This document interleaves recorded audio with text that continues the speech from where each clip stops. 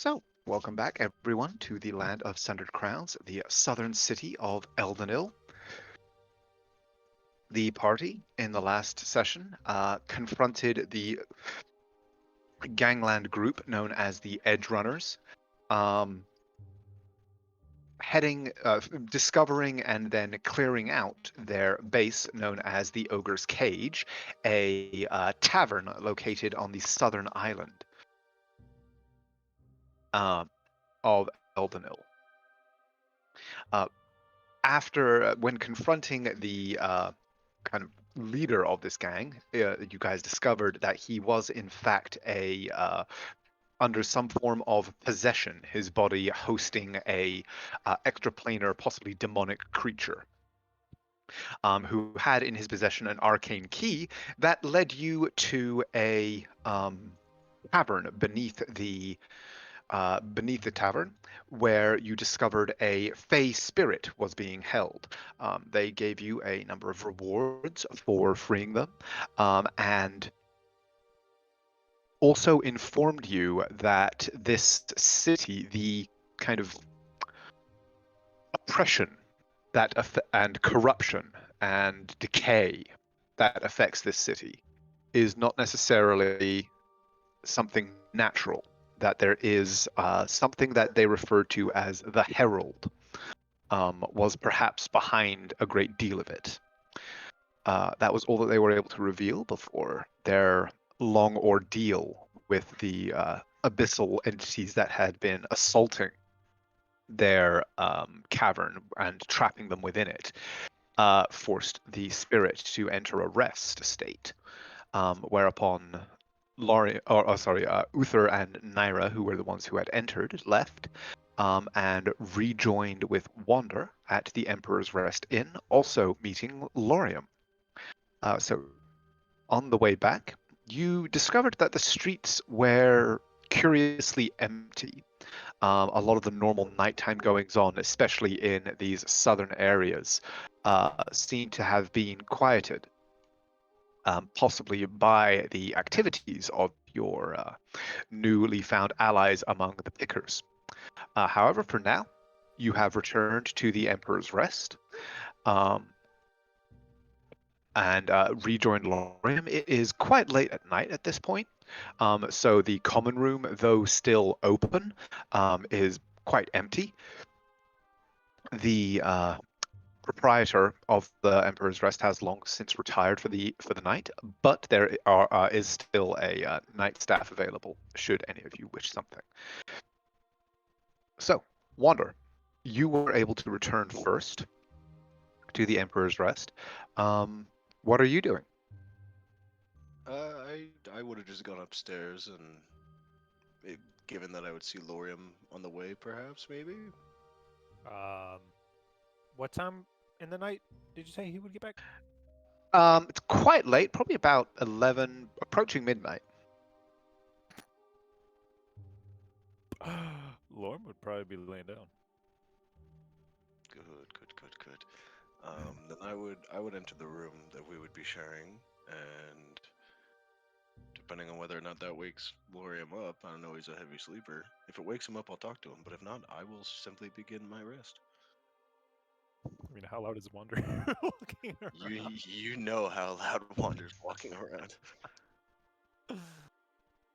Imagine a locomotive just comes through your door.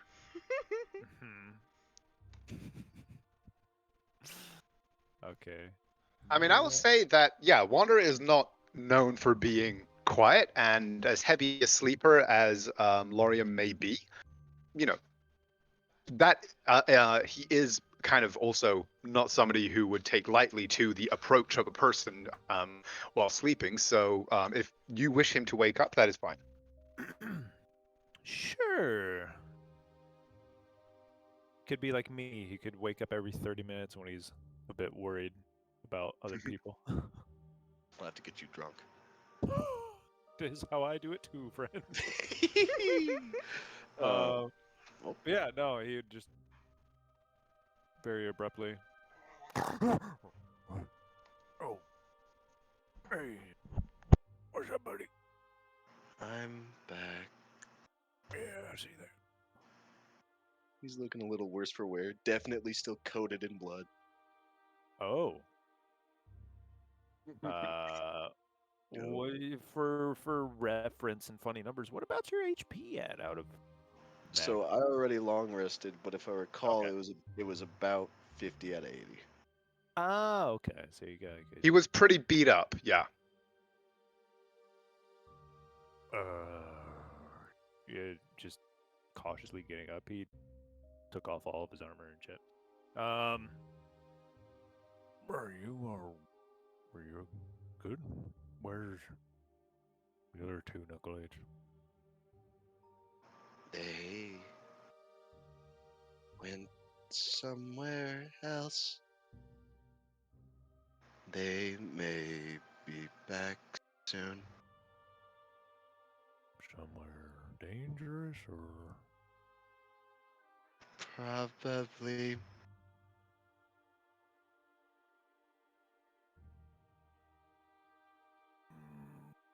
He just squints at you for a moment, and then rubs his eye and starts getting up to put on armor. Alright, so should I go try to round him up?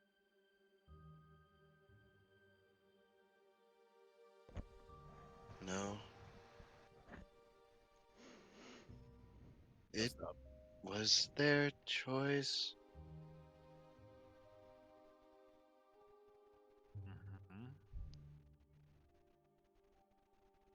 As he's saying this, he's just setting his mace down on the ground and the shield next to it.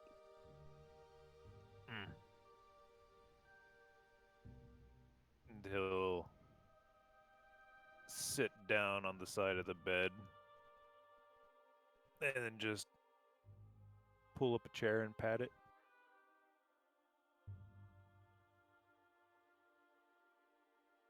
Alright, why don't you tell me what happened? We killed most of them. Some were distracted. Their leader was possessed. I think another monster. Evil. And y'all dealt with it? Yes. It's gone now. They found something near his remains. By the way. Wait, never mind. No? Oh no, I was gonna be like, Falco's totally sleeping in the room, by the way, but then I realized, wait, no, we left him outside with a carriage. He's guarding the carriage. He's eating the hand of a poor pickpocket trying to get into the carriage. Did Wander sit down in the chair that Lauren pulled up next to him? No. He didn't? No. He's just taking a position by the window. Like he has been for the last few nights that we've been here. He would just grunt, turn the chair around like to face you, and then just gently nudge it over behind you.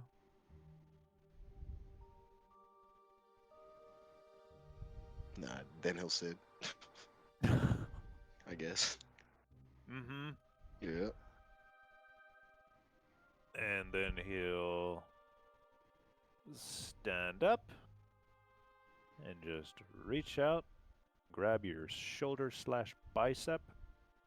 You cannot resist. And yeah, you lay on hands. For What you think? 30 points. He looks so much better. The wooden bits around his wrists are fixed. They don't pop anymore when he bends them. You've cured his arthritis. Well, damn it. If you think those two are right, then I'll trust your judgment, but I can't clean you up like Devil can. I don't know if they're okay.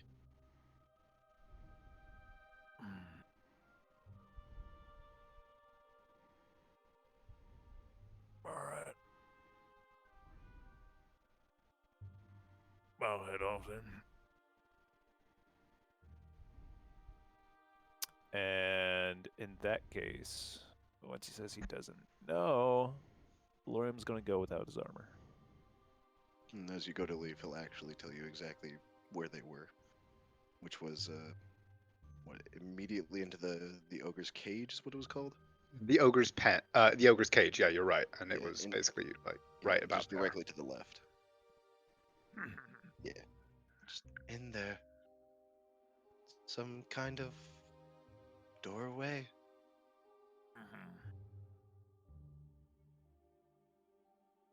A doorway. Magical. Alright, this is gonna go great.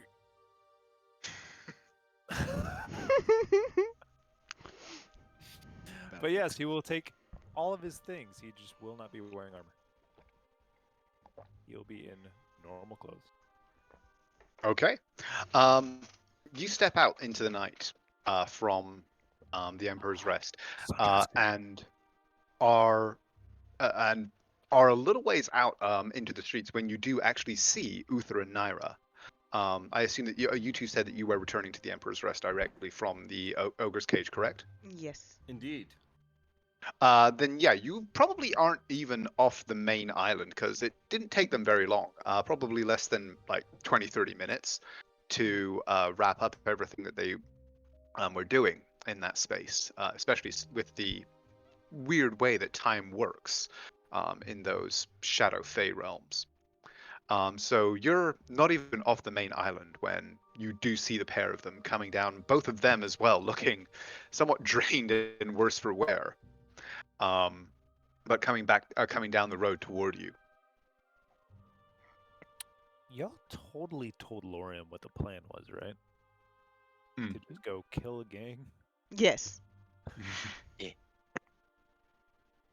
Then Sunshine totally would have come with, just to hops the fence.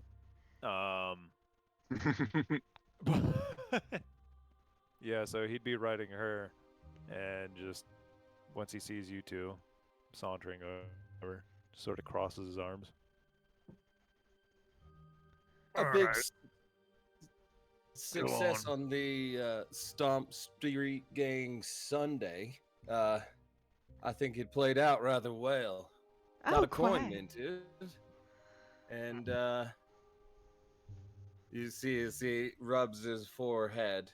We went into a Fey portal. Thank goodness it was a grove by a rather generous spirit. Having been encapsulated by one of the kind of looked like one of the friends of the Volchi we'd seen before. But I don't have exact determination on it. But yeah, this whole ending everything's not really, the phase enjoyment. It was wonderful. Naira is like glowing There- with happiness. We're not going back. It seems so much nicer than it is. I really wish something would have jumped on you and like bit you and stung the shit out of you because then you wouldn't want to go back. But now you just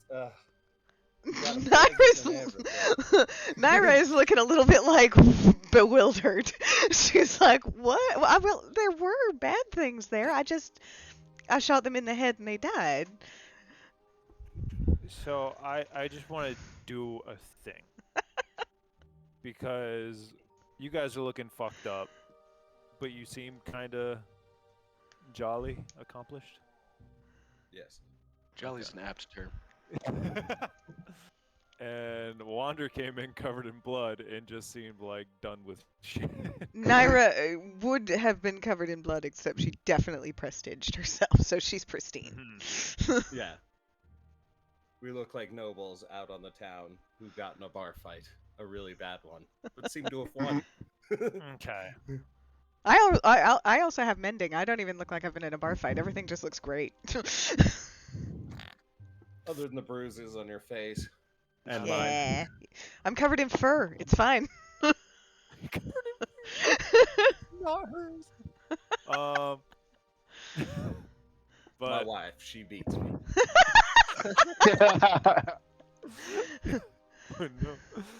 no. He'll just cross his arms. A fey spear. Oh yes, it was fascinating. And she sort of slides a look at Uther, and she goes, and you know, not that exciting. It doesn't help that the air within the Fae naturally has the powdered in it. It gives you a burst of energy, excitement, euphoria. It's addicting. That's as well as problematic. Oh, is that what that was? I Yeah, s- it's real good. I mean, don't no, stop thinking about it. And there were some mushrooms? You didn't get them, did you? No, I did not. I didn't touch anything, I promised. I also didn't speak until I was told I could. I was very good. I was a good girl. He'll look towards Uther. She was, and it's one of the reasons we survived. So he seemed to have liked this area at some point and tied himself to it. A real nature spirit, a tie to this land, and was that of generosity and many other things. I think by awakening him, we will find ourselves in this town. So you didn't kill him. Oh, No, no. Hmm. There were some. Well, I think they might have been corrupted elements, but I'm not sure. But there were other sort of demon-like things. I'm not sure if they were actually demons, were they? They seemed demonic in nature, but not precisely demonic entities. More kind of demonic spirits, almost like manifestations of demonic energy rather than actual demonic creatures. And they were definitely trying to harm it, so we helped take care of that. And got to talk to the Fae, and oh, he gave us some nice gifts, freely given. I hear that's important. very. Actually, have you seen Wander? Yep, that's why I came looking for you too. Is he okay? That's what I wanted to ask you too. Y'all have very different looks about you.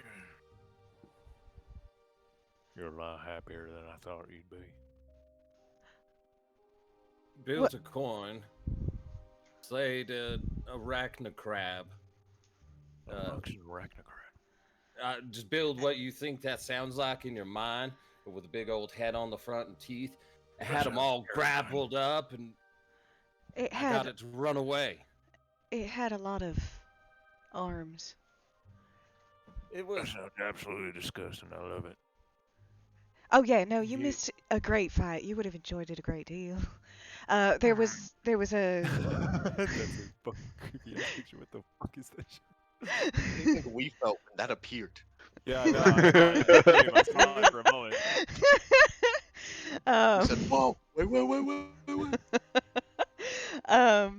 there was a ring where some really big fellas were challenging people to fights. They wouldn't have stood a chance against you. They hit pretty hard though. Well, who fought him then? Well, I did. And well, we all did. we were using, the marine ship clearing rooms. You just take it over. So We weren't playing duels. Y'all found a fucking some weird demon shit possessing a goddamn, what is it, gang leader? Yeah, as A it turns fucking out. face spirit that gave you free shit. And most Yes. importantly, you found an underground fighting ring. Well, yes, but most of those things don't exist anymore. God fucking damn it. I'm so sorry. I mean, I think the thing will be up for sale if you're interested. I You don't. can own your own fighting ring. I don't want to own it because then I can't fucking fight it nearly as well.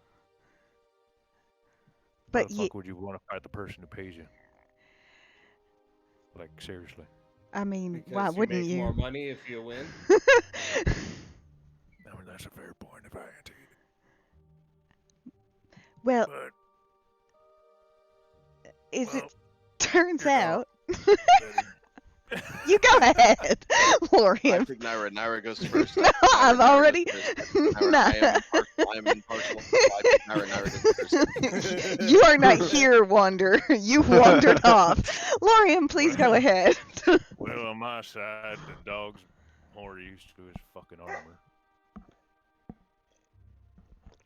Thank you He so even much. uses it to block sometimes. I keep talking over you. I'm sorry, darling. All I said was thank you. Mm. But anyway, on to the actual important shit, because you guys look fucked up, but I just spent almost everything I had healing Wander. So what's going on with him? I don't rightly know, actually. I was kind of hoping you'd be able to tell us. He seems to trust you. In case you haven't noticed, I'm not really one to pry unless they tell me. Yeah, I was kind of hoping he'd done that. He doesn't really talk to anybody, I guess. Lauren, you should pry. He's your son. What the fuck are you talking about? I'm saying that, like, he suddenly, you came into a town and he suddenly snapped awake and he seems to respect you the most. It's not like he really has a lot of background into it. And I mean, we're a little bit. I'm not sure. So I'll skip over us as a definition. Maybe siblings, but he seems to really respect your thoughts. Yeah, as you all should. You see as Uther nods. It's meant No, to be a joke. I actually do, Lorian. Truthfully, As do I I. really do believe that war and death go hand in hand for a reason. You see things I do not, and I can perhaps help in places you are not usually let in. Well, off to you saying that he has a son because circumstances went to Wander being his son because he went into the fucking place and then Wander woke up. Suddenly your passive deception is like 21, so he starts having a fucking aneurysm. No, I'm kidding. But he will say, well, from what I could tell with what he was saying, y'all went into a door Hmm. and he was either done with what you guys were doing or done with what you guys had done. He's speaking with his hands now. Or done with what you were getting ready to do. And he He didn't agree with it. And he left y'all despite knowing that, or not knowing rather, whether it was dangerous. I would raise one of my hands and say, yes, it was rather foolish and could have gotten us killed. I was willing to see what was on the other side of the door, merely by the calculation of them being at odds to each other, with the wanting to keep things going and the other wanting them to stop. After opening it, though, it was different. I would have closed it and walked away had I not thought that we could help nature and the Fey spirit tied there, which we did. my cautiousness overridden by my wife's curiosity. Was this based on a gut feeling or curiosity, or was it based on fact? Everything together led it to a coin flip. I felt being more bold could pay off. As he just reaches into his front pocket and pulls out a journal of mine that I never actually wrote. Interesting. Let's see, puts it back away. You write journals now. Well, how about this? Y'all leave the life and death coin flips to me. And, y'all should probably apologize to Shield. I don't understand. Neither do I, but Naira's ears have gone probably flat, by the apologize. way. Lord, we killed that horrific monster at the top, one that was eating people. It would have come to that either way, but we found ourselves at the center. I think it wasn't the wrong choice.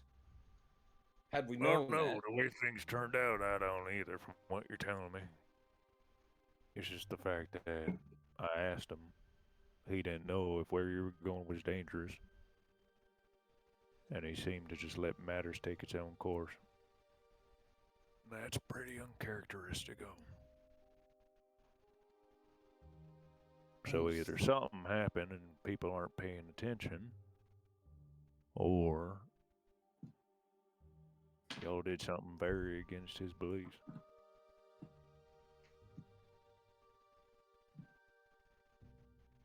just goes silent for a minute and nods. He asked me a question.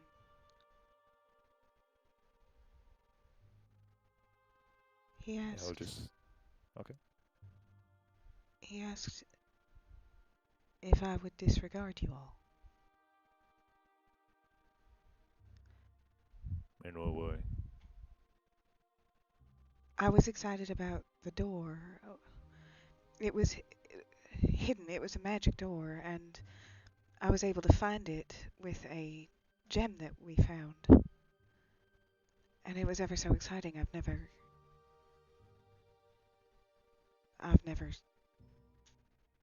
been to a Fey realm or grove or whatever it is. Did And y'all know it went there? say that again? Did y'all know it went there? I had deduced, yeah. Okay, so there's a fact. And he'll hold out his hand as if to say, go on. And well, you know me. I get excited about that kind of thing. And this seemed like such a great opportunity to learn something new and get a new experience. And both Wander and Uther didn't want to. And that was fine. They didn't have to.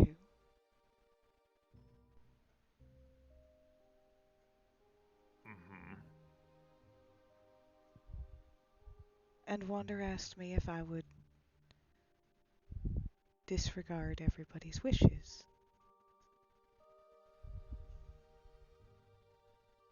And your reply was?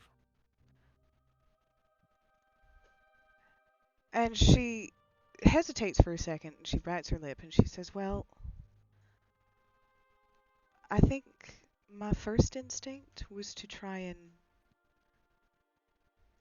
overcome the reason for the objections. He asked again, and I explicitly said no, I would not ignore people's wishes. If they did not want to go, that was fine. I would ask Well, I would ask Uther if it was okay with him if I went on my own, because if I went and died, that would be an experience that we shared. So I would need him to give me his blessing to go see by myself. And I didn't get an answer on that. I didn't have to ask because at that point Uther had changed his mind and said that he would accompany me.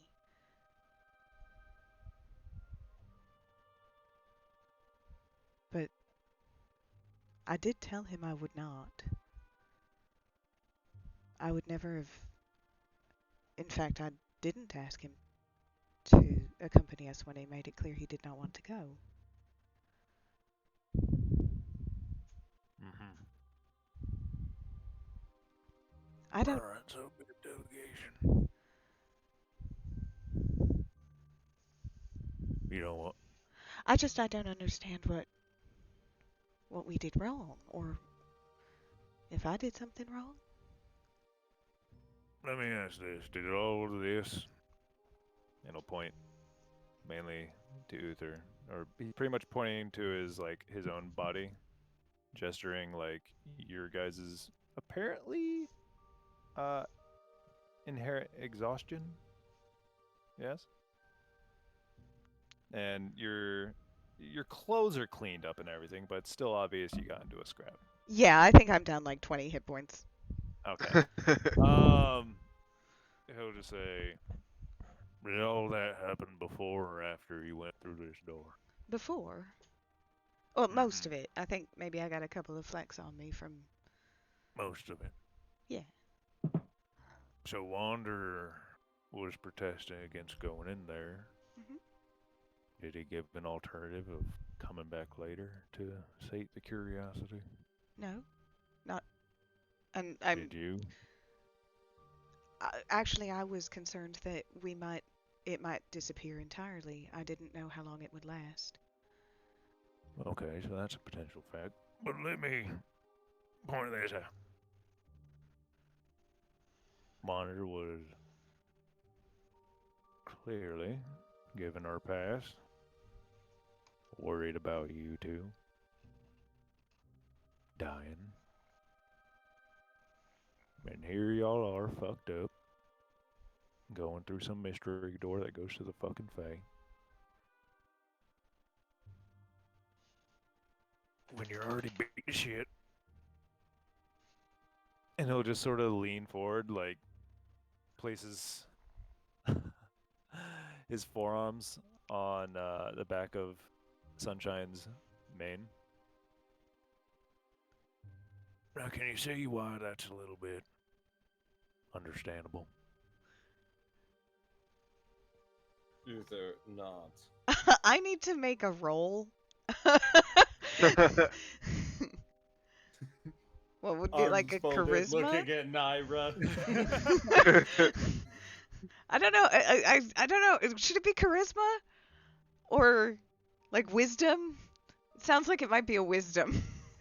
Wisdom would probably be more appropriate, but yeah, I'd allow insight. Okay, I can do insight. Oh, no. I had proficiency.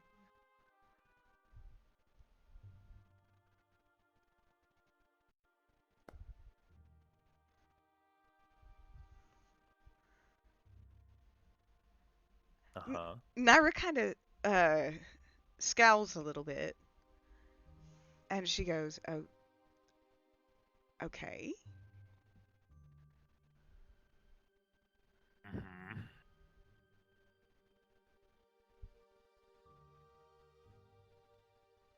Even he was fucked up, and he doesn't get fucked up very easily, so whatever y'all thought must have been a pretty big baddie.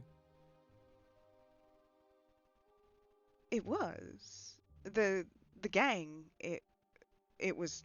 I mean, there was a lot of them. Mm-hmm. There were some mages among them, and then, of course, in the upstairs there were some hulking men with some very big axes. And no, it was quite the fight. It was, but I mean, it was a closed door. Mm-hmm. We didn't know there. And I'm sure the big guy being possessed was behind a closed door as well at some point. Well, yes, but it Never was wrecked the unlocked. fuck you. I mean, so was the portal, right? That's how you got in. But anyway, that's fucking some mammoth fucking whatever fuck. He doesn't know how to say semantics. The whole point is, and I won't speak for Wander because I fucking can't, but I'll speak from what I see and know from personal experience. You can give a lot of shits about somebody, but once their recklessness and due regard for self-safety goes out the fucking window enough times, you kind of just become jaded.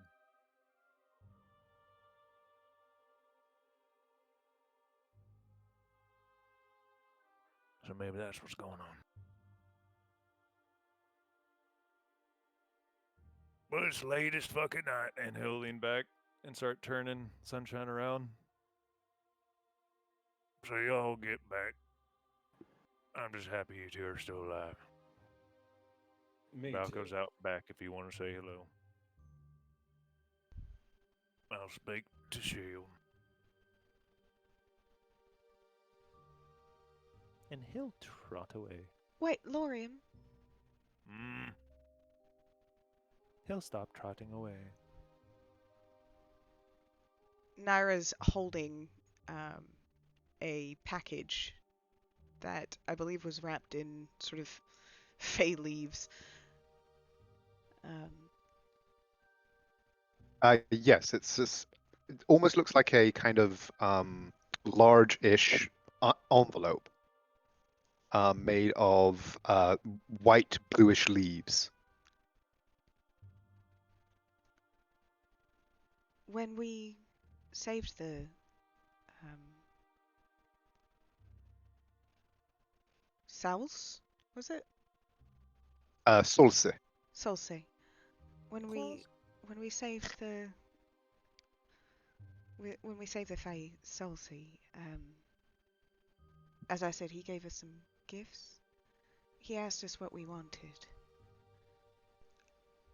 All I had wanted really was the experience, and I had gotten that. So I asked for something for Wander. I asked for Wander to always, or something to help Wander know good from bad, or if the people he's dealing with are good or bad. He seems troubled, and I would like to ease those troubles. But I don't think I can. I don't know what's in this package. Can you give it to him? Yeah, sure. I'll start opening. I'm kidding. You can do what you want with it. Do that. Do me a favor. You can tell him it came from the Fae or whatever, but you please don't tell him it came from me.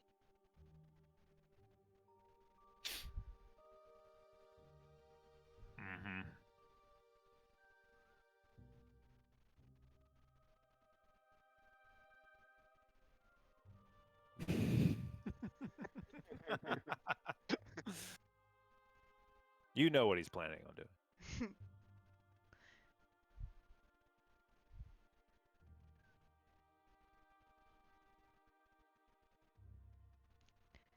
I take it back. You do what you think is best.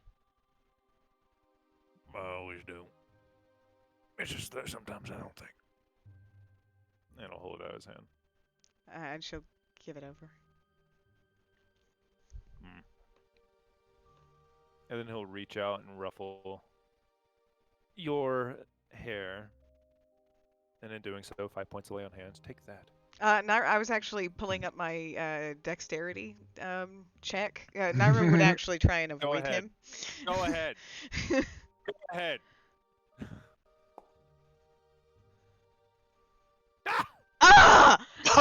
Oh, wait. I did just a dexterity. I didn't do acrobatics.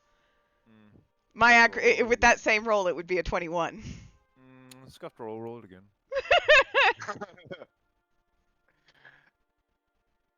I'll allow it to stand.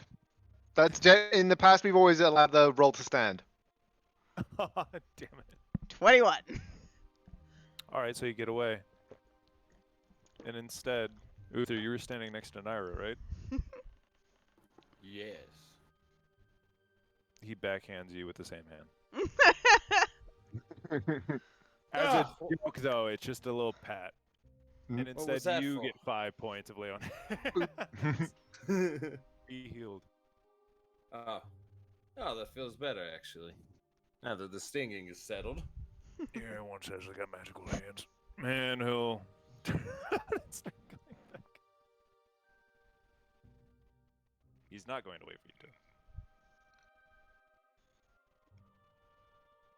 Naira's already started walking off by herself, by the way.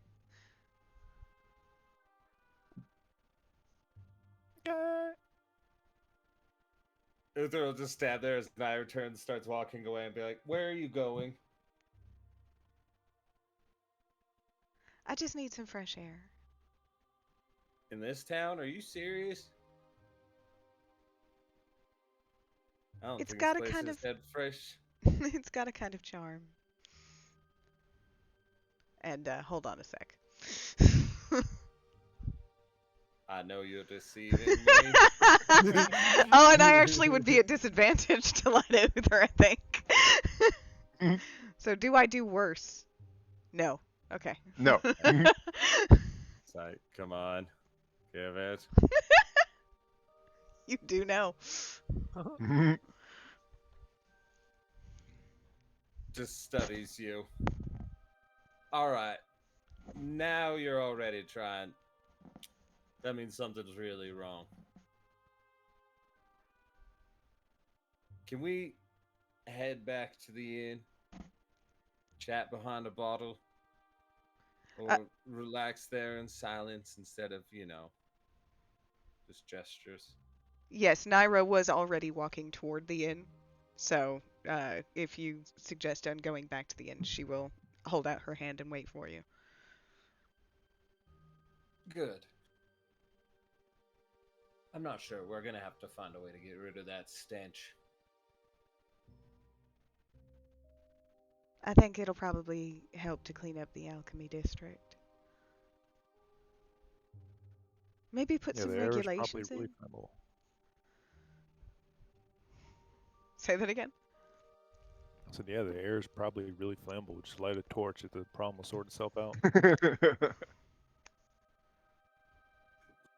We can get Midnight back in here with a bomb. Fucking nuke the city.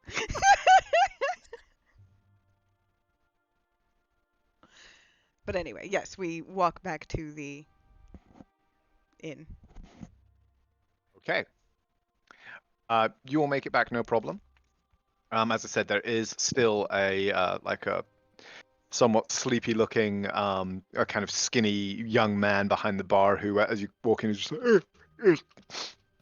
like, evening, lady and gentlemen. You need anything, or do you go and up to your room? Milk. Huh? I said milk. All right. And goes down into like the little cold cellar that they've got. And comes out with the little metal jugs. Here you go. Thank you. He won't pay for it. I'm kidding. He'll. So good night, sir. You two. You want anything? No, thank you. I think we should just get to bed. You all right? Oh, sleep well.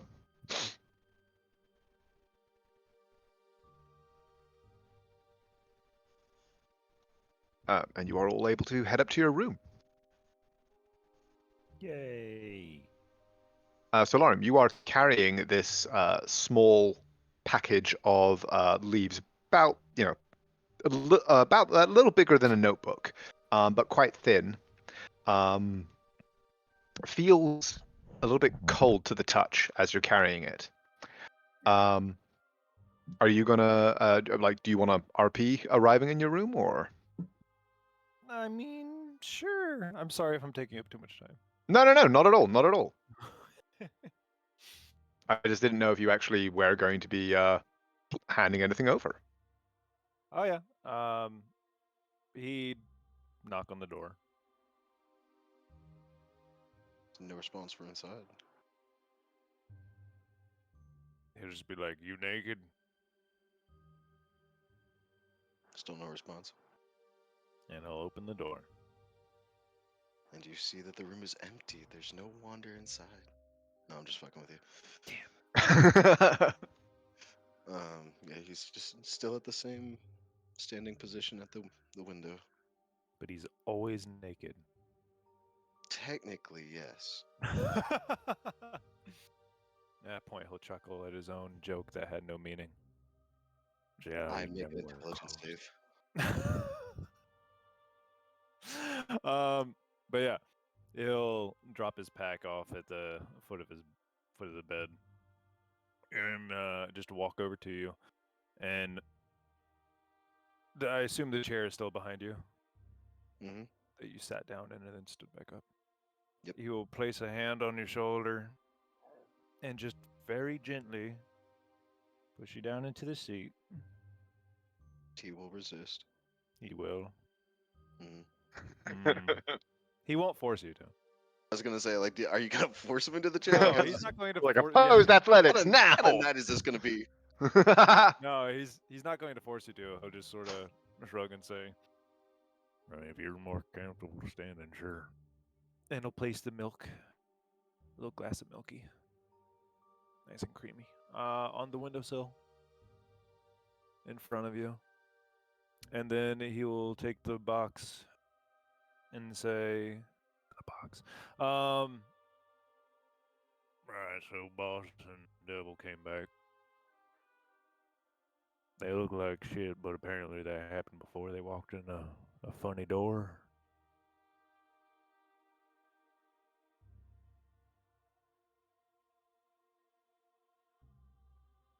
He's asking. He's asking. Yeah, he's asking you. He doesn't say anything. With your stupid high insight, you probably know he's attempting to get your side of the story real quick. But if you don't say anything, he'll just say, "Well, apparently I went to the Feywild and there's some sort of spirit of generosity or some shit.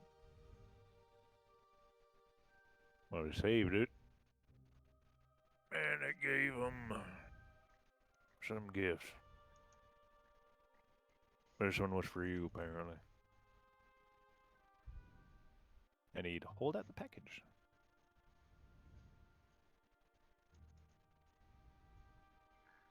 You see his hands tighten into fists. And he doesn't say anything, and he doesn't move to take it.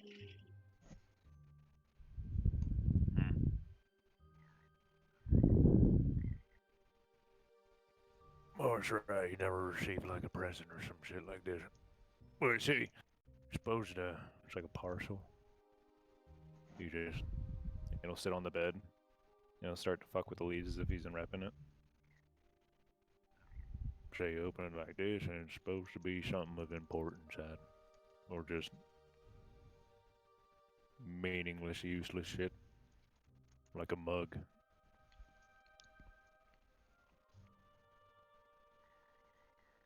I do not want it. Apparently, boss asked for it for real.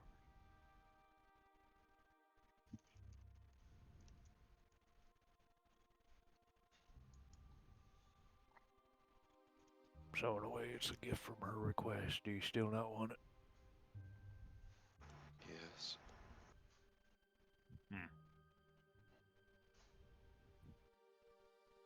Well, I'm an insensitive bastard, and I'm curious as shit. I'll open it then.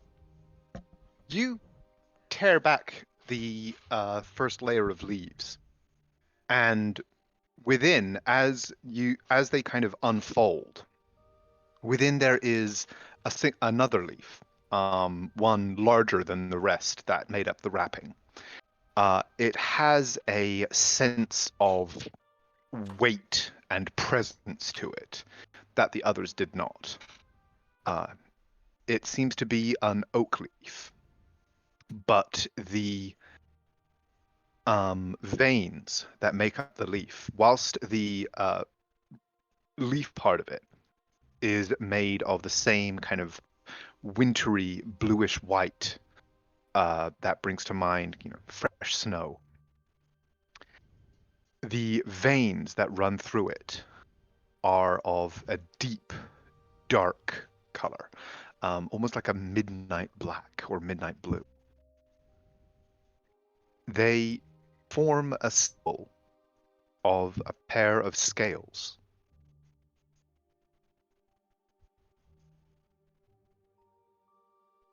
And as you watch, there's a kind of shimmer of energy that runs through them.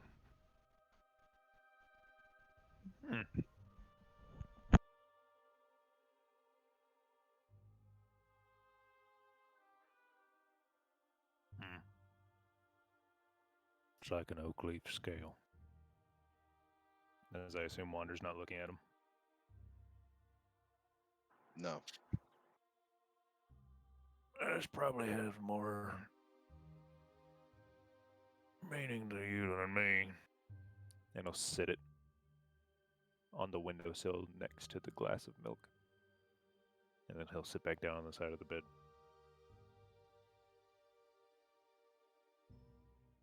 You didn't want them to go, right? No. Wander, as this leaf is placed in front of you,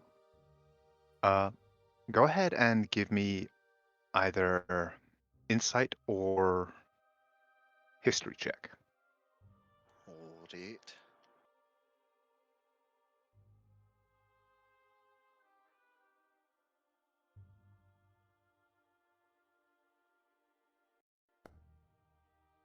Fuck. I knew you were gonna roll history to roll low. I knew it. You recognize this scale.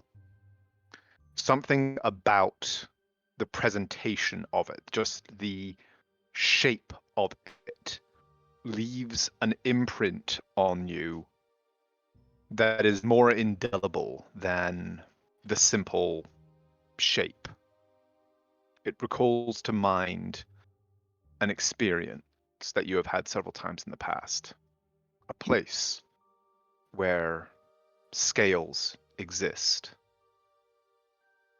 A place where their mechanism measures a great deal more than weight.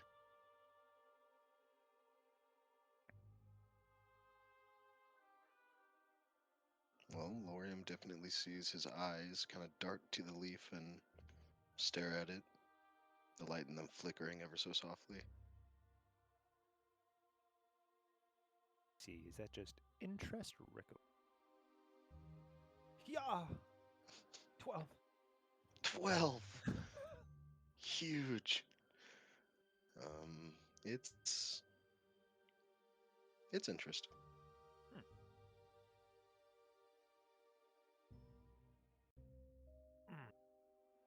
Well, at least she apparently picked well. Because he doesn't know the method of getting the gift. But, Bring a gift receipt from last year. and why didn't you want him to go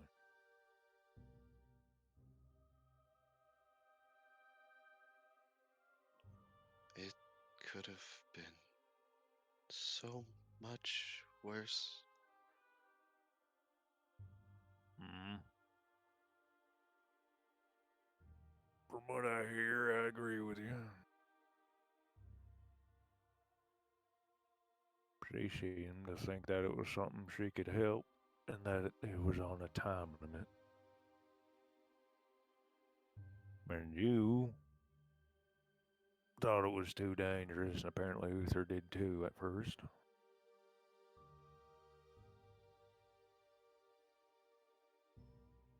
And I ain't here to judge anybody, but yeah, you know boss can be high-headed. There's that whole joke that curiosity killed a cat, and we're all here to make sure that doesn't happen.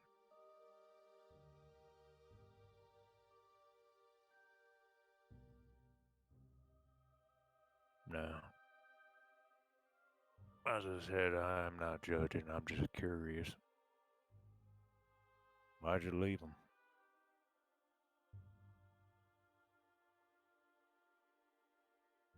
When we killed that monster upstairs,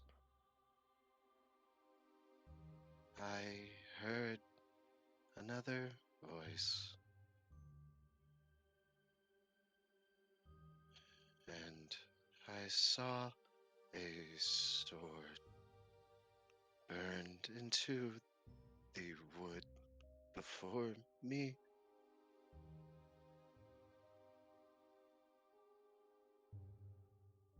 Did you recognize it? The voice over the sword.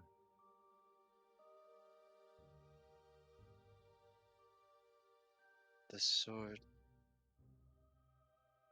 my old symbol.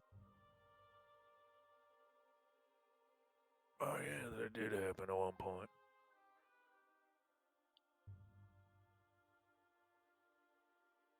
I had too much to think on.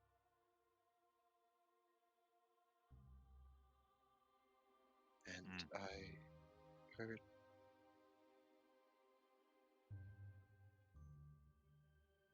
You hurt? and you notice his hands, the grip hasn't relented.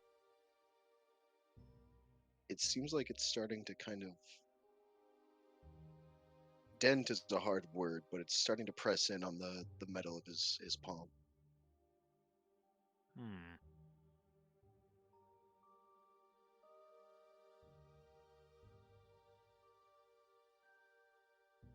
Now hold on there, bud.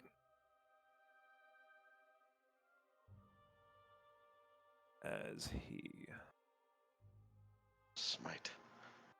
will divine smite you. Kidding. I like how that's in my spell list now. Yay. But no. He will actually try something else. He is going to sit on the bed and take his sword of warning from the wall and place it upon his lap and begin while saying to you, hold on there, buddy, easy, just relax. Focus on this over here, eh? Loosen your grip a bit. He'll just do this. Not necessarily, I mean, the healing effect takes effect, but not necessarily trying to heal you, more so just trying to gain your attention and loosen you up a bit.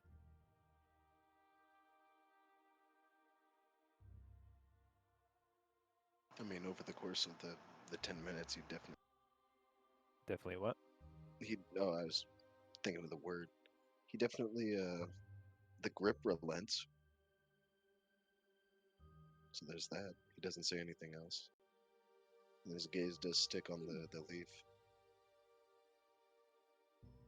But as he's going through the course of the meditations and the prayer of healing. I assume for a 10-minute spell like that, as it is, he can, while maintaining the spell, like speak normally in short bursts. In short bursts, yes, you do have to intersperse like moments of chanting and things like that as the spell progresses. But yeah, you can continue a conversation to a degree. Okay.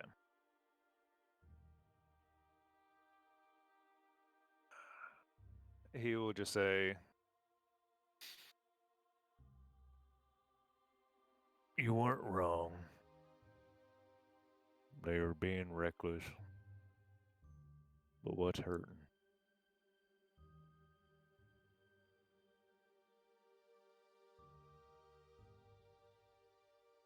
And then go back into very soft prayer while his one eye is focused solely on you. Yeah, can I get some Lorium ASMR? Okay, well, guess I'll turn off my recording.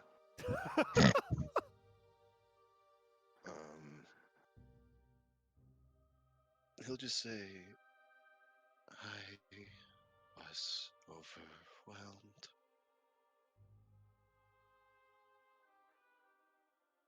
Too much to think on.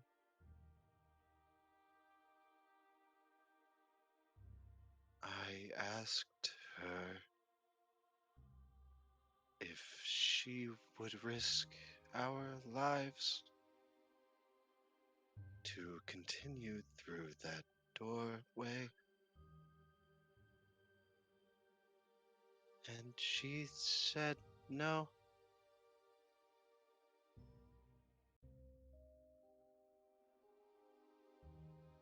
But she went anyway.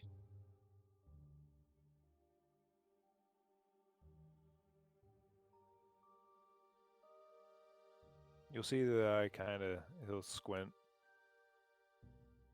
into like his whole face goes over contorts into a sort of frown.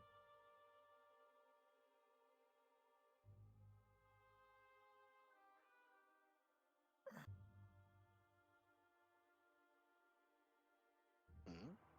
And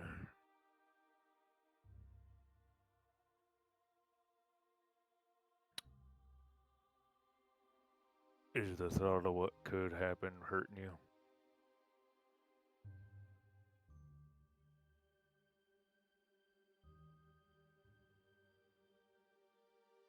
You just stay quiet for a long time then. Got like 7.5 minutes left. It's like 2 minutes. And he says, yes. And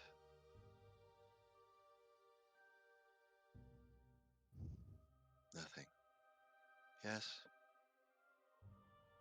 That's it.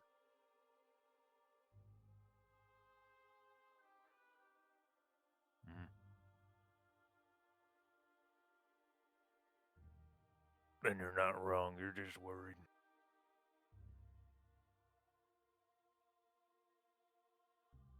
Maybe. She was reckless in that scenario.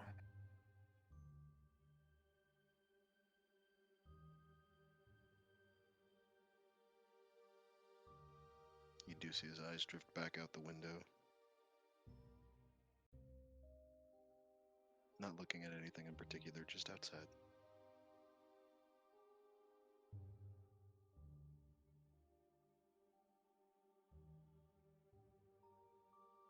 And after a moment of continued chanting, he would just say,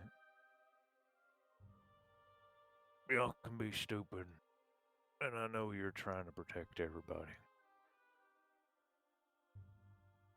But I can help with that. Just leave the reckless bullshit to me."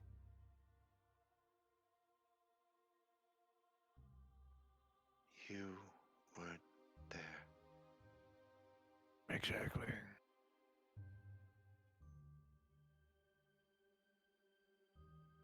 why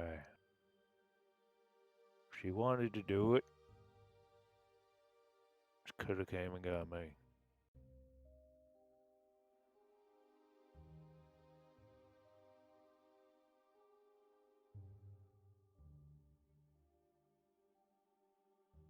As I'll go to hell and back for any of you.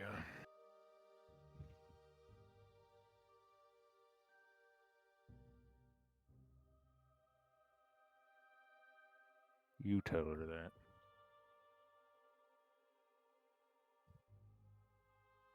I will speak to her.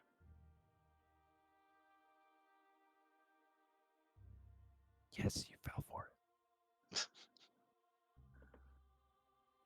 Yes, now we can wander him into a dark alley and then assassinate him. No more two shoes. But he'll just nod to that. And he'll just say, as the spell finishes, speak to us if it hurts.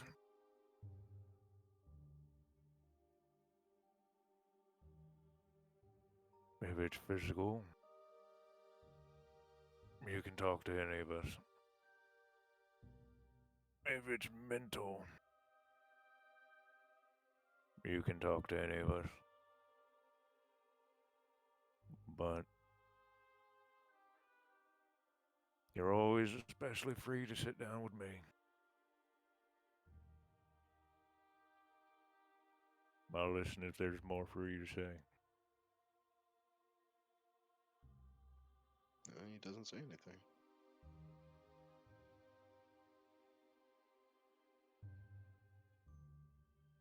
To that, if you don't say anything, he'll just smile. And just pat your shoulder. And then fall back to the bed.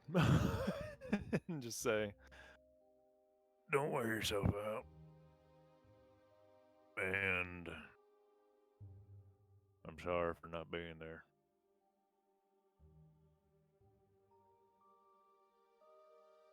I know. And Lorian would go back to sleep.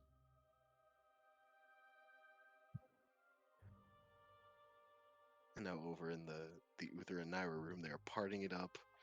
It's incredible. There are fireworks going off. There's bubbly everywhere.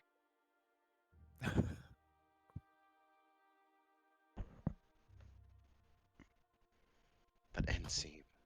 Cloud and Sora, I love it.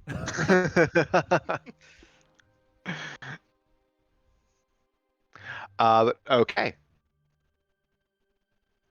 So, unless anybody else had anything else they wanted to do before the night, we'll say that you guys can all begin your long rests and sleep through until the morning. Given the rather late start to your long rest, you're up a little later than normal. By the time that you're able to actually awaken and finish your morning rituals, your preparations for the day ahead, the sun's been long up. It's probably about 8 or 9-ish. Naira, I did see that you, as soon as you awaken, you do head outside to go and reconnect with Valco. Yes. Question.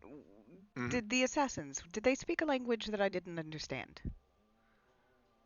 No, they were speaking common. Okay.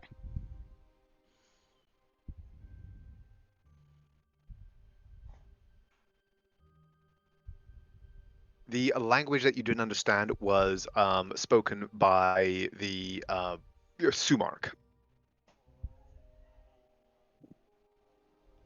Right. I'm just trying to figure out what spell I want. Got it. So, carry on. So, the rest of you obviously awaken in your own time. Is anybody doing anything in particular this morning, or are you all just heading down and ordering breakfast? Yeah. I mean, he'll check to see what Wander's doing. AKA look to his right.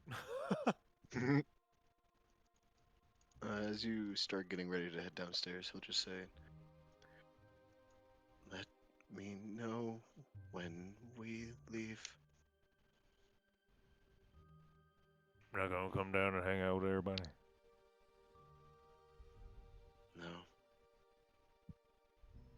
Alright, that's fine. Just take the time you need.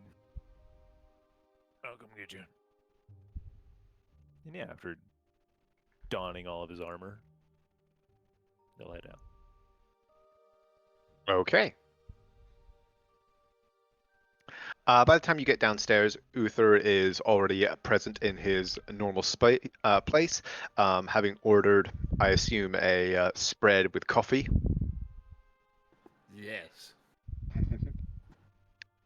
And the two of you are able to join up. The two of you are the first ones downstairs. Nyrus taking a moment outside with Valko. Oh, and one slight retcon from last session as well is Uther. The gift that Naira received was also a book of some sort. It was a slim volume of leaves that appeared to contain sheet music.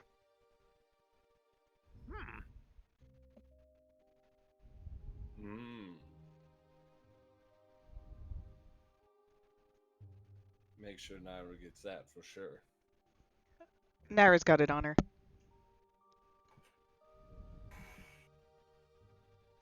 But, yeah, Lauren was that. Hey, morning, devil. Where's your girl?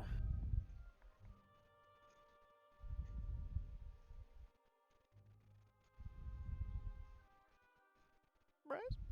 I didn't understand a single word you said. Good morning. I'm done. Oh God. Ah, you know you should try smoking cigarettes. It makes your lungs nice and strong. My rabbit soda's running. Why not both? Shit, you're right. But I never thought of that. That's some shit. As he gestures down towards seating. I'll sit down. I'll say, good morning. Where's your girl? She prefers to sleep in late, and especially with the, I think defeating an entire street gang. I think I was actually out of bed before you. Yeah, no, she specifically actually did get up early and headed down. You liar!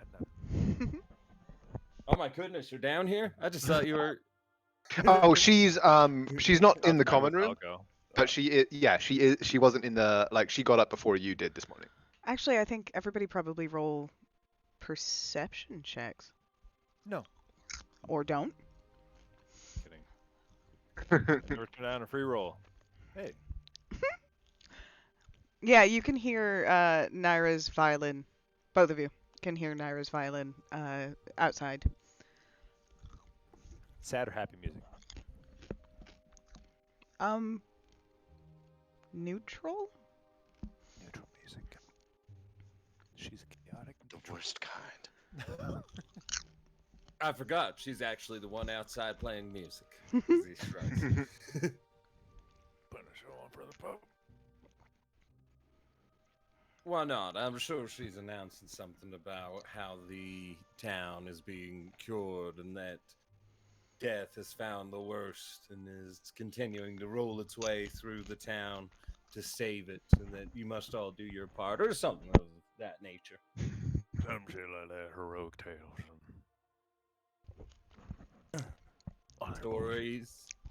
Stories stick with people. It can make a difference. Meanwhile, Naira's outside like, what does the fox say?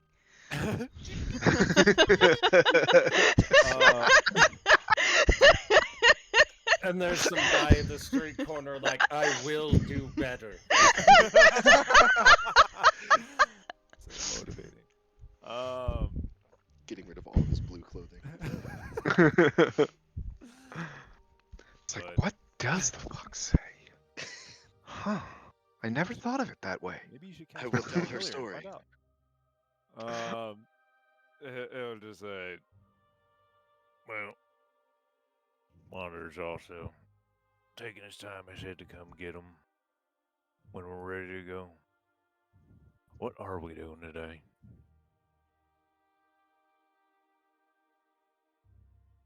Well, I think we confidently have all fingers pointing towards that, Mr. Dory, Mr. Darcy. That is well on our current remaining shit list, as well as the Harbor Master. But we're not exactly sure where on the shit list it is. But another poison. Did you tell him? I can't remember if you guys did. That in defeating a gang, you helped another? Yes. Do not retcon it. if you didn't. Laurium was present for the discussion about the deal that they had made with the Pickers. Okay. Yes. Did not see that part on the stream. Okay. I mean, for that other group, the Pickers, couldn't you get their help too? Yes, a little bit of pickpocketing and spy work is much more preferable in town than murderers and cannibals. And you leave too much of a vacuum, things Wait. can implode. Were they fucking cannibals? Yeah, the arachnid crab. I think they were doing it as some time of like consuming flesh with a group together. Like they ruin it. It's supposed to be a steak dinner, you know? But As he slowly puts bacon down. Congratulations, you've ruined breakfast. All right. Well, you two should probably, apologize to him later. Don't do that shit again.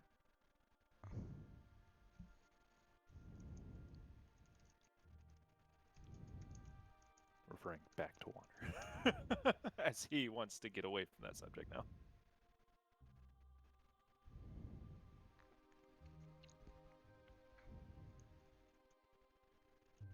I don't know why, but my instinct is to just go, yes, Lauren Rio.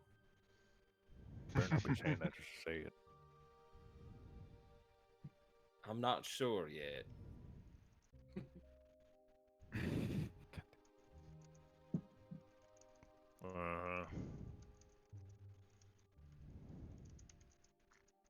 Alright, the moment's passed. He will pick back up the bacon. And he will consume. Bacon. He will consume. So like, why'd I put down the bacon? It tastes almost like leg. God damn it. Stop. It's naturally very salty, and so is human meat. Damn, it got quiet. Anyway, what's going on outside? How about that weather indeed? You two are sitting, discussing and eating your breakfast. Naira, are you staying outside? Yeah, I'm probably after my song. I'm gonna wrestle a little bit with Falco. Okay. While you're hanging out there, taking care of that, a familiar figure to you, Uther, appears in the doorway, ducking through. I get pinned by my puppy. This is not unfamiliar to me. Yeah. Naira in the background.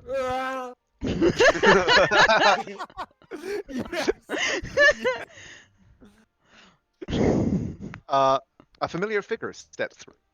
This is the Orchard Master Balan, who appears sweeping off his rather ornate hat and kind of dusting it down as he steps in.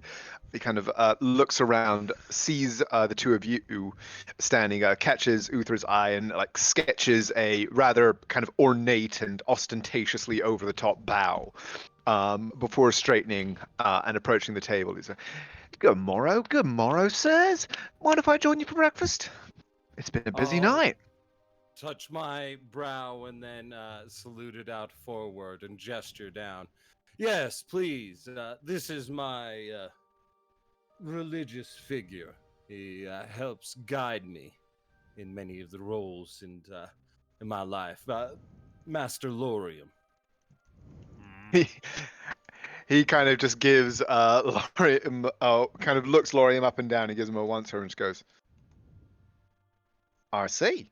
Well, clearly a man of many talents then. Including guiding me through enemies much larger than even him, as I just smile. Well, that must be quite the spectacle. I mean, you can find out personally if you like. Is it? Now, you know what? Don't give that one a miss. Appreciate the offer. Anytime. Who's he? Look at it. Uther. You seemed a little out of it. He's new Master of Whispers in town. Charming title, a charming title indeed. Call me the Orchard Master. Let me know if you need any fruit picked. Hmm. Oh yeah, you're one of them. One of a kind, I'm afraid. But, well, I just wanted to check in and congratulate you on a most productive night. The news about the, well, unfortunate little disagreement the Edgerunners seem to have had among themselves has been spreading far and wide amongst the, well, shall we say, interested parties in the city.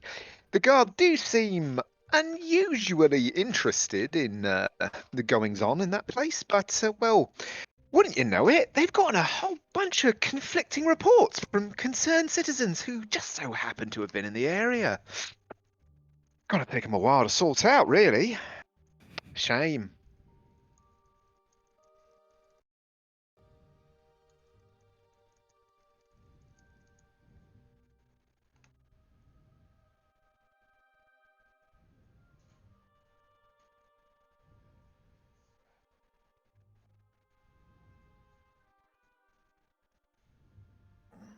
Yeah, let's go through more doors. Let's traumatize Wander.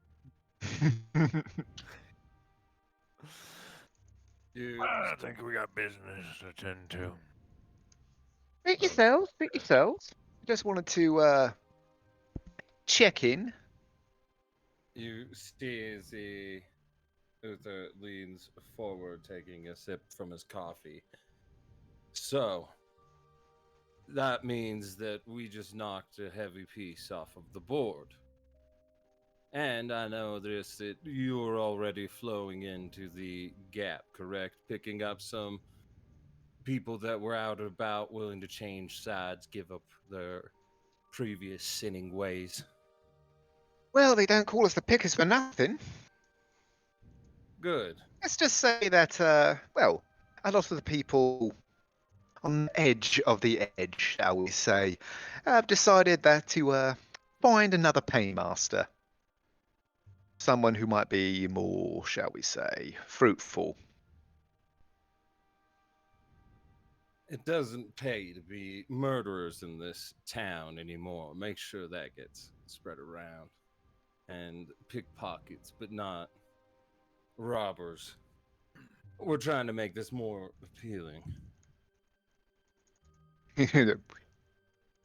Well, you don't do things by half, do you, my lord? Systemic change in Eldenil. I believe it when I see it, but, well, if anybody could, it might just well be you.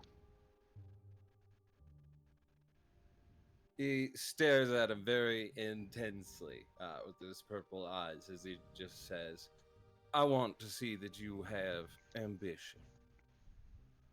There will be a role for someone over in this town. How do you think many of the lords gain their placement? You prove what you can, and with our meetings with the king, your name moving up. Master Orchard, Master of Whispers, especially in this southern of this continent, could very well become real. Though, with that, I want a little bit of information from your mind. Who else would you see as being the most likely to be dragging this place under? Mr. He is Dory. giving you a like a half kind of suspicious, half simply incredulous look. Go ahead and make a persuasion check. I was about to say, if he's making the look, this probably won't help it at all. He was just gonna say it. Mhm. Yeah, I didn't believe it at first either, but apparently he's got a point. That was it. Do I get Okay. advantage? I suppose he is assisting you, so yeah, go ahead and make a persuasion check with advantage. Yeah, man. 25. Okay. He just goes, well, now, never thought my name might be getting dropped in a king's ear in any way except, well, a list of unfortunates that have been dancing on the end of a rope, but, well, guess you never know what you might find in your pocket. Nobles love other nobles who are useful to them. As you've seen, I've been very useful to this new king, and he'll be very useful to me. As this relationship continues, I'm sure you can find yourself put somewhere nicely. At least with some words in his ears. I imagine other interested parties would be willing to also grant monies and protection for your picking of information. The master of the orchard and picking. He smiles. I think it'll stick. Well, you don't do things by half and no mistake. So, let's say that I'm on board with all this. What is it you'd want me to pick? I need You wanted to know it was... I'm sorry, go on. I need you to find me how much corruption's running through the harbor master, as well as the tightest connections to Dory. We've got to continue to trim this tree in. Mhm. I know the captain of the guard, as well as Dory himself. There's been some Oh, others. Captain Connell? Oh, yeah. He's bent as a wooden penny, that one. And well, old Tack over by the arbor, I mean, well, you know, slipper of gold and she's as blind as a bat, but what else you want to know about her? I mean, far as I know, that's all there is to her. Nothing darker. She don't hold much truck with murder or that kind of thing. She's tipped a pillock or two into the harbour at times, and well, not all of them are able to swim their way out, but none of them as didn't necessarily deserve it. With pliers, could we bend her straight? Or should she be moved along? Persuaded to? Well, he kind of sits back and goes, well, see, straight is one thing, narrow's another. How narrow exactly are you aiming to make the channels in this city? Because, well, if you want, some parts of some certain goods, they should be on a certain side of the street, shall we say? And it might be useful to have a street that's a little wider than might otherwise be necessary. You see as Uther raises one finger as he says, bribery blatant should be rather difficult. There should be at least a respectable level of the guard on that difficulty. Secondly, that's what raises your price, is the difficulty of smuggling, which, when you know the harbor master being your friend in your boat, suddenly your profits go up quite quicker. Well, she follows the gold. If the gold says the shipment's legit, shipment's legit. But if suddenly that stops being good business, well, she'll follow the gold. She's a lazy one, that tack. Don't worry about it. If it trickles down, she'll scoop it up. Lower on our list, but nods. Mr. Dory now. That's a dangerous name to go fucking about with. To tell you the truth, I mean, I haven't really had much truck with him. He mostly keeps to himself in that warehouse of his. Got some weird fucking shit in there, from what I've heard.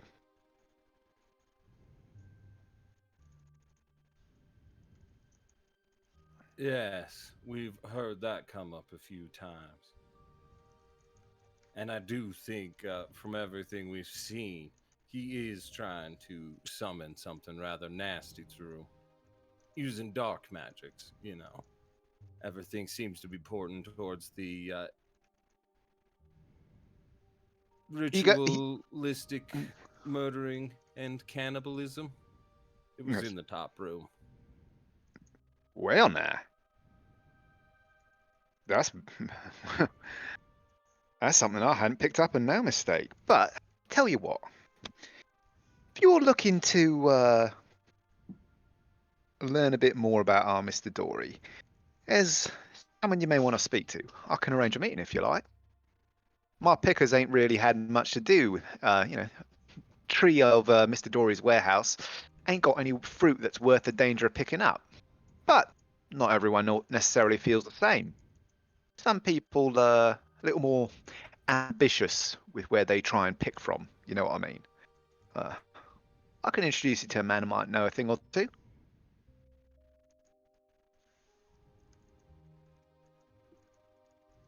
You see as he just gives the go on gesture.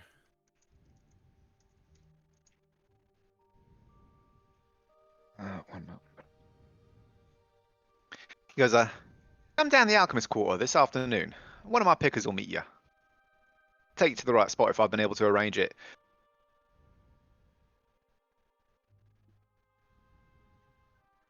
You see as Uther nods. As well as I think you should, as he looks towards Lorium. I'm terrible with name. What is the captain's name? Oh, Captain Belvig Connell. Oh, not the captain. Sorry, the the girl one, guard who we've been talking to. Oh, Constable Jute. Yeah, Constable. Yeah, that's it. And I think you should find Constable Jute and introduce yourself. Oh, As an Jute. upright fella.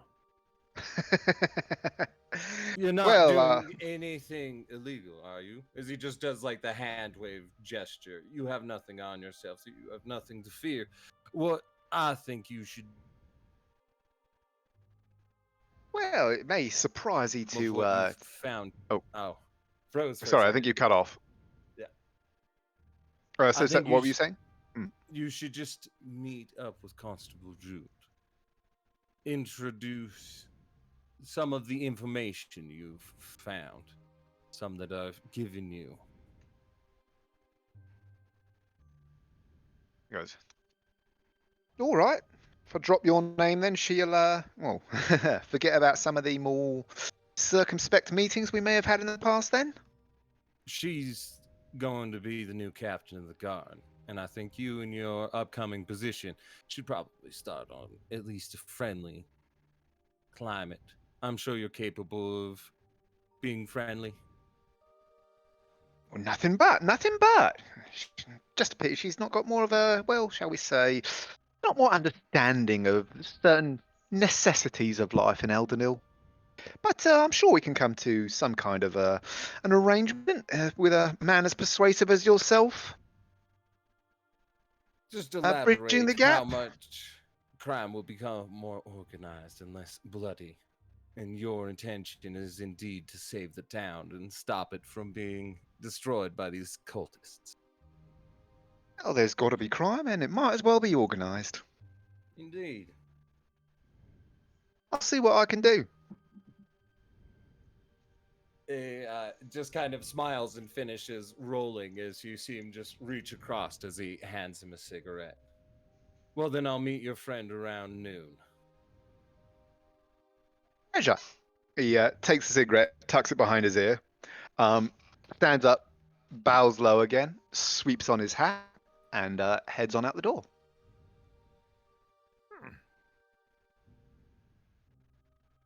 Norma will just look towards Uther and say, "Yeah, that's pretty much what I had in mind. Not the whole idea. I just can't come up with that shit. But yeah, you got him to help. Good shit." I'm trying to. Yeah. We can keep it small and organized where they don't feel like they're being drowning in it. Every corner is creeping. Oh, he'll just. Oh, there goes my food.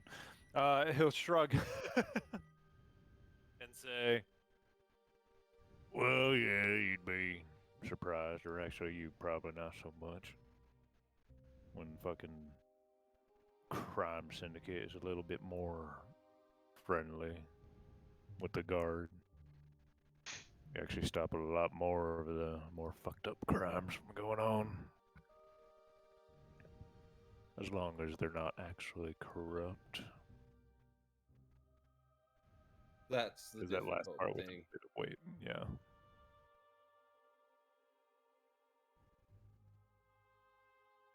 Well, we can liberate the oppressed later. Let's get Naira and Wander. As Naira goes flying past one of the back windows. Let That me scene right there. let's find out how well Naira's doing. Natural 1. Natural No, she's 1. just doing okay. Do I have a Valco? I mean, Valco, yeah, I you and Valco do. are definitely like. Watch him get a nat 20. No. Be funny. I thought it was the 16. Aw.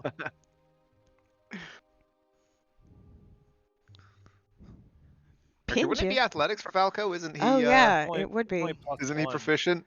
It's only plus 1. Yeah, Oh, really? actually, Okay, acrobatics I'm was gonna have better. He's Oh, actually fair enough. he's only proficient in perception and stealth. Oh, He's a sneaky boy. Shall we make him proficient in athletics too? I'll go ahead and make have him proficient in I have to athletics. train him up to make him proficient in athletics or acrobatics. I gotta train. Worse. Don't worry about it. Yeah, so Naira is out back having a wrestle with Valco, who's very happily kind of engaging in this new play.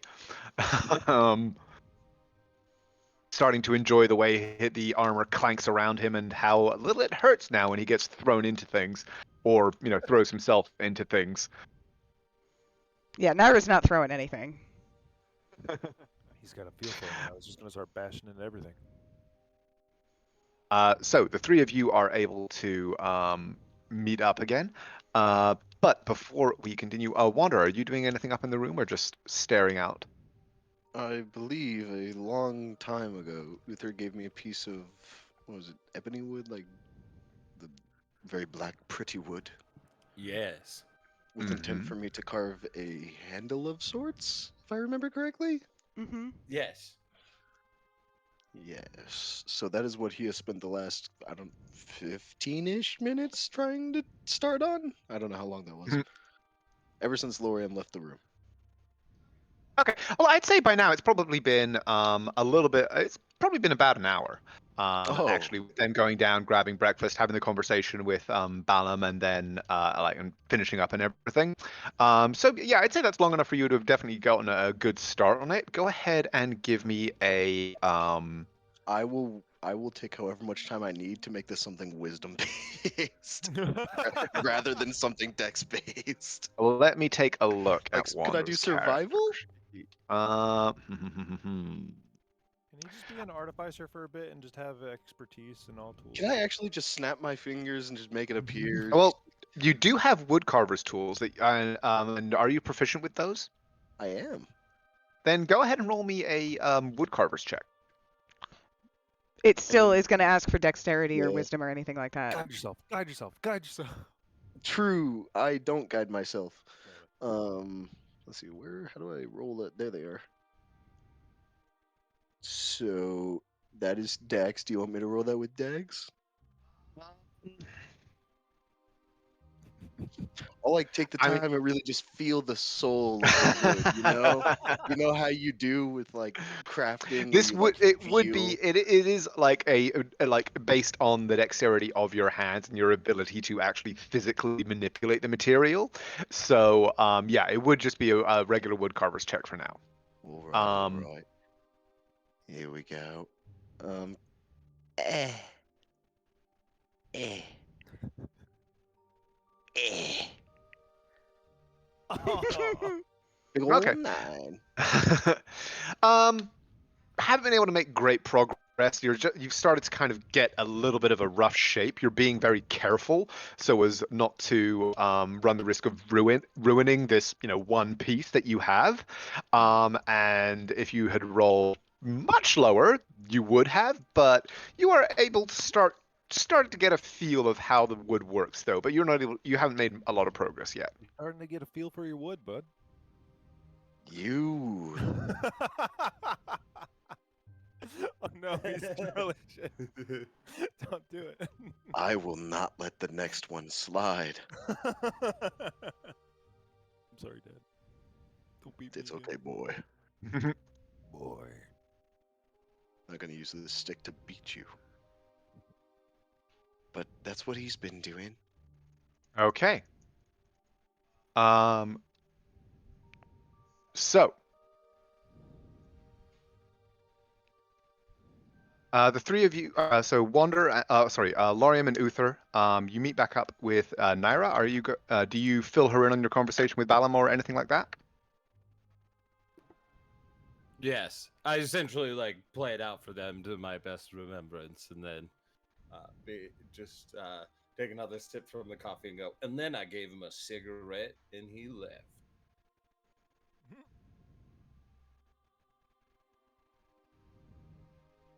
Okay.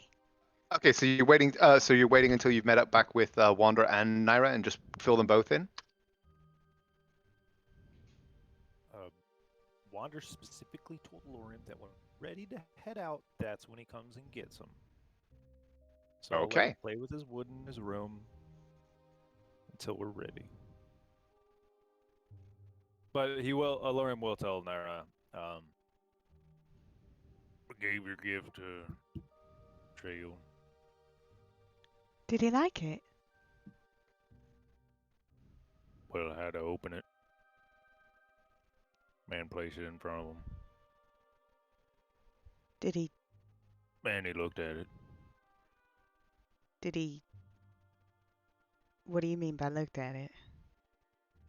I mean, I put it right in front of him. He was just staring out the window like he usually does. Now a lot more stoic. Did he pick it up? Nope. But he seemed interested in it. Oh. Because he looked at it. Mm-hmm. With lots of interest. Did you tell him it was from me?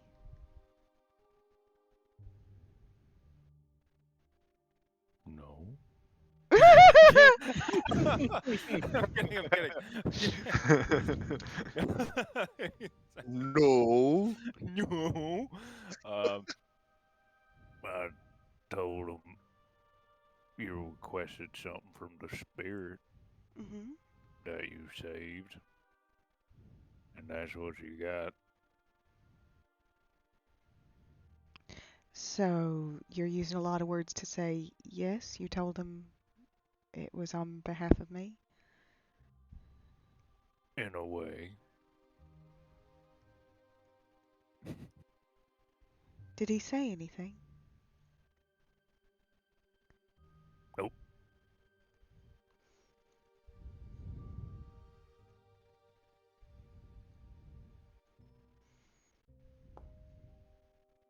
You can actually convince her.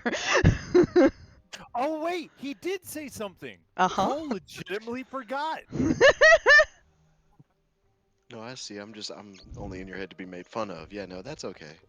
No, I actually think about you all day, Tyler. Mm-hmm. No, he said, "Oh wait, oh shit, oh yeah," he said he didn't want it. That's why I opened the gift, looked at it. It was a leaf scale thing, and then I put it in front of him, and then he looked interested. Got my order operations correct. I'm so very proud of you. At least someone is.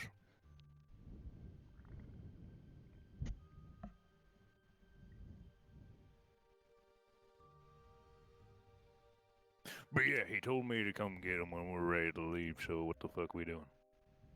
Warehouse? Talking some shit.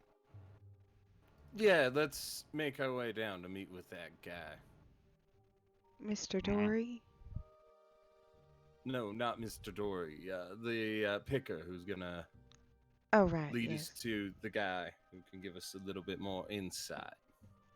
He did say that Balam did say he would need a few hours to arrange that introduction.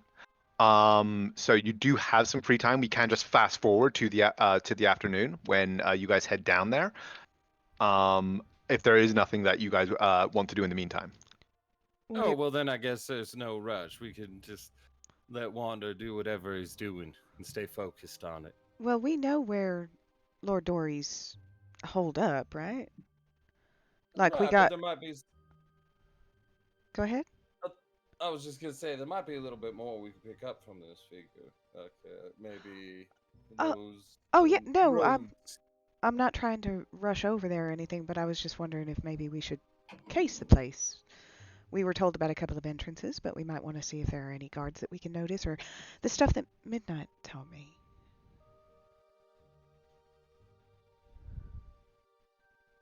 Yeah, that could work. Because he's totally gonna gloss over the sadness.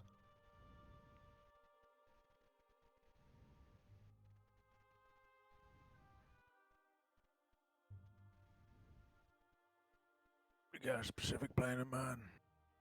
Oh, heavens no. I'm looking at Uther. I don't know if it's a good idea or not.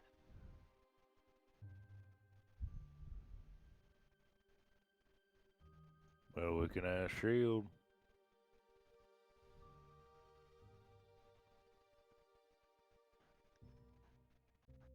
Well, I would like to, but I was afraid that would be disrespecting his wishes.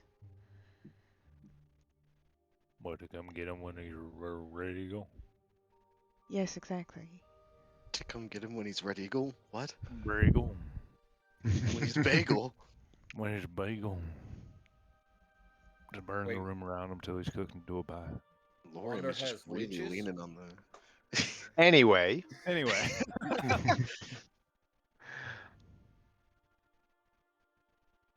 Yeah, let's go scout it out. okay. So are you guys going up to collect Wander for this part? Yeah. Naira's staying put. Alarm will go get him. Okay. Is there any further RP that you guys would like to do, or?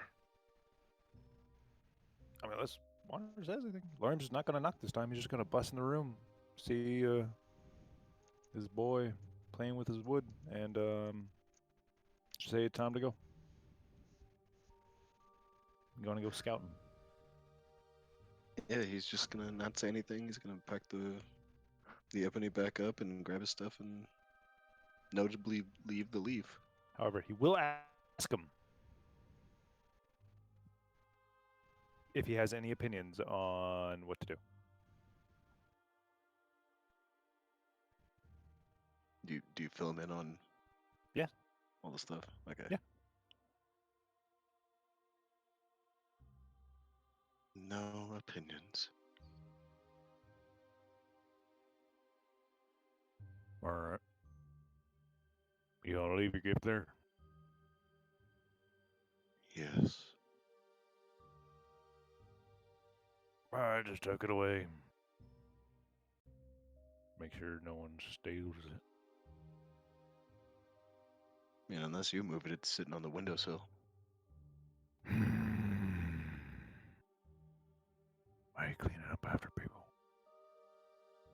He'll pick it up and put it underneath the cover on the bed that he neatly made military style. Okay, so you're like tucking it in under the cover? Yeah. Okay. The How are covers you doing that, by the way? Are you like just picking up the whole package, or? Oh no, he took it out of the package. Ah, okay. When you attempt to pick it up, sorry, I thought that you had simply opened the package and placed the package down in front of Wander. Oh, So sorry, I say, wasn't clear. no, it's fine. Well, say that's what you did last night. This morning, when you moved to try and pick up the leaf, you noticed that most of the leaves that made up the wrapping have now kind of shriveled and faded away, like leaves that have fallen off their tree a long, long time ago. There's just these small, curled, desiccated remnants on the sill. The large leaf, however, is still there, and as you reach for it, you can feel the kind of cold emanating off it. And as you touch it to try and pick it up, give me a Constitution save. Yeah.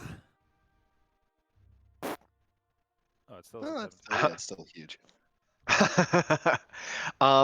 You feel a deep chill, like grip go into your hand, almost like a burn, but in reverse.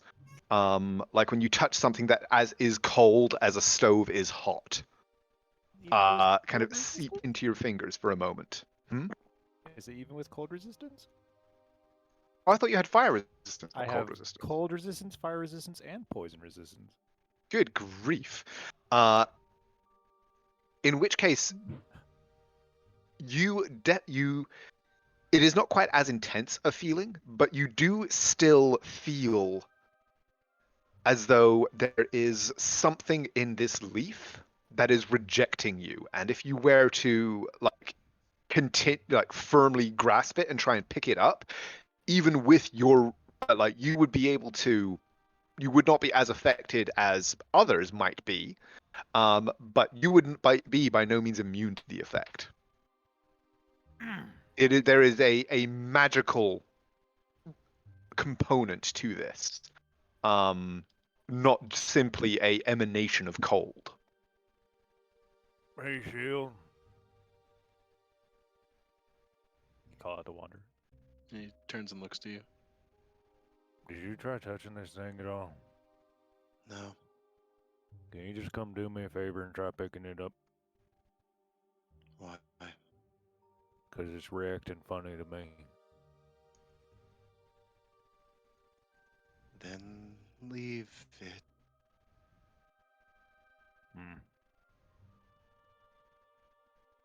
I see your face. No. That was not a leaf pun.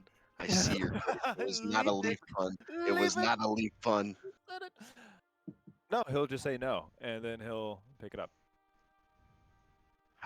Okay. Give me another con save. Okay. The most obstinate little child. 3. Ah!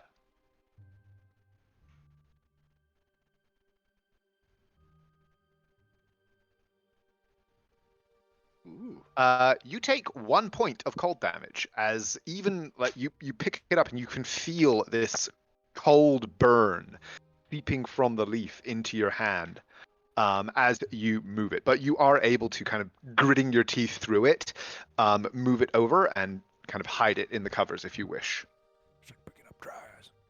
And yeah, he'll just slip it under a cover. Okay. And start shaking his hand. He's like, yeah, it's cold. But alright. Shall we? Yes. Gandalf. We try.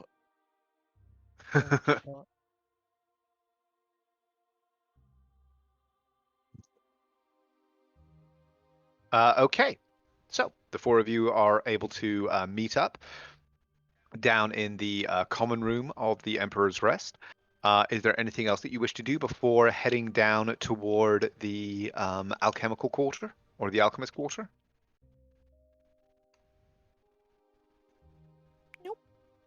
Sounds like a nope. Sounds like a let's get a hazmat suit and gas masks. You need to breathe. Oh, fuck. Fuck you. I'm sorry. Halfway down there, Uther would just go, "All right, what's wrong? You're being quiet. You haven't even remarked on what kind of acidic or most likely the pH level of the water is today." Surprised Uther knows what pH is. I don't know what it is. He just keeps mentioning it. Pertains to nastiness of water in some degree.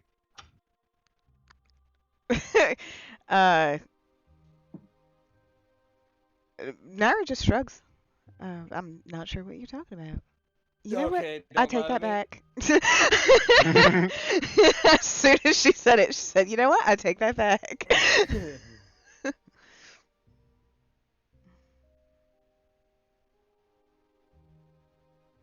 Where is everybody in relation to Uther and I? Lorium is standing directly behind you, just staring down with a face that says you have more to say than anyone. Well, he's there. I'm probably about 20 feet away from this ganglefuck of adventurers. I mean, yeah, you guys are kind of had left and are walking in kind of a group. Down, well, across currently the main aisle on your way down toward the alchemical quarter. So, like, if you wish to step aside a little with Uther, there certainly is an opportunity for that. No, there's absolutely no way that I would think that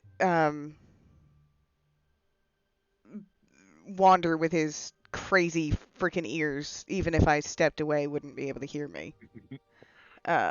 So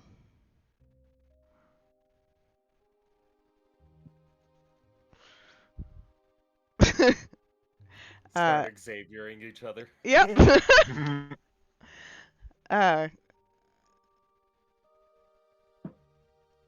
She'll just say, I don't like that I've upset him, and I don't know how I did. And we really don't have to talk about it.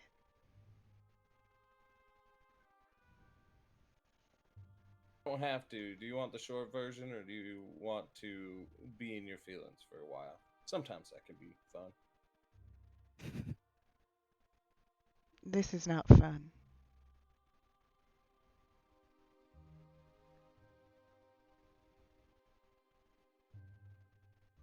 But if you understand what I did wrong, please. Well, with the pushing to open the gate, even if you'd gone through yourself, risking that,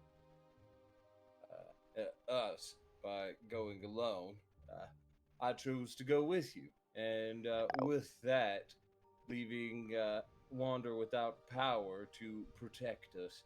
So looked like we were more willing to give our lives away than he was, which I could kind of understand where he's saying. Although it worked out, it was, he shrugs, a bad call. And we're lucky to have survived. Something could have come rushing out. Maybe got put away, and it's angry. Oh, that is just ridiculous. You actually see probably one of the first times Naira's hackles go up. A runaway cart could come down the next street we walk by and flatten us completely. There is danger everywhere. I volunteered to go alone. I wasn't risking his life. Which was going to put us in more risk. There's no like you alone anymore. Well, It's not that's how it works. what I asked. If you weren't willing, if I would not have, did I not If say you that? start going, I have to. I would never have gone if you hadn't said okay. And you should know that.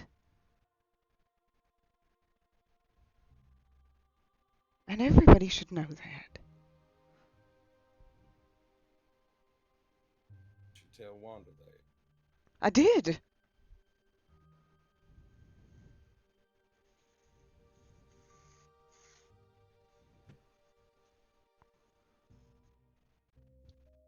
Now I understand that this is something I don't know a lot about. I've only read stories, fairy stories. And not even that many. I was more interested in, well, other things.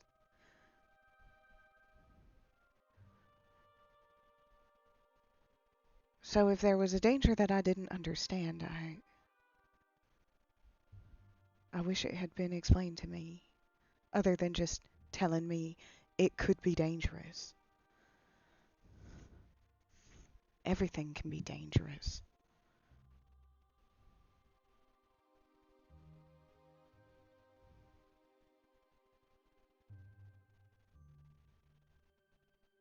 I'll be sure to try and refine my definition.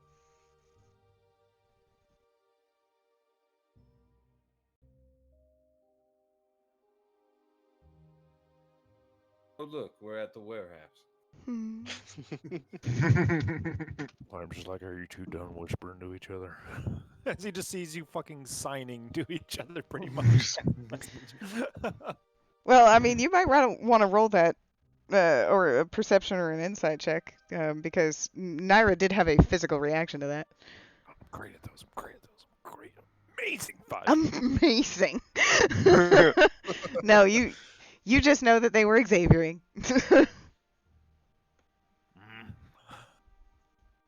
This goes on for several hours. Yeah.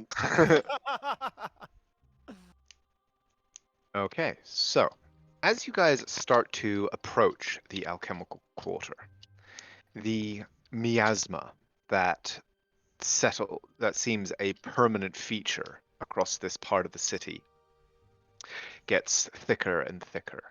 The water in the channels that run beneath bridges and boardwalks of the city becomes more and more turbid, filled with mud, fetid and odorous. As you all move through the streets, give me either insight or perception checks, everyone. Oh, sure. I'm great at those.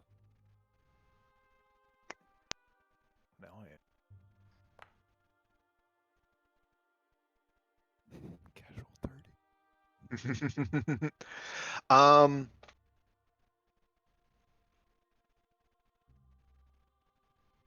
Wander, you are probably the only person who actually picks up on this as you move through the streets toward the location of Mr. Dory's warehouse. You notice that there seems to be a decently heavy guard militia presence on the island. You do see several patrols moving around. The bridges on the main bridges that you cross over do have squads on them as well.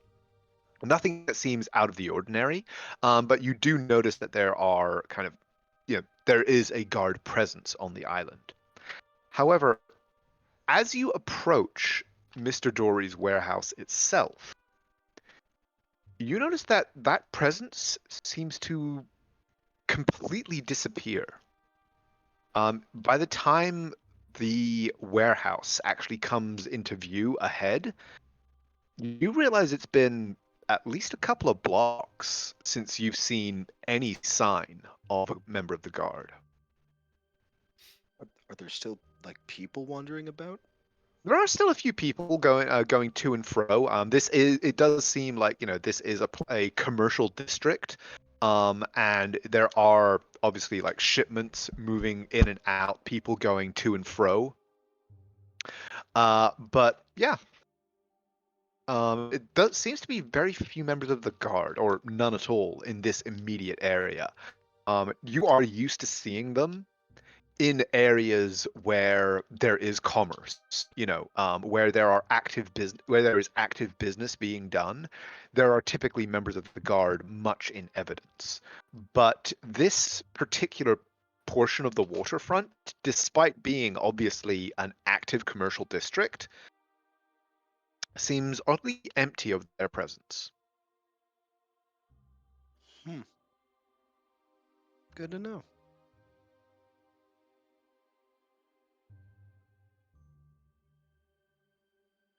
So if we are going As to attempt for anything illegal, we can just do it with no consequences. As for the warehouse itself, you're able to approach it fairly openly. I assume you guys aren't taking any kind of special precautions or anything? No, Because you didn't no, mention it? no. No? Okay. I Lorium mentioned that I certainly wanted to isn't. case this place, so yes, special Okay, fair precautions. enough then. So, Lorium's just doing please. the usual disguise self. In that case, I'll say a couple of blocks. You are a couple of blocks from the warehouse at this point. It does appear to be slightly larger than most of the structures around it. So occasionally up ahead, you can kind of catch glimpses of what looks to be a tiled roof with some kind of with a variety of what look to be like maybe strange chimneys or something like that coming up out of one portion.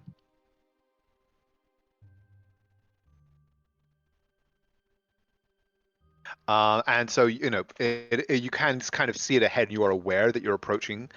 So how do you start to refine your approach?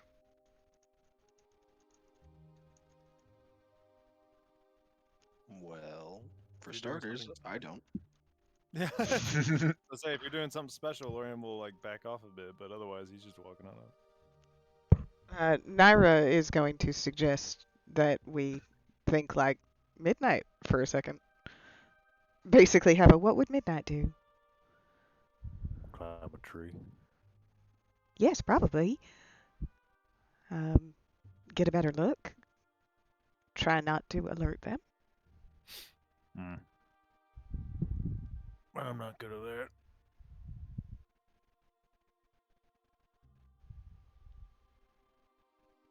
Could be a distraction. I'll look towards Uther. I mean, I could invisible us as he looks towards Naira. Nair looks towards Wander. Mm-hmm.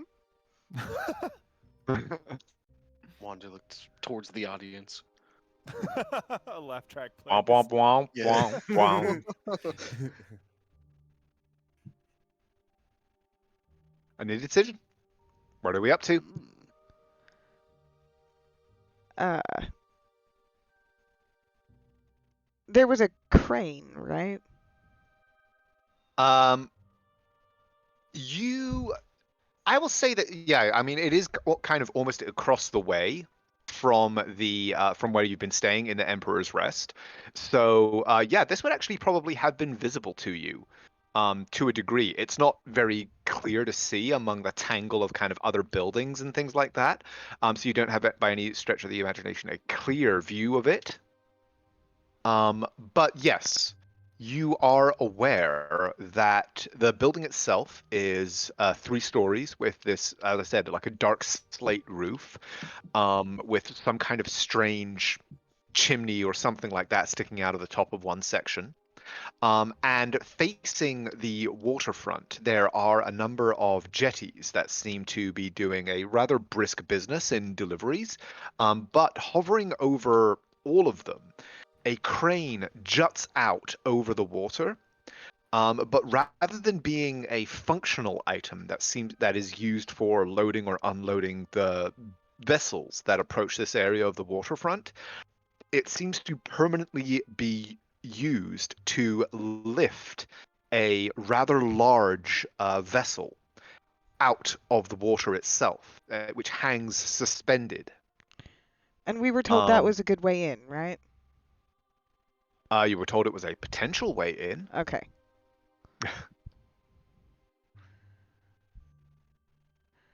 So what information do we need? We need to know entrances and exits. We need to know if there seems to be people around that are guarding the place, how many of them, how well equipped. Is there anything else we need to know? Maybe where like the master suite is. You know, the boss's office. Were we told that? No. We were just told that it comes in a lot.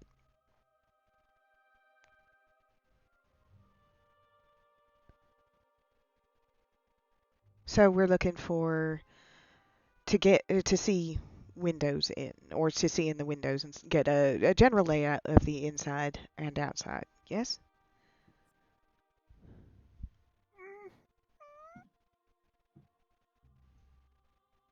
Resounding yes. Okay.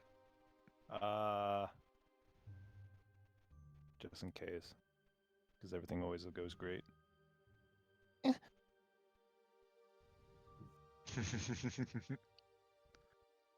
To all three of you.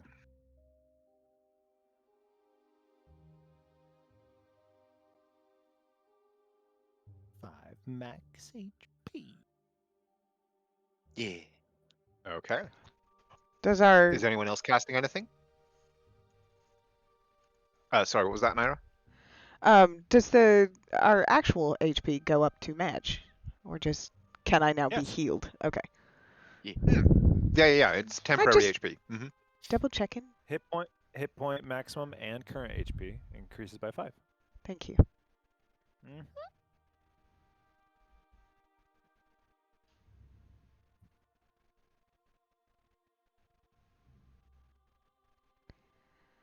Okay, so Lorium is casting aid. What other preparations are you guys making? Naira cast Mage Armor a little while ago. Yep. What do you think? Is it worth it to go Invisibrew? Invisibrew. Honestly, it is not worth it to go invisible. Well, I mean, it might be, considering we ran out of spells last time we got into a fight, it might be worth it to reserve them until we need them. Alright, regular stealthy it is. He looks towards Clarium and Wander. Just goes, we'll be super stealthy, I know it. I'm always stealthy. Don't you guys have more of that dust, or did you use it all? I don't think we've used any of it. I thought you used one. Well, I thought we used it on the ball bearings, but we decided not to. Correct. So yeah, no, you do still have 2 uses of the Dust of Disappearance. Yay. So I can hold on to one of those, and if we get caught, we can Pocket chain. scatter and meet back here. Pocket chain. I saw you make the mouth movement. I did not hear it though. I heard it in my head. Yeah, sounds like a plan. Or semblance of a plan.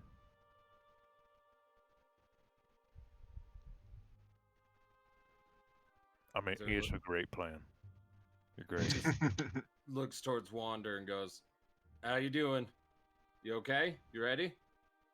Thumbs up, thumbs down. Alright.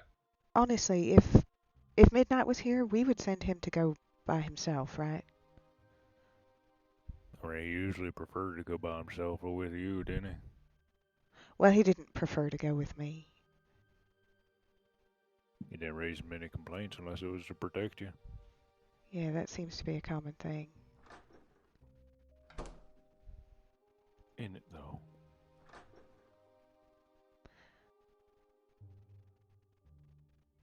That was not with snark, but a bit of snide remark and a smile.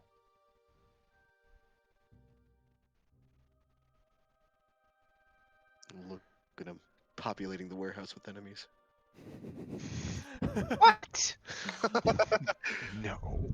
And there's a sniper on the boat. It's crazy. Well, since we're just Open. and we're just trying to case the joint, we're not trying to draw attention, right? This is not the time to get into a confrontation. Let's be absolutely real. I'm preparing to walk in to fucking save your ass. Well, I'm not volunteering to go, so don't you worry about it. No, not that I don't have full confidence in you. It's just, you know how this shit usually goes.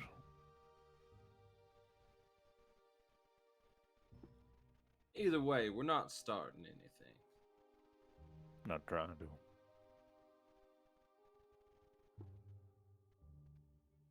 If they attack first, it's self-defense. Just remember that. Well,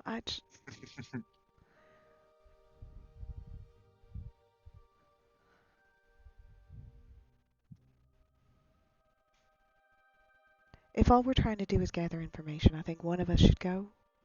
Somebody who might be able to stay in contact with everybody else with magic. Mm-hmm.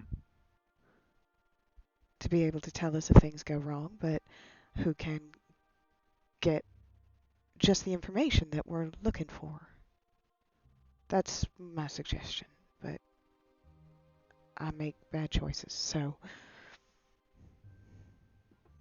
I usually make really good ones.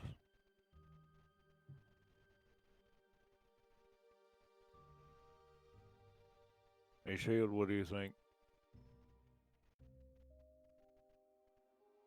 About Boss is the best suited for the job at hand. sure.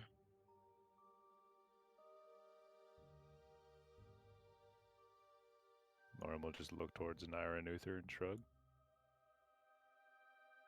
There you go. Well, if you're going alone. Boop.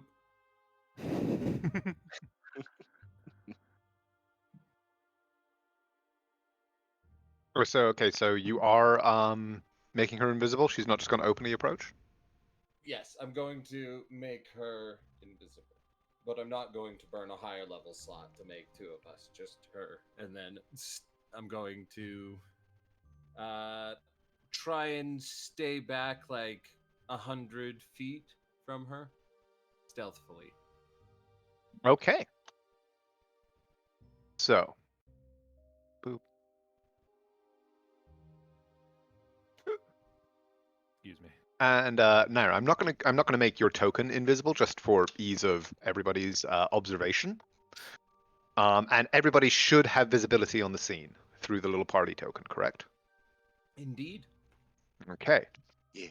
So as you approach the the warehouse you see is a rather large brick-built building, about 3 stories tall, and seems to be like an active and working center of some kind of commerce.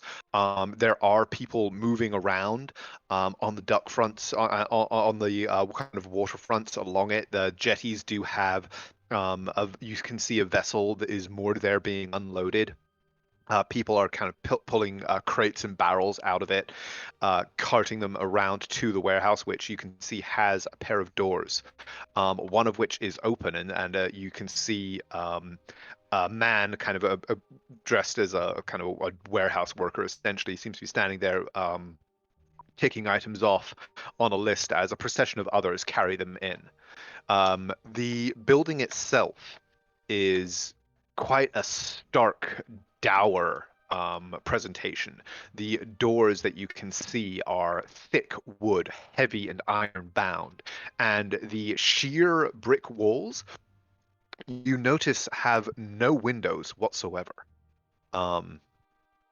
The massive hulk that is suspended by the crane out of the water hangs and sways slightly over the water, and as it does so, you can see that it seems to be almost like overgrown with and just has this look of damp and decay about it. Drops of water drip from between the planks, and you can see that in addition to the crane, a pipe runs from the front of the ship toward the roof of the warehouse, where there's a strange, almost. Give me a perception check, in fact.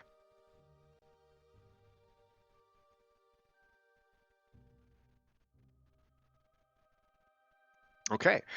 With a 21, I'll say you can quite easily identify the contraption on the roof, and you realize it's not simply it's not a set of chimneys. There is a chimney as part of this mechanism, but it actually seems as though it is some kind of boiler.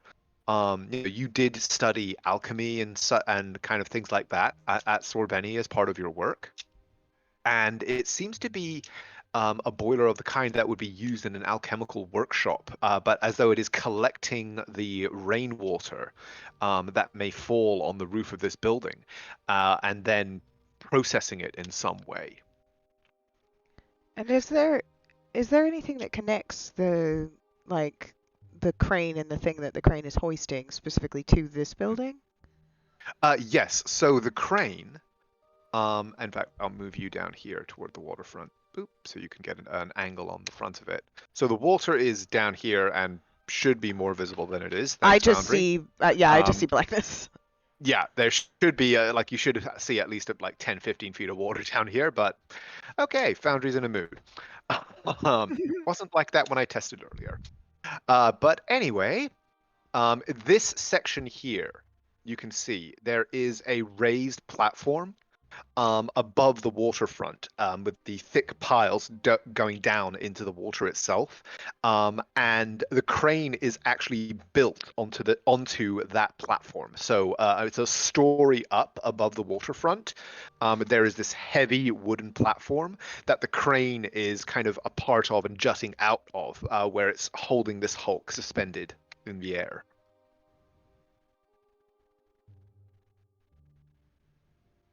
Sorry, that's actually on the third floor, so it's actually all the way up at the top of the building, not just a story up. So it's quite high up there. Okay, and how many doors have I seen so far? I can't really. Just the two on the front here. Okay. And along the water, do I see any windows on this side? No, from what you can see, the entire, and you got a 21, yeah, so the entirety of the building, apart from those two doors, seems deliberately featureless. To the point where it's quite strange to see a building that is this big that is devoid of windows. But what I will say is with 21, you do catch glimpses of figures, or a figure moving on the deck of the ship as it sways slightly in the wind. Something, weirdly shaped head and shoulders is visible for a moment above the rail of the boat before ducking back down out of sight.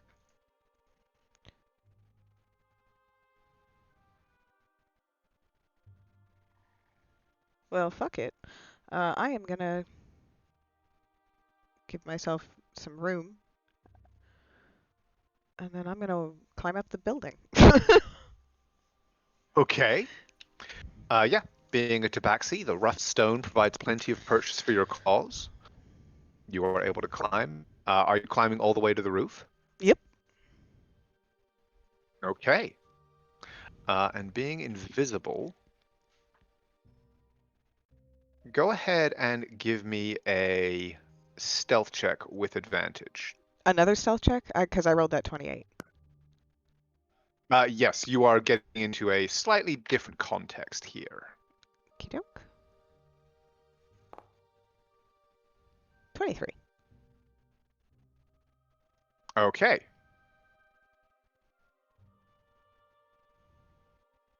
By the way, I'm making note of how many people I'm seeing around. Are any of them armed? Do any of them appear to be carrying something hidden?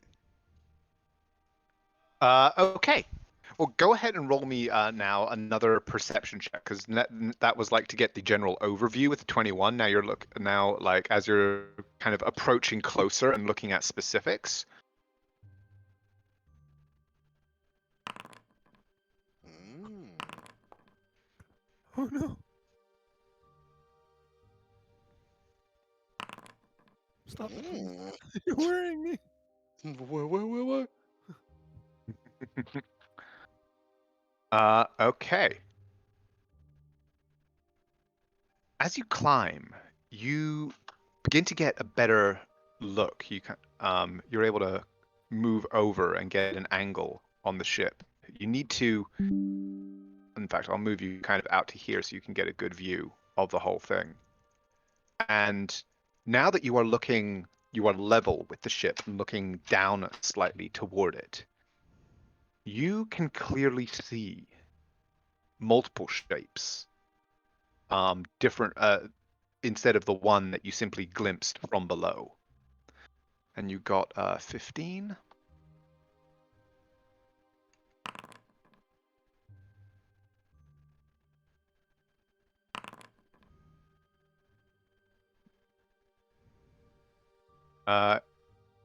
You see,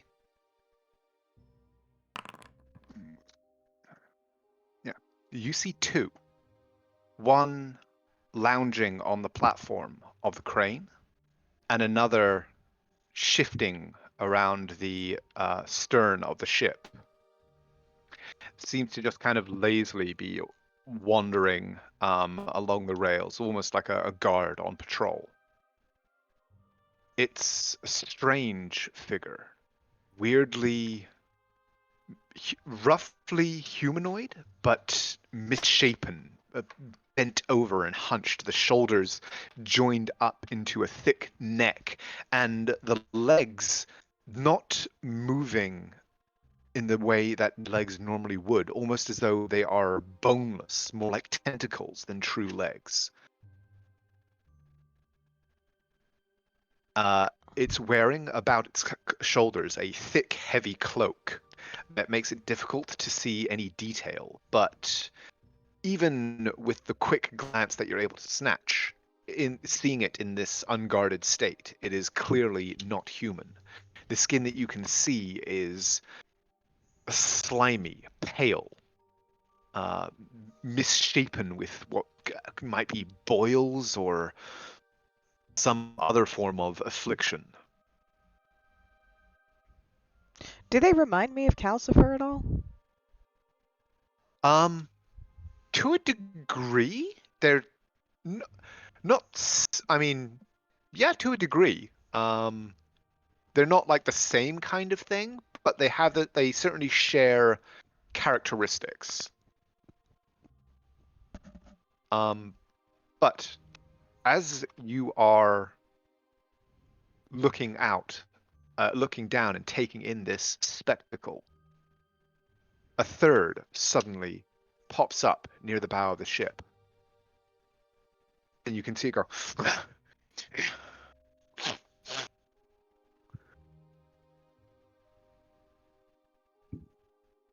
Seems to be cocking its head, staring like it's still being a little bit careful not to present itself to anybody that might be on the dockside below. But it also like you can see its head cocked and alert as its eyes rove over the roof of the boat. When he reacts and seems to be looking, I will immediately stop moving. Turns and looks back. You hear a strange voice. It's hard to hear over the noise of the docks from below. You can't really catch what's being said, but it calls in a low voice. Well, can I roll And a its perception? companion. Yeah, you know what? Roll another one. Go ahead. I mean, who knows? I might nat 20 of this. Nope. I can't hear shit. Yeah, at that very moment from below, you hear a boatswain start to call out a series of orders, belaboring a series of dock hands for their inept handling of some cargo. as this one moves over. And they go,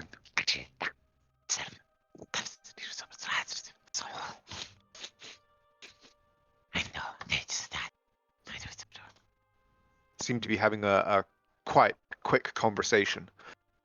One of them points toward the warehouse, and the other one looks at him, looks up, and kind of goes, seems to stare at the sun for a moment before shaking their head.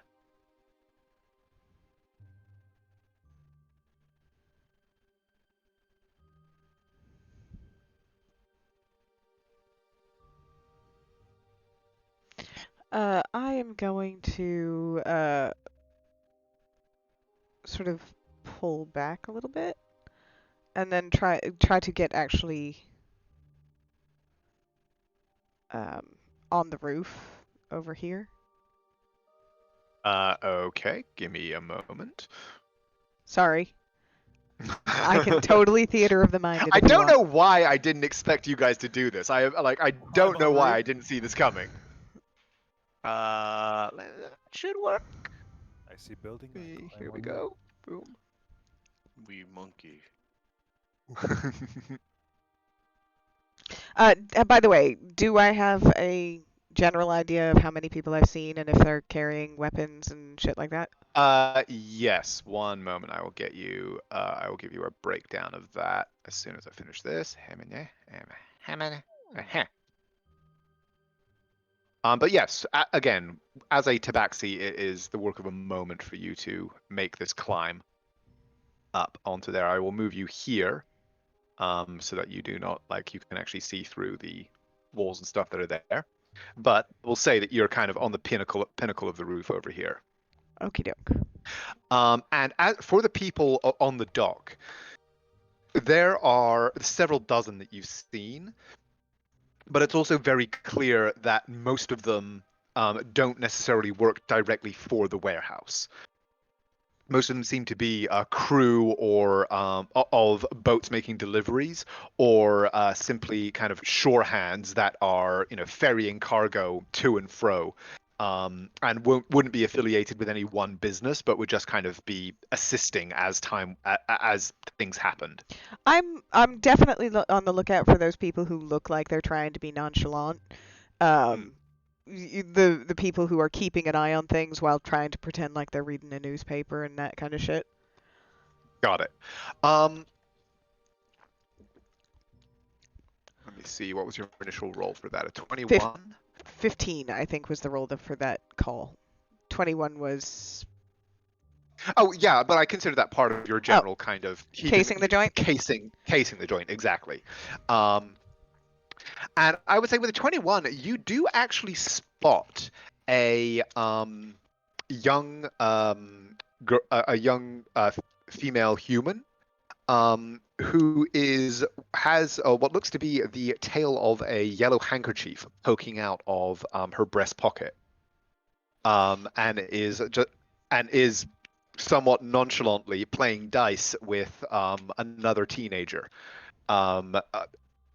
in an alleyway a little way down the road. Apart from that, the only person who seems to actually have any kind of presence that is directly related to the warehouse is the worker at the entrance here that you spotted, that was ticking off crates as they were pulled in. You do see him kind of, as you're spending some time in the area, you do see him having a conversation with another human that comes out from inside, and then goes back in. And they did both have tools on them. Like one of them was carrying a crowbar, the other one was carrying a tool belt that had a couple of knives hanging from it. But they had the look of tools rather than offensive weapons. They could certainly be used as such in a pinch, but neither of them were wearing armor or anything like that, from what you could see. And I saw. Did I see this door as I was climbing up? Yes, I'll say that you were aware that there is a door from the interior of the warehouse out onto the crane platform.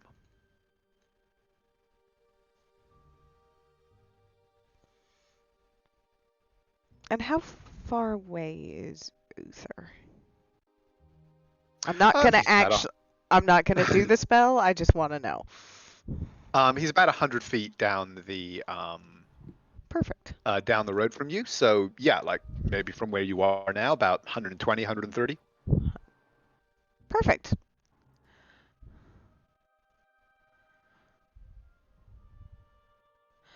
Okay. Do there any of the doors that I've seen? Do I see any locking mechanisms or anything that would indicate how they would, secure them? The door on the front here that was open outward, and you could see from the initial look at like you don't even need to roll to see this because you're invisible. You can kind of just walk by and see it. It's a heavy cargo. It's a large cargo door, so the when it's open, it's like over 10 feet wide, so you could get a cart through it if needs be. But the door itself is very heavy, iron bound, and did have braces on the inside where it was obvious that after closing, a heavy bar could be placed into the braces from the inside to seal the door shut. Well, that's not good. All right, then I'm going to. This door you haven't had a chance to really like examine. Yeah, and there's somebody right there. Has this person or this thing given any indication that it has seen me? Not that it has seen you. It has seen the agitation of its companions on the boat, and actually has snatched up what appears to be a large, somewhat misshapen spear or trident. And it's kind of it is sort of leaning against the crane a little bit, or kind of at the ready, looking around, but does not appear to be aware of you specifically.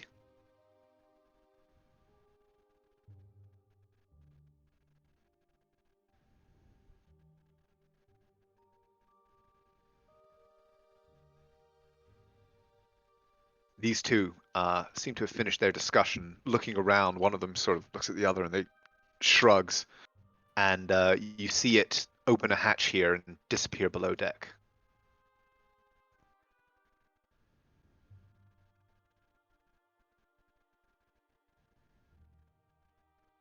And is this whole thing really hanging by right here?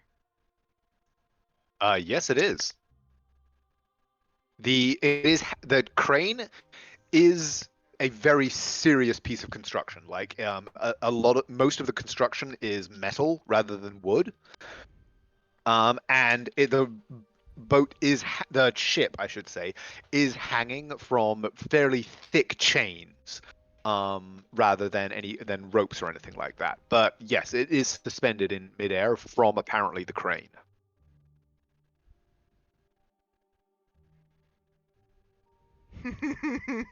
I have an idea. Yes. I just desperately want to be like, wait, where's my alchemist fire? Let the destruction flow through you. For somebody who complains about Naira being impulsive. Yes. I love to encourage bad decisions. Is it the character that's impulsive, or is the player that's impulsive? We'll see.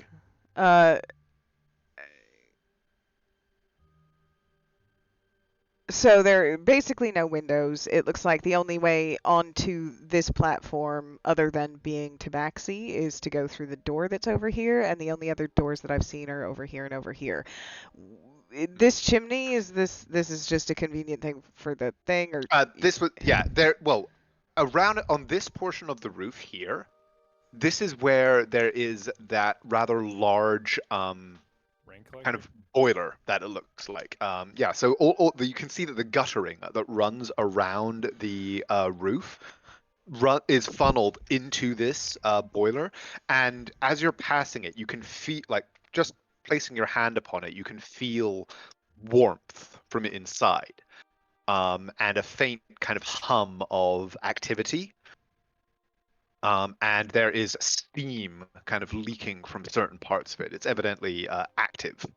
And a pipe is running from that collection of machinery into the side of the ship.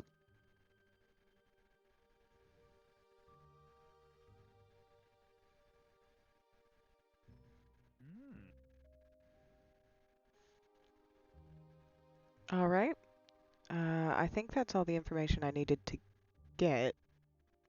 Entrances, people, whether or not there are weapons that we can see. 3 creepy fuckers over here. Was there anything else I was coming to look for? Pour the poison in the boiler. I don't know that I have any poison on me. Kidding, I don't know if that'll do anything, but if it's making drinking water for them, it would be funny.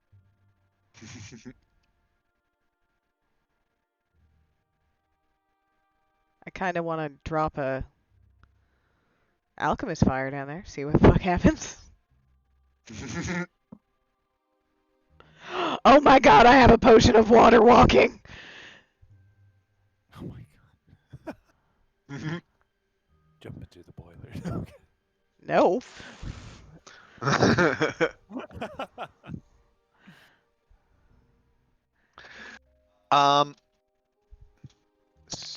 Oh, that is something else that I need to check. Oh. So I will climb Try back doing it down like this. and stealth my way back to my friends. Because of the amount of time that you spent up there, I will say roll me one more perception check. This is not going to go well. I've got like a +3 to my perception. Just roll a 20. Oh! See? Wow, he did. As you are spending some time crouched on the roof tiles, observing the goings on around you, taking in the setup of the crane and getting those details straight in your mind, you hear from the tiles underneath your feet. You feel so much as hear them creak and shift as weight moves beneath you. And you feel and hear the sound of something large moving just beneath you on the underside of the roof. I seriously want to faint- drop an alchemist fire down that chimney, see what happens. There's a faint rumbling growl that settles back down.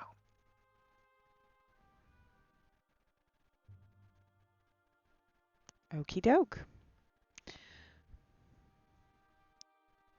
Does it sound like animal in nature, or does it sound like humanoid growling nature? You got a 20? Sounded animalistic. Large animalistic. It's a panda. It's another puppy! I was gonna say the same thing. Sure, Y'all go played with the it. new God of War? It's a big old dog. Fenrir!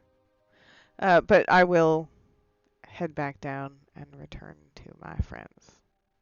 Okay. Whoop. Oop. Skadoosh. Yeah. There we go. Okay. And just so I'm understanding it right, the 2 front doors are open and they're carting shit in, right? One of them is open, Ah, and they are carting shit in. Yeah. 1 second now. Let me grab you both. Oh. Into the Whoops. There we go.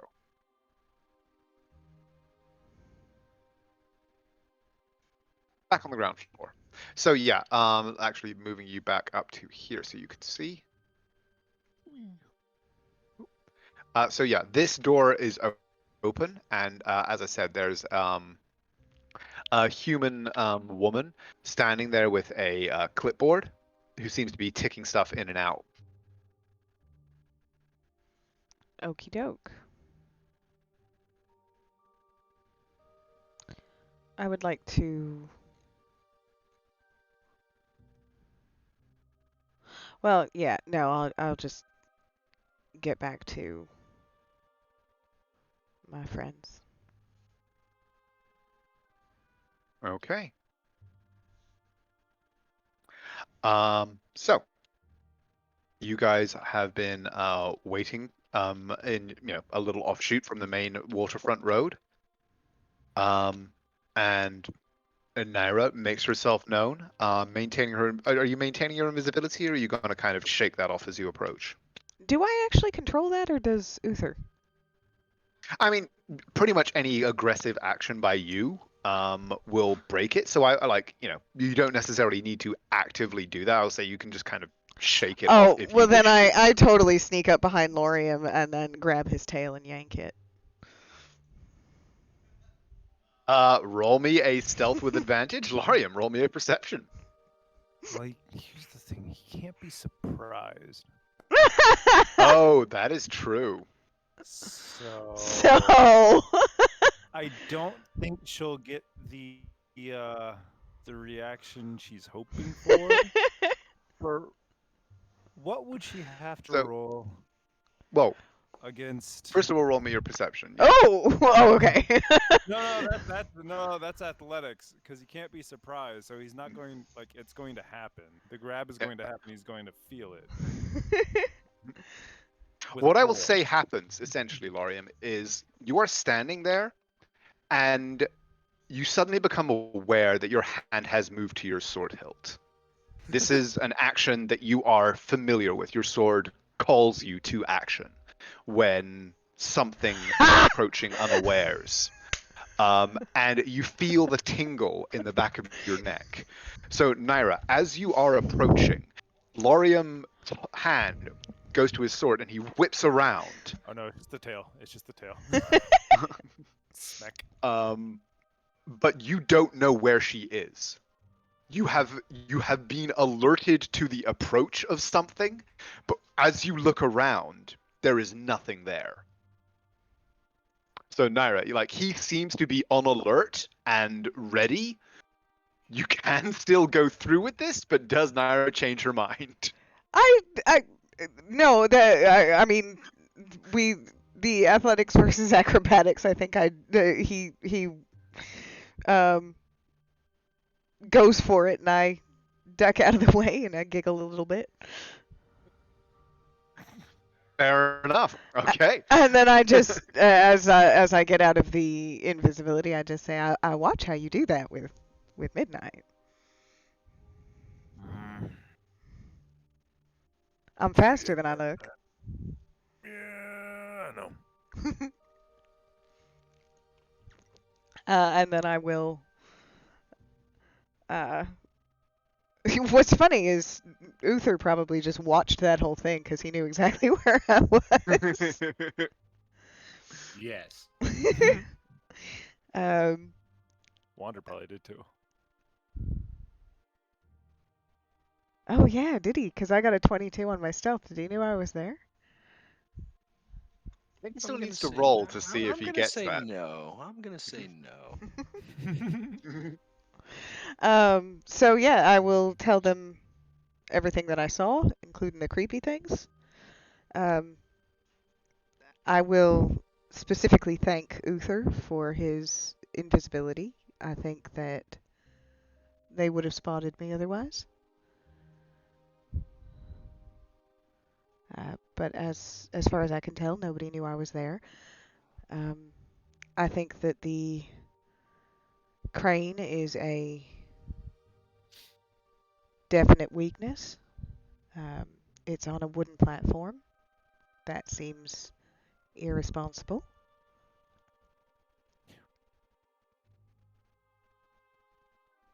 I didn't go onto the boat to see what was below deck, but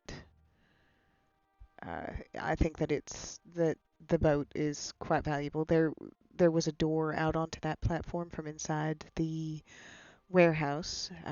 I do know that if we get to the warehouse after it's locked up, we might have difficulty getting in stealthy, but then, and she thinks about who she's going to be going in there with and thinks, well, I think we might have difficulty doing that anyway.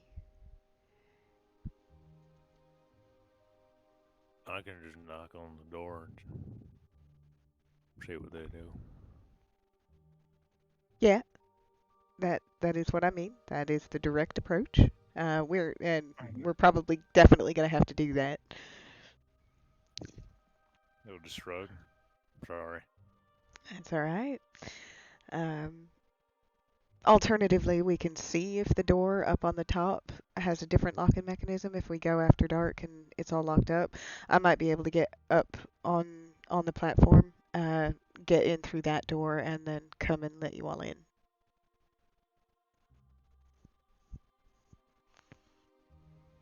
Hmm.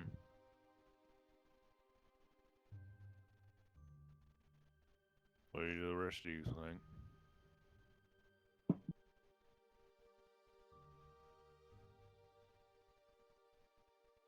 Amazing Let's answer. wander. Oh, why are you making Wander go first? 'Cause Answer the question. The upper door sounds good. Hmm. Well, then I agree with that. And those creepy fucking things, were they openly working with people?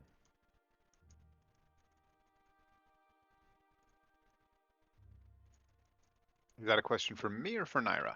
Naira, and I suppose you in conjunction with that. Yes. I mean, no.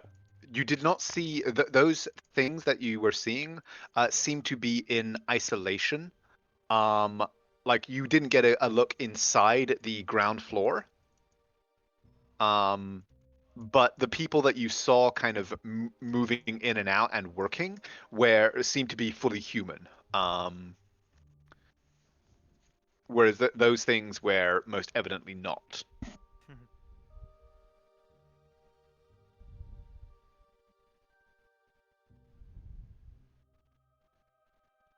So if Naira relays that, which you would. then okay. Then here to say, well, maybe more secrets. They look dangerous. Besides just creepy.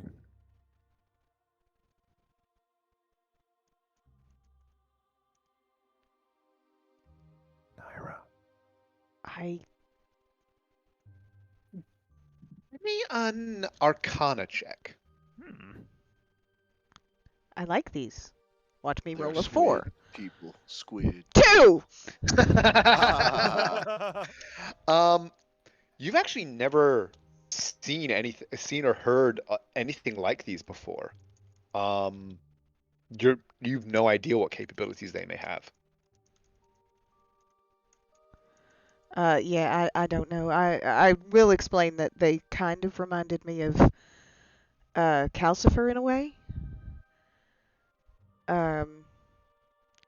We did the sores look like the sores that were on the assassins?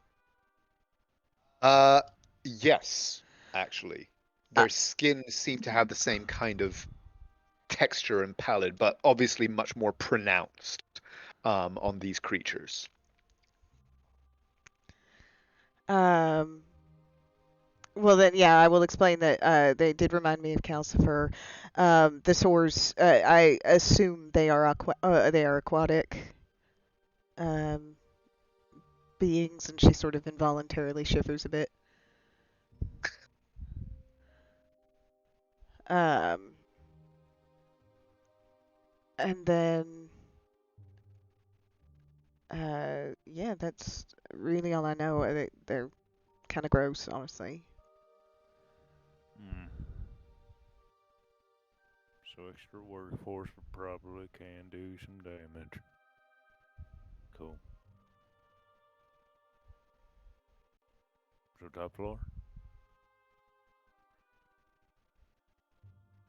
I mean, that's we only really need to worry about sending me in through the top floor if we can't get in through the bottom without, you know, property damage. Those doors are not going to stop you. I mean, clearly. But whatever's behind them might have something to say about it. Oh yes, I'm sorry. There is one other thing. There is a very large animal in there, just huge. And Right.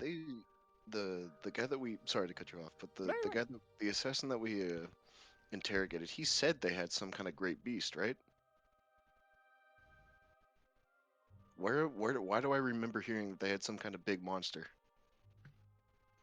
I don't Skydiving? remember that, but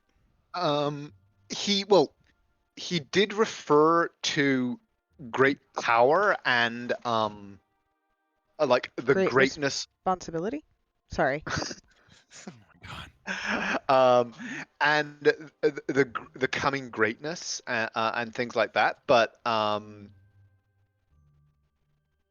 That's so yeah, weird. that I was. feel like I know. I feel like I knew this. I have a weird sense of deja vu. Carry on. You were meant to kill I this can't. dude. Well, I Or can't him. actually remember myself precisely all of the information that you Yeah, were of able to get course. from him. So yeah. I just weird Wander was meant to tame this beast. to befriend it and ride it into a So Chuck E. Cheese. what you're saying is Naira's gonna crit and put a couple of bolts in its eye and just kill it. All right. Well, on the bright side, I'm the one who has the critspiration, so if we see it, He's like, I critspiration animal handling. You're my friend now. I befriend it. We It's are literally allies. the meme of picking up the rat. You're my friend now. But My friend now. I choose you. to the mention of a big beastly animal, normal perk up. Say, like a big cuddly sort or a big fighty sort. It growled, and it caused the building to creak. Oh, I want to play with it. You're gonna make Valko jealous. He can play with it too when he's older. But that's really all I know as of right now. If we wanted to go and talk to your new friend, the Orchard Master? Something like? Certainly. Or one of his pickers near enough to that area. We're not too far away. And the if it is yellow the was the outskirts. pickers, right? Yes. Yeah. I believe he's already sent some of his people round.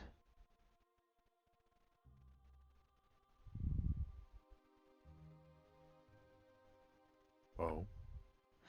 Oh, one of them was trying to look very casual, playing some dice.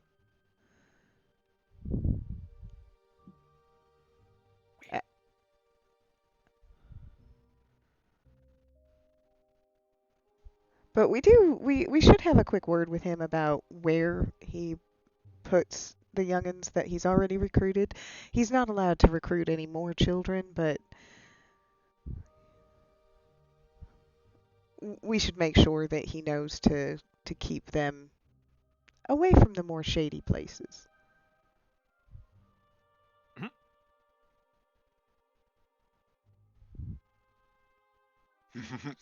All right, that's a conversation to be had. Shall we go? Okay.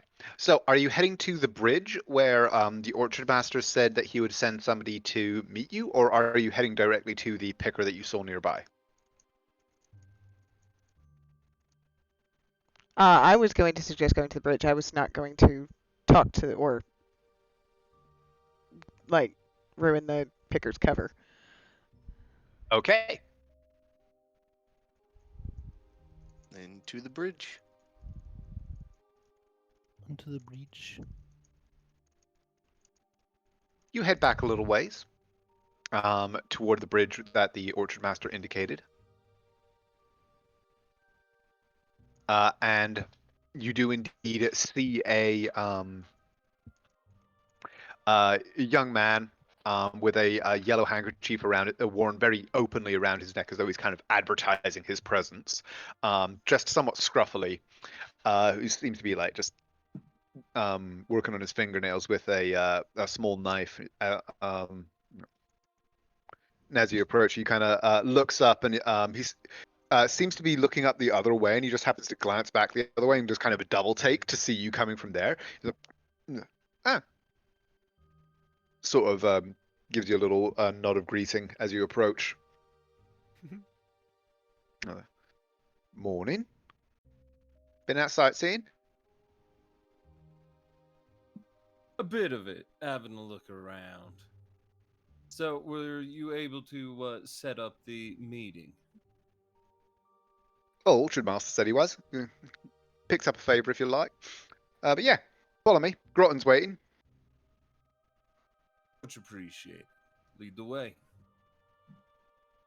And he actually stays on this island and leads you over to a tavern somewhat lower in scale than the Emperor's Rest, where you have been staying the last few days. This is the very kind of definition of a dive bar. Doesn't even seem to be a sign outside to indicate that this is a formal tavern. There's simply a barrel that's been set up outside the door, with a somewhat heavy-set man leaning on it, with a cudgel kind of held loosely in one hand, who kind of gives you a look out, gives all of you a look over, but nods in recognition of the picker that you're with. And all of you duck down and go into a very kind of noisome, low room, very badly lit. The smell of kind of close-packed bodies and just frankly bad ale is predominant, along with a lot of smoke and fumes from tobacco and various other substances. But the picker moves through it all and leads you toward a table that's set in a corner at the back, where you see a somewhat middle-aged looking gnome dressed in, underneath a traveler's cloak, dressed in kind of shabby leather armor, who is who seems to be nursing a pint, and looks up as you approach. He goes, "So, you're Master Balam's new friends, are you?" Yes. He's rather interesting yet helpful character. Ain't he just? So, what can old Groton do for you then? Well, I'm interested in Dory and his warehouse. And I hear you might know something about Dory and his warehouse. Are you now? Are you now? Well, well, well. I may certainly be able to help you with that, but there is the matter of my consultancy fee, shall we say? An adventurer such as myself has been far and done many things, and well, my services do not come cheap. And what kind of payment are you seeking for such information? 100 gold pieces up front, and I will avail you of my invaluable experience. 50 up front, and we'll determine the back end. Give me a persuasion check. I believe in you. This guy's gonna go missing. And we're gonna find him dead in Dory's house or some shit. Oh no. Oh no, 21. It's like, why bother asking for it? I know, right? He kind of looks at you, goes, all right, can't say fairer than that. 50 up front, and when my information proves utterly invaluable in your endeavours, then we shall discuss the rest. He nods. I intend to be fair, but of course, let's see. Naira starts getting out the party funds. Wander's just gonna toss in 50 gold.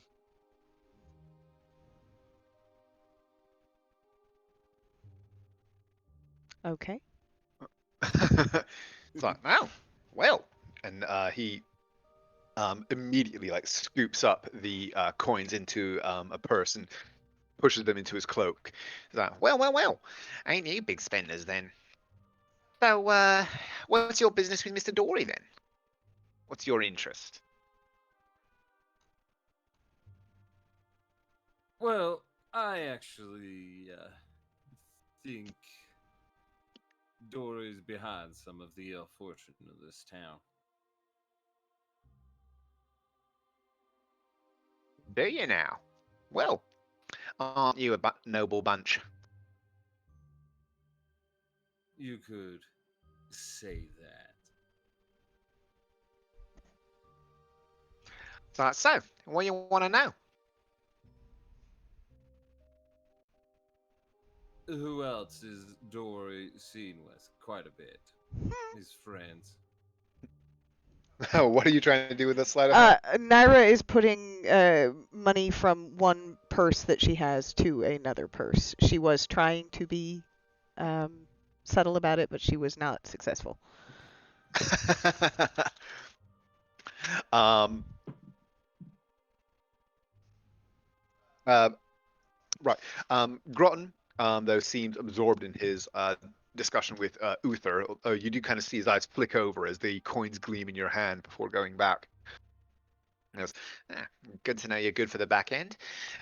Well, as to who he's seen with, he doesn't tend to leave that boat of his much, except for when the business with town council calls him out, and then he scuttles on back quick as you like. Doesn't seem to So like to spend too much time out of it. he's always in that boat. Near as I can tell, yeah. Well, except when there's a council meeting or some such going on. Makes a few trips every week down to the big market square and meets with the captain and them lot, and near as I can tell, he's always up in the perfumery, but other than that, yeah. Wait, are we talking about the boat next to the warehouse? Nah, I'm talking about one 10 miles away. Of course I'm talking about the one near the warehouse. I'm sure a rich man can have a lot of boats. Fair enough.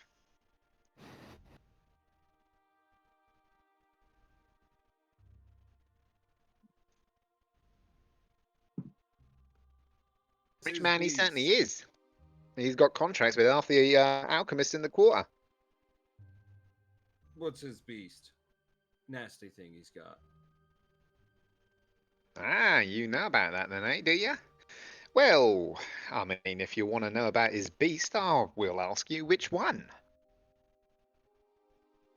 He looks very smug as he leans back from the table. You're starting to prove your worth. All of them. Well now, I can tell you about most of the ones that hang around his warehouse easily enough. I kept my eye on it for a few days once upon a time, and well, just so happened to get a peek inside once or twice. There's some nasty things up in there. They roost up near the roof on the inside. Doesn't ever let them out from what I can see. But big fuckers. They seem to fly around up there from what I can see, jumping from one end of the loft to the other. I caught a glimpse of it once when I was peeking inside. Are they jumping or are they flying? Well, it was jumping, but it's got wings right enough. Big thing, bigger than an horse, like a lion. You know what a lion is? I've travelled a bit, so I can say that I do. But not everyone does. Not everyone's got the experience of an adventurer like myself.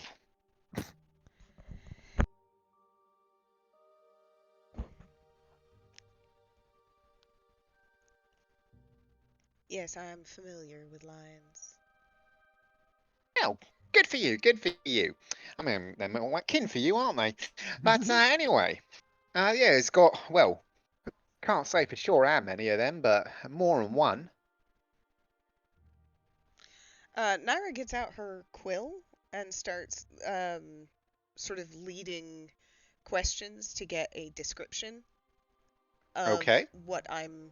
So you've mentioned wings, and it looks a little like a lion. It's quite big. Can you tell me anything else about it? Is it covered in fur? Like that kind of thing, trying to sketch out until I get what he says is a reasonable facsimile of the creature. Okay. Roll me an investigation check to see how well you're able to kind of guide his memory and lead him along. 22. Quite well, then. You are quite quickly able to put together a pretty decent sketch that he says quite confidently, like, yeah, that's a good enough likeness, right enough.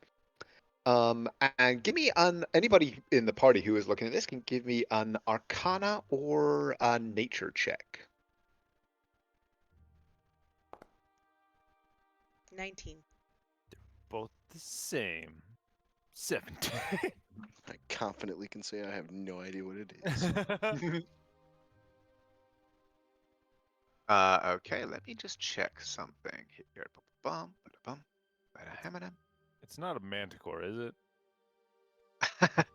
It is, in fact, a manticore. If she drew it, Lauren would just know what that is. Oh, you're right. Yes, he would. So yes, Lorium, you do recognize this as a manticore. And Naira, I'll say with a 19, you are definitely also aware of the nature of this beast. As more details are revealed, and your sketch starts to take shape, you are able to make this identification as well. What do I know, and what does Lorium know about manticores? Well, Lorium, you have specific experience with these things, correct? If I remember. Yes. Yeah. His group was sent to basically extract a manticore roosting family away, and it was a mama and her cubs. Get the fuck out of here! Yeah, that's why he lost his eye. So you are very familiar with them, and like, do you as a player know enough about them to be comfortable talking, or do you want me to kind of expound on them a bit?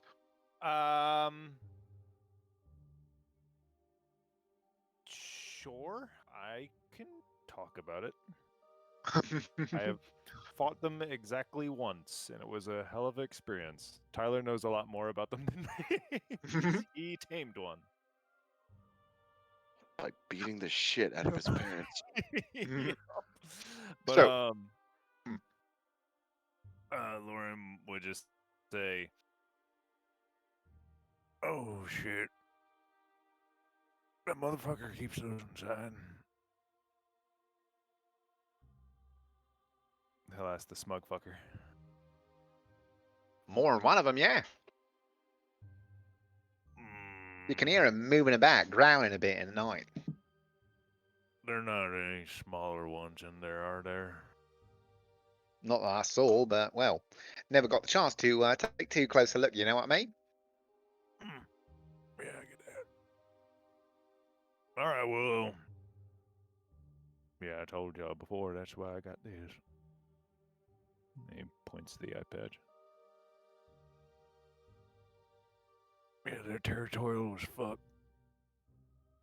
They hit pretty hard, they hit a lot, and even if you're far away, yep. Aren't They you? throw some weird ass quills at you from their tail. You're pretty good at like dealing with them, though, aren't you? Once. And We're on my a hot mama streak, got me man. good. And of course, Naira's like, "Oh, I've always wanted to see one of these up," and then she just stops. But that was quite some time ago when we only scared the mama off.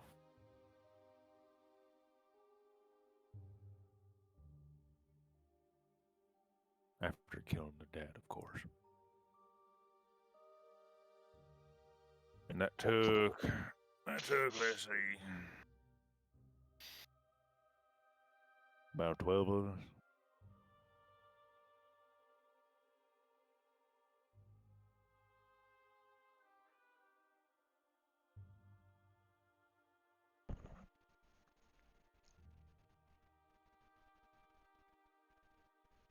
he's just looking at you through.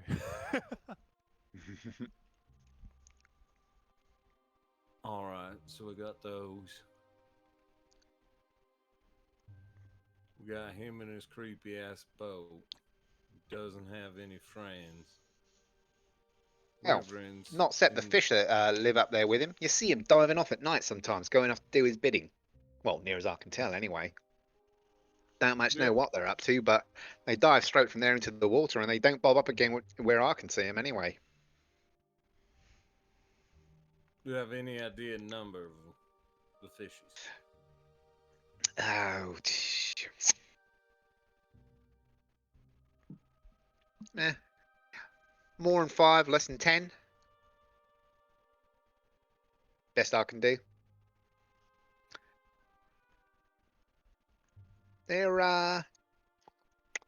might be something else sort of that could be of interest to you, but well, I went to quite a bit of trouble to acquire this particular piece of information. I incurred, shall we say, some additional costs up and beyond my traditional consultancy fee. So, if I were to reveal such a thing to you, let's say that we could come to further agreement.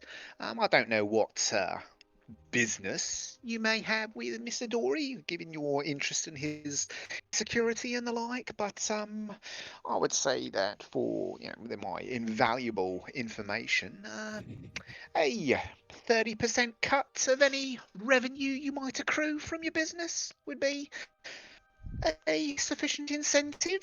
Hold on a second. I need to.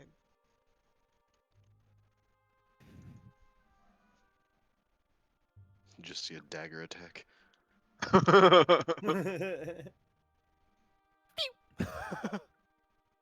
Oh, and manticores do speak in this universe. Do they speak? No, in this universe, though they are more intelligent than than most beasts, they are bestial. They don't kind of converse with people normally. Obviously, certain like druids and things like that are able to communicate with them, and they do show a greater than normal intelligence in this communication. And they are, like, you would know from your experience with them, that they are definitely smarter than most animals. They don't stumble into the same traps that most animals do, and things like that. They're very territorial. They fly around. They can see in the dark because they tried to fucking do it at night. Didn't work. But yes, you would be familiar that with the fact that they fly.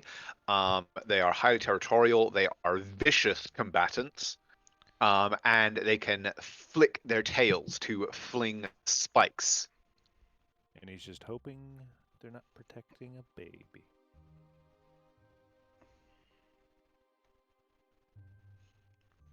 Because apparently Mama attacks a lot fucking better with a baby.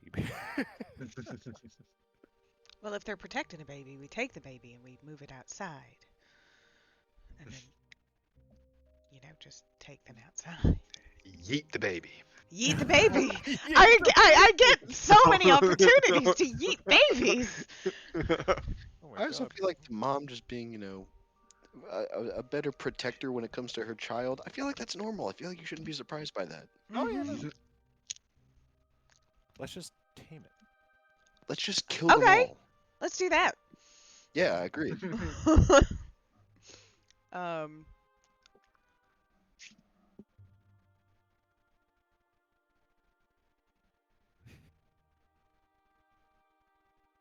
If I get the chance to do But, exactly what you did, Tyler, I will do it. So, Groton is leaning back, looking at you, Uther, and casting his eyes over the rest of you, going, it's like, so, what do you say to that investment opportunity, shall we say? If I am to, assist you in brokering whatever deal you are pursuing, this being doubtless a legitimate business inquiry. What deal are we trying to broker?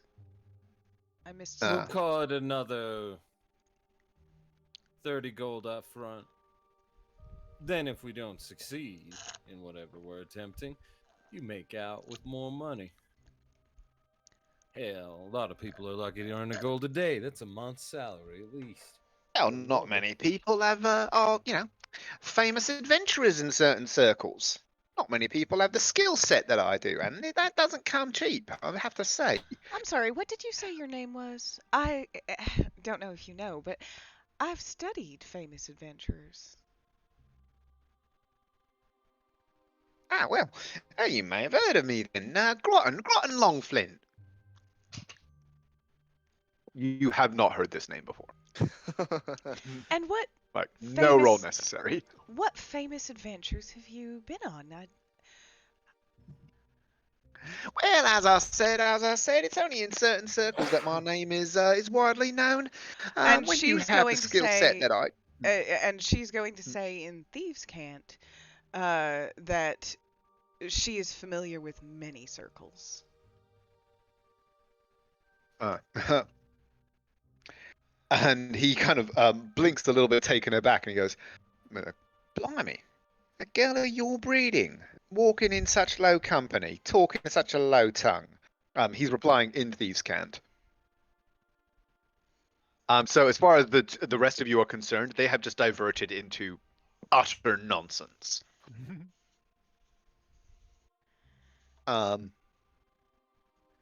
He goes, "Well, I don't like to advertise my involvement in things that are more widely known, shall we say. Helps to, step lightly, as I'm sure you know."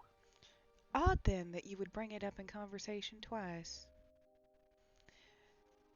I do recommend that you listen to my dear husband here. He makes such fair offers. He goes, "Well, listen, if you are aiming to do business and get your hands on the contents of that warehouse, I happen to know that there are at any one time several thousand gold worth of alchemical components and equipment up for grabs there to the right buyer. Now, normally, as I said, I would require a commission of a percentage of any such revenues as were earned. But, well, it is a fair offer and a fair point that you might not succeed in your, brokering of a contract, shall we say. So, 30 gold, I'm afraid, will not be enough to allow me to further smooth your passage, but 100, a further 100 up front, and I will tell you what else I know. And Not like you don't have the coin for it. you'll get 10% of the sales of the alchemist equipment. 30 if you tell me who, and you can give me the deepest of assurances that it's not for this public flagellation and sacrifice to dark gods. Oh, no, don't got no truck with that.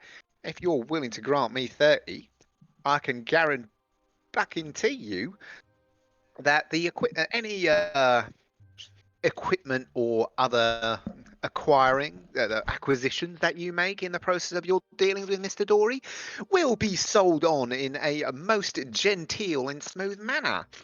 I will be able to, for a 30% cut, see to that myself." It nods. And the 100 gold you want is coming back out of that 30% on the back end. So, Fair's fair.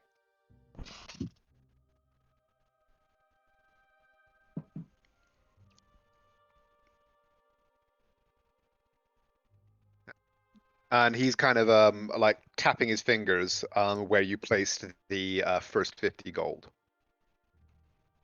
He goes, "I do believe we have ourselves a deal." Naira Yeah. is once again going into party funds.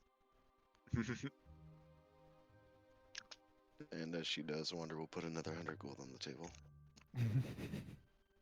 His eyes flick over to Juan, and he's like, A most useful companion, that one. And again, takes the gold into the inside of his cloak. He goes, Mr. Dory got himself a special delivery about a month back. Well, was first didn't rightly know what it was when I got a look at it. Seemed just to be parts of fish, creepy crawlies, crabs and the like. Bit oversized, but didn't much know what to make of it. Till the fucking thing moved. It was all wrapped up in a big box. Got all kinds of weird sigils and shit on it. But he's got himself some kind of golem.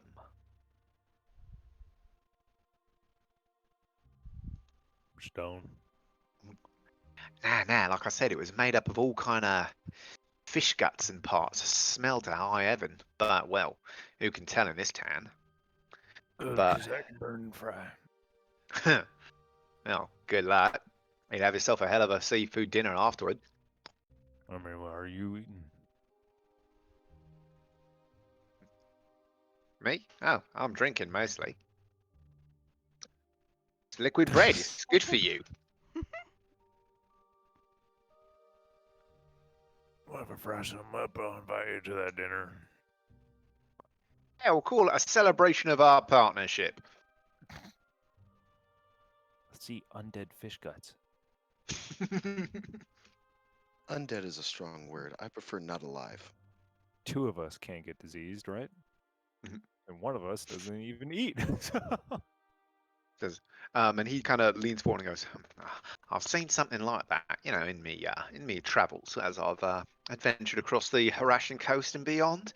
And yeah, pretty sure it wasn't undead. They don't tend to be stitched together that same way. They got a vibe to them, if you know what I mean. This had some kind of wizardry to it. Mm, Is he making any kind of sense to me? You are, with your arcana, you are familiar with the idea of golems as constructs. But go ahead and give me an arcana check to see if you know anything additional. Straight 20. Okay. Yes, you would definitely be familiar with the concept of flesh golems. They are related to, but not of, the necromantic school. They are basically treat flesh as a construction medium rather than as a kind of necromantic component. But they are generally stitched together from body parts from other creatures, of course from other creatures, but from various creatures. The precise nature of the golem will depend upon the nature of the creatures that were used to make it, but the enchantments that are required to vivify a golem do invariably give it certain aspects in common. First of all, they generally don't speak, but do understand the languages that are imbued into them by their creator. They are also generally very almost impossible to damage, except by the use of magic. And because the electrical element or lightning element is utilized in their creation process, with a 20, you know that it is never a good idea to shoot lightning at a golem. They are also, because of their nature as a construct, almost impossible to influence mentally. They are a mechanism that happens to have a flesh and bone body, rather than any kind of actual living, influenceable spirit. Okie doke. I communicate that to everybody very excitedly. But when I talk about the flesh golems, I probably also kind of make a face. I find them to be a little bit distasteful. And Can't see Grant why. goes, oh yeah, she's right, oh yeah, no, yeah, yep, I could have told you that, yeah. Clever one, this one. She knows her stuff, This guy's totally gonna end up dead in a ditch somewhere. Swear to God. You know, Because of us. He's like, he is now. Because we hired him to do something. Well, I mean, no, because never mind. Don't make jokes. Yeah. Stop. Well, sounds like either fucking way there's going to be to turn into a hell of a fight. Aye, he hauled it aboard that ship of his. Haven't seen it since. Mm. Man, well, it's the kind of thing you'd notice if it was walking around the streets, you know?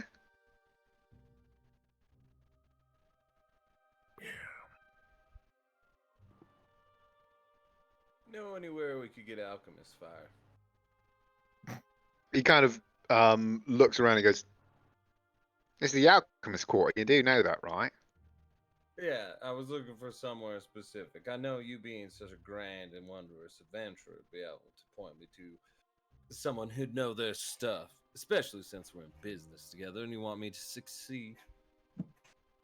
Absolutely, absolutely. Well, if you are looking for a man who does good work, I can point you to the workshop of Mr. Jeremiah. He's and he gives you a set of directions that will lead you back down into the alchemist quarter. Says got a wonderful little workshop there. Does good work. Doesn't mind who he does it for, if you know what I mean.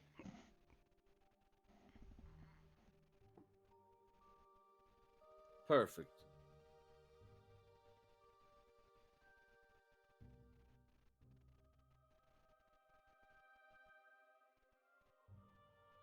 Any questions for further questions for our friend? No want receipts to who this gets sold to, complete with signet. Big smile. Oh well, of course it'll all be absolutely above board. I can assure you.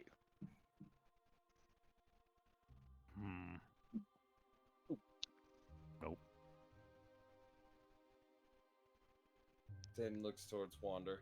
And again, in Thieves' Cant, she's basically going to say to him with all the appropriate watermarks, I'm a indicating professional. she knows what a forgery looks like. And his grin just widens. Goes like that. Please, I'm a professional.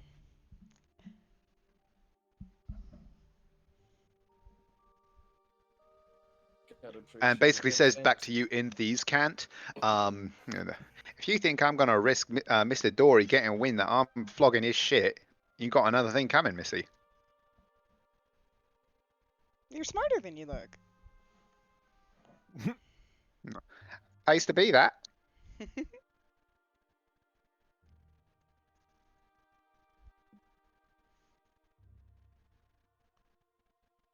Shall we go steal some shit for him to flog?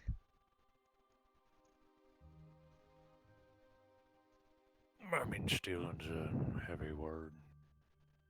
I assume there was. I don't know what you guys are talking about. We have been discussing your upcoming contract negotiations. Requisitioning, fine. Tactical There you go. acquiring. Strategically transferring equipment to alternate locations. Stealing. That's too many words. Come on. Well, that's an awful lot of big fancy words coming out of a big fancy mouth. I don't know what you guys are talking about, but well, if our business is concluded, I've got the rest of this pint to get through. I don't know why that Yeah, I broke just me, pick but it things broke up me. and put them down. I'm sure you do it well, big man.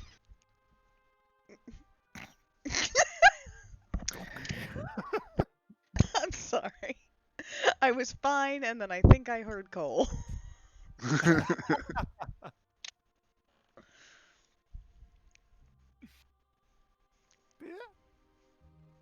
Okay.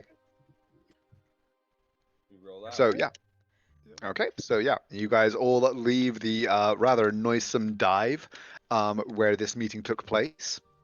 The picker's waiting outside and kind of like raises an eyebrow in question to you guys.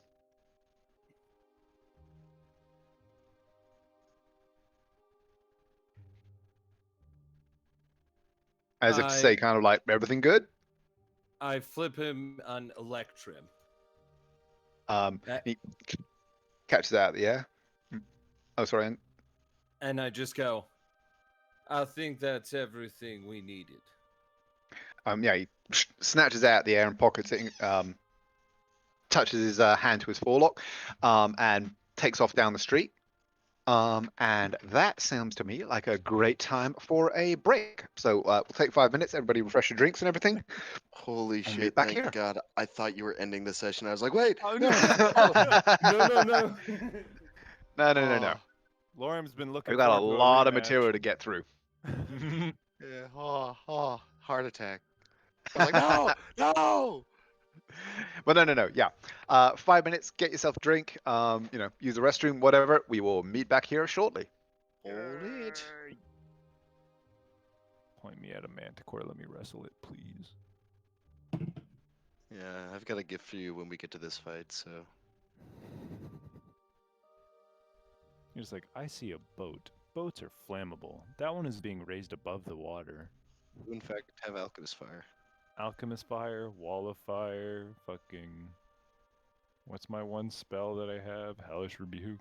Searing. You got searing I smite, got don't searing smite that I don't Not use. No, I Do have wrathful and thunderous. you? Cringe. One knocks prone and the other makes them scared. And wait, are we doing this at daytime or nighttime?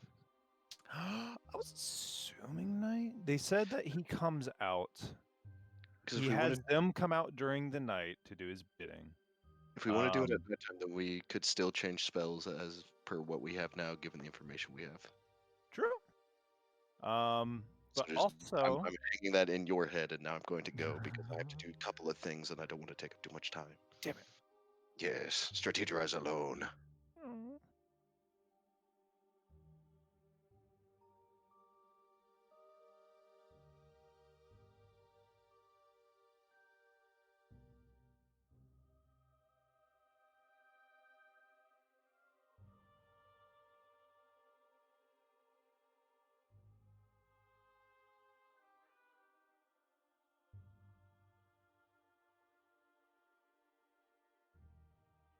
So I kind of want to go like Curtis LeMay on this, and just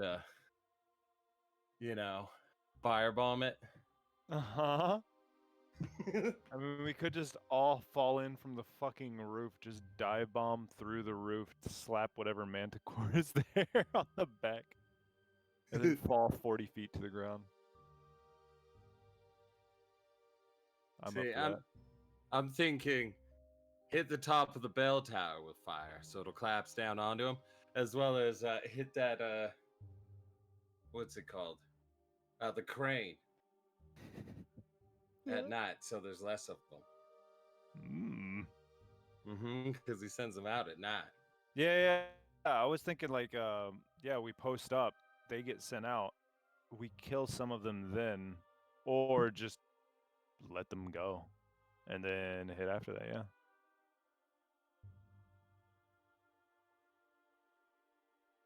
It's like, who's the assassin now? The bard, the cleric, and the big beefy paladin.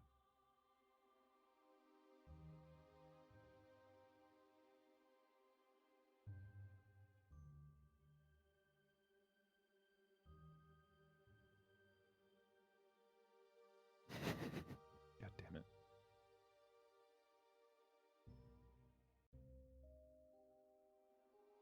I just realized I'm still just carrying around. Like, this does not work visually. I have 8 weapons in my pack.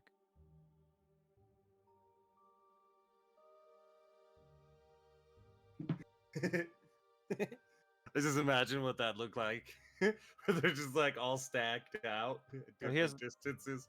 Yeah, he has like a lance tied to Sunshine, fucking 3 javelins sticking out the side of his pack, a spear, a crossbow that he never fucking uses. A longsword and a glaive that are always on him.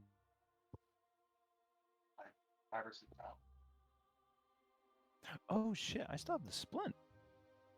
Oh yeah, we never used that.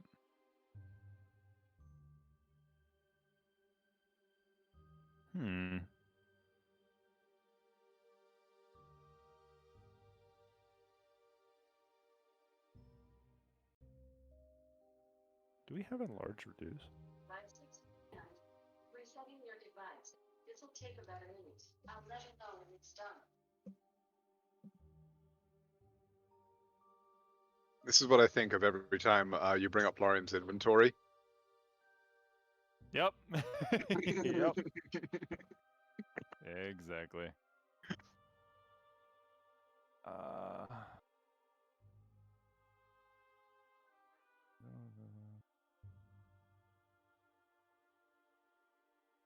Hmm.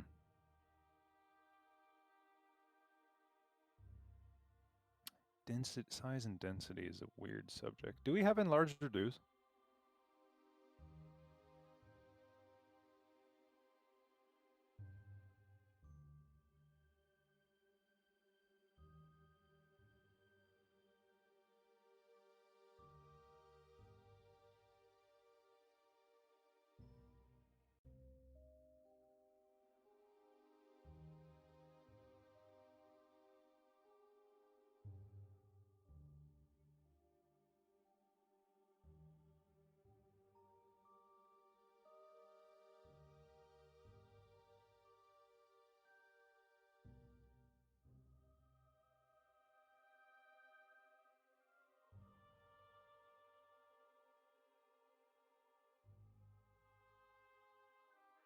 So I'm just making some tea, so it'll be a minute, and then as soon as that's ready, we will keep going. No If problem. everyone else is back.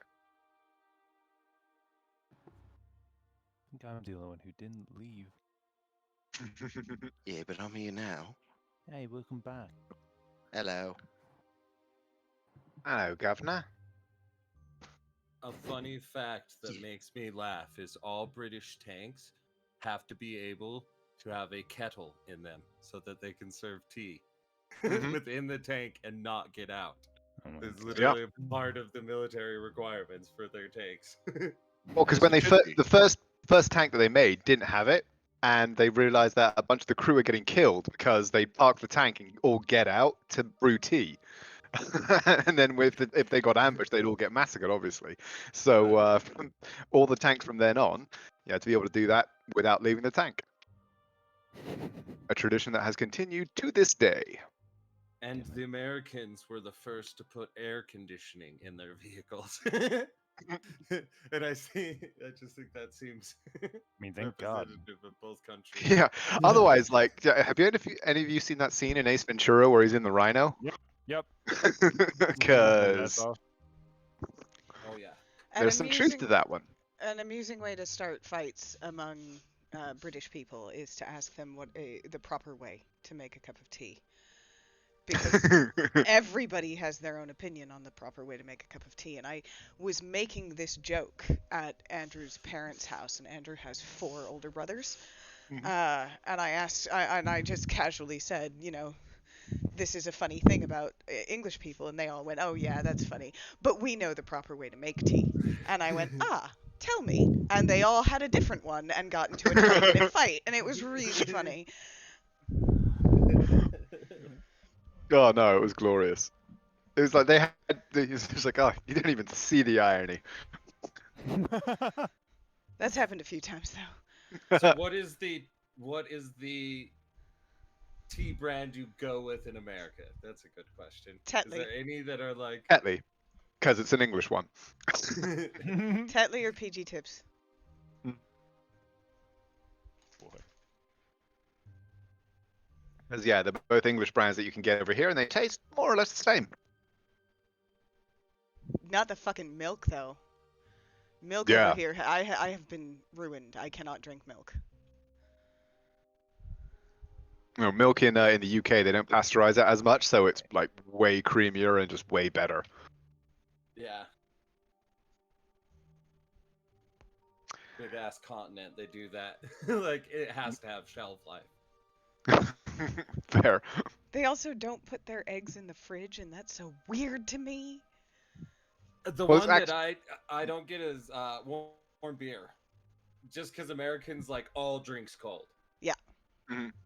Well, that's also because most beers that you drink in the UK and Europe are very different. They're classed as like ales rather than Loggers and lagers or anything like that. Yeah. So and most ales are actually supposed to be served at either room temperature or slightly warm. yeah.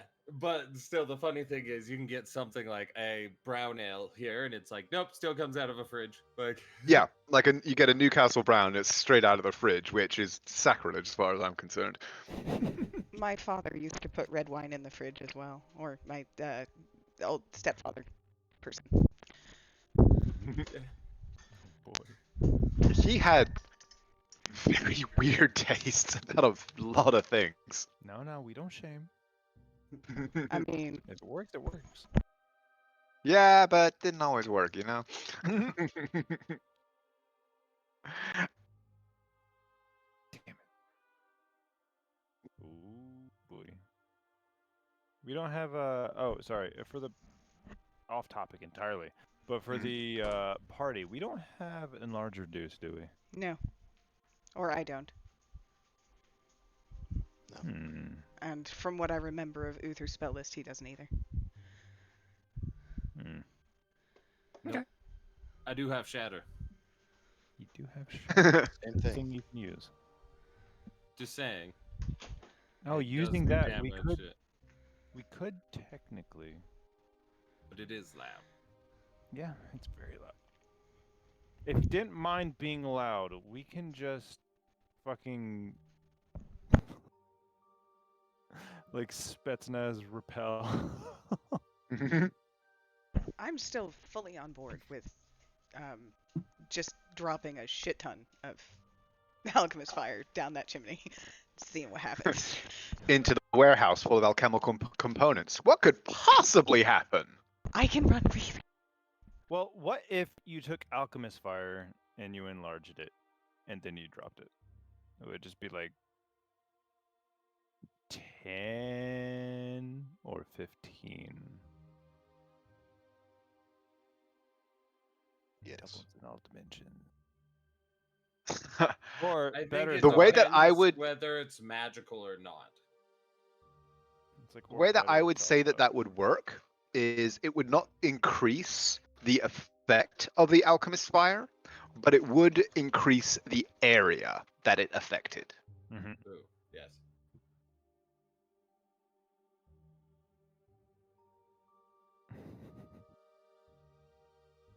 I think it kind of would follow the inverse square law. So it would be like a if you doubled it in size, it would affect square root thing. So it would be a 10-foot square basically. That would be affected instead of a 5-foot square. Could also just take something like a 500-pound cart, levitate it 30 feet in the air or more, and then cast enlarge on it and fucking drop it on something. I don't think we. Oh, have there's all kinds of fun shenanigans that you can pull with that kind of thing.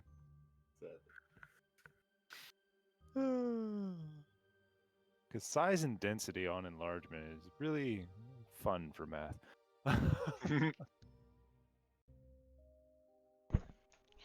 So we head to the alchemist shop because I think everybody's back. Yep, I think everybody's back. Are we ready to start the recording again, or did we ever stop? Oh, we didn't stop. Okay, so this is all on record. Fantastic. Okay, yeah. You are all able to follow the directions given by Groton, which leads you down into the some of the more noisome areas of the Alchemist Quarter. The streets in this section are, as you've seen in the past, narrow and choked with these fumes. Everywhere that you can look down into the below the boardwalks and bridges that cover this estuary, you don't so much see water as a kind of chemical sludge that oozes beneath your feet.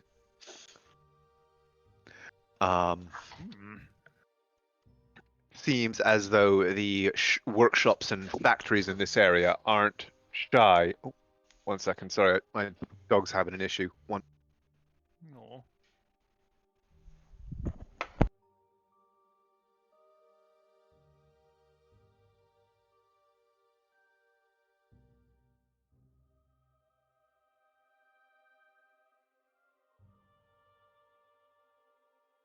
He's fine. He was like making some particularly scary noises, but then I guess he swallowed whatever it was and seems right as rain.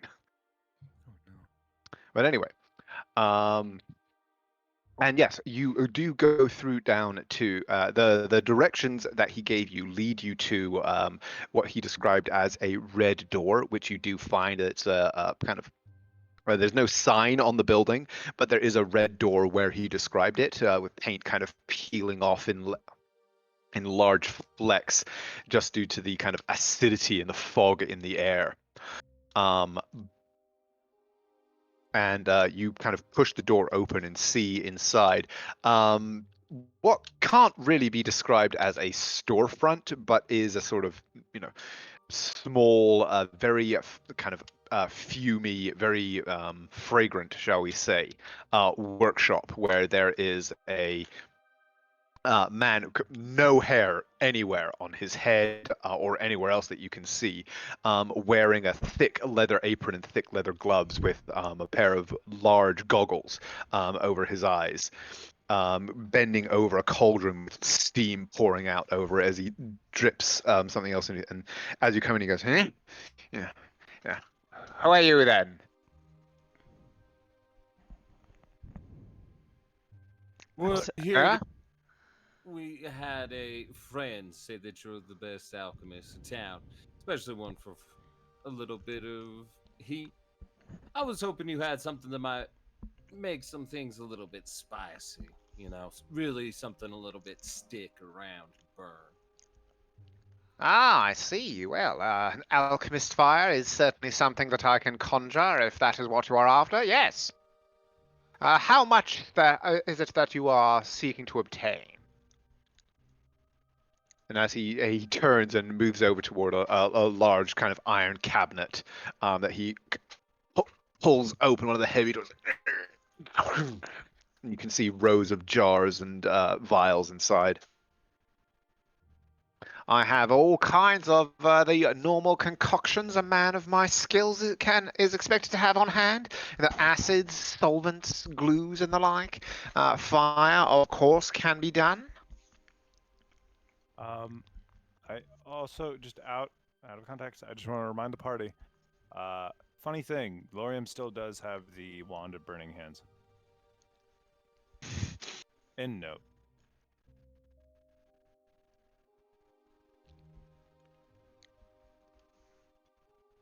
Good. Sorry, go on. Uther, I just want you to know that I do still have that. How much for each bottle? That is an excellent question.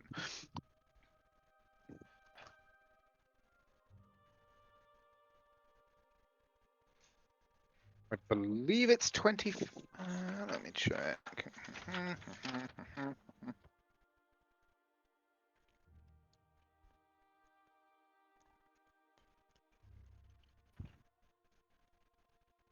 Here we go. Okay. He says, well, it is rather a complex procedure to manufacture, and of course there is the question of safe storage, so I'm afraid it is a rather dear substance. Each vial will run you 70 gold pieces.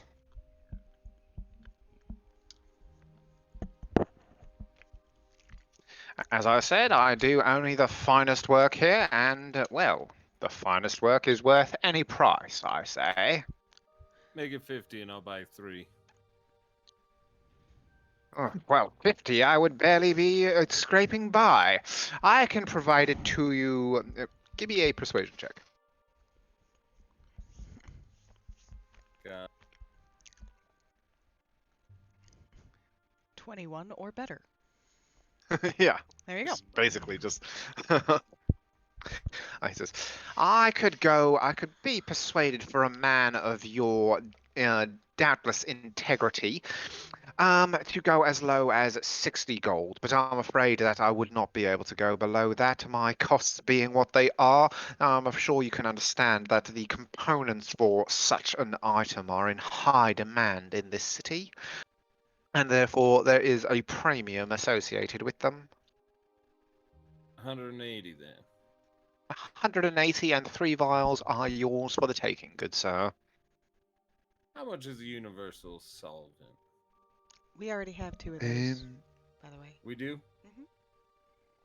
Then never mind. I'm good. I just don't want to get are you stuck on sure I don't something. want to be caught short with goods from an inferior workshop? That's true. How much for the glue? Just curious. The glue, well, fortunately, that is a slightly easier recipe to concoct and does not require the same level of discretion in its storage. That can be yours for the price of 40 gold pieces per vial. Each vial is good for several applications. Usually, you can cover an area of several square feet if applied appropriately. Kind of look over with a raised eyebrow. Oh, right. Let's throw those in together. And would it be 3 of those as well, then, good sir? Yes. Fantastic. Well then, and he takes out a small pouch and starts to place some vials from the kind of cupboard into it. He wraps it up. Goes, there you are, sir. That will be 400 gold pieces in total.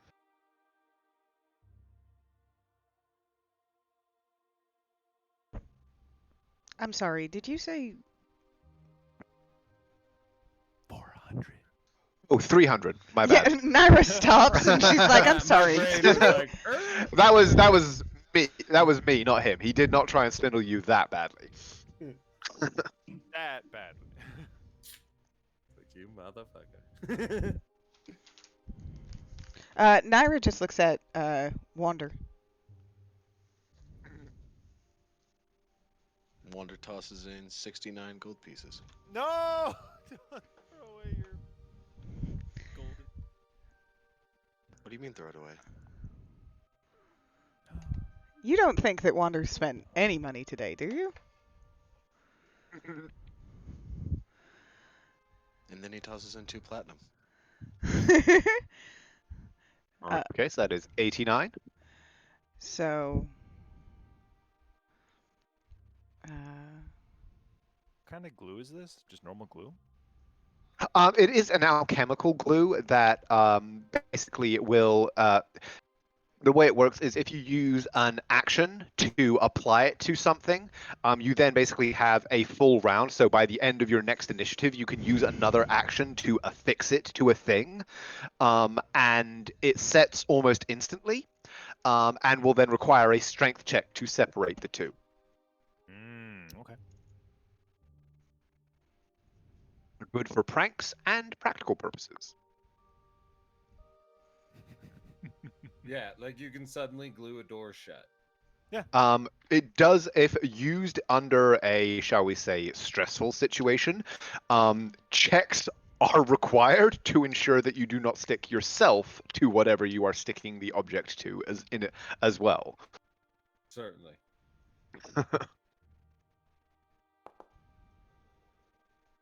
again, she's not very stealthily doing a transfer of gold between purses.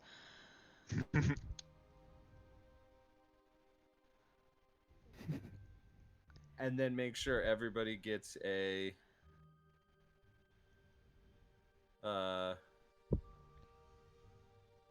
alchemist fire. Okay. How much are we short? 'Cause it was 211, because he also threw in the 2 platinum, so that brought his total up to 89 that he had contributed. You are 211 gold short. He wanted 300. 300, yes. 180 for the alchemist fire, 120 for the glue. I thought he said it was 40 for the glue. Yes, but you got 3 vials of that, did you not? Oh, sorry, no, I wanted Yeah. 1 vial of that. Oh, okay. Then my mistake. It's 220 total. He put in 89, brings your total to 151 that you are currently short. Okay, then she will hand 151 gold. Thank you, thank you. A pleasure 44. doing business with you. Are there any other chemical or alchemical needs that I can provide for you? Oh! Ha! We have 850 GP worth of gold coins that I haven't incorporated into party funds yet. I was wondering why we were running low. Mm-hmm. Did you ever identify if the jeweled rings or the dagger that we picked up or the fancy rapier that we picked up were magical or what their magical enchantments were? I do not think so. No, that has not yet happened. Okay.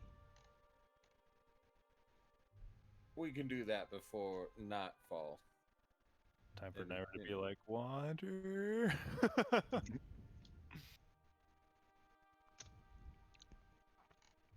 Well, she can help a little bit, but yeah.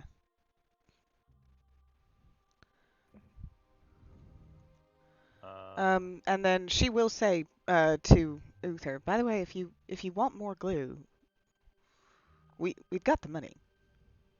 Think of all the fun we could have. I mean, yeah. Maybe one more glue. Just one more glue, okay. Just one more glue. Certainly, sir, certainly. He adds it to the pouch. Another 40 gold. She will hand you another 40 gold.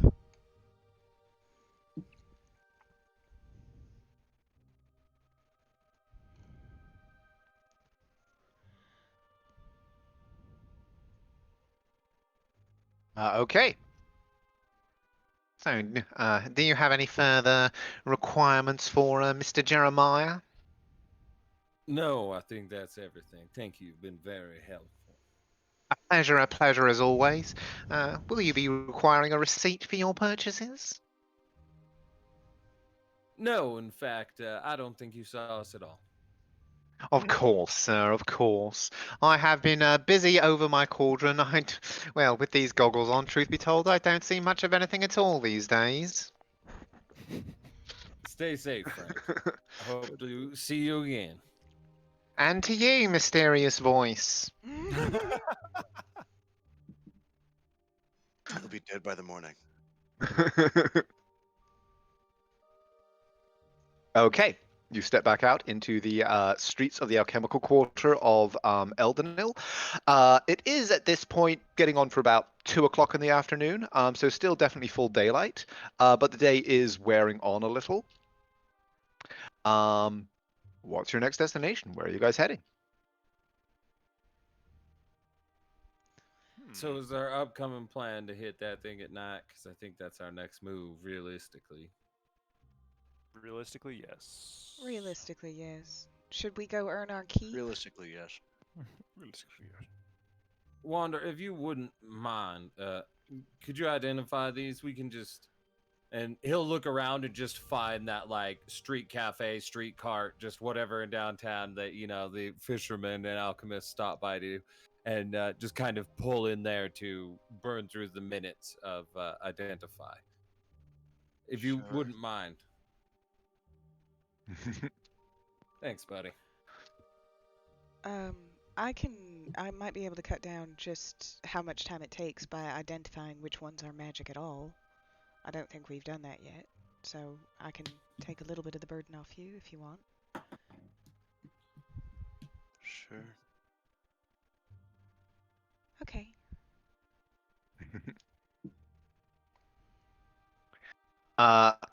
Okay, so one of the rings is magical, as is the rapier. So she will hand those over. And she will also hand over the ones that are not magical. And she will say, I know that you seem to take a liking to the shiny things, so you might want to hold on to these. No.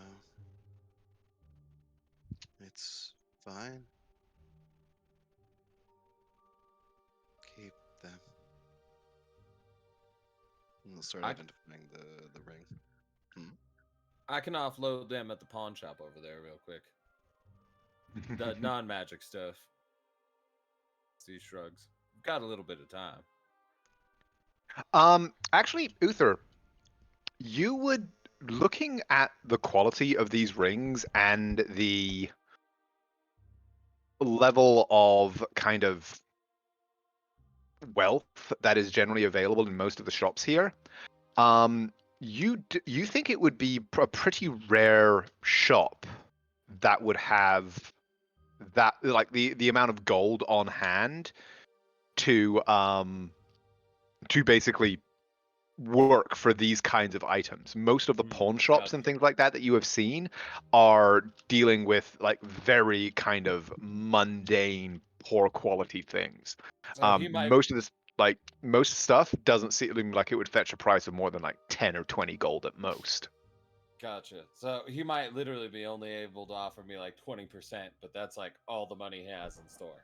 Exactly. Yeah. Like the money that you gave to Mr. Jeremiah there is probably the most money that he's, based on the quality of his shop and like the amount of wealth that you've seen in the city.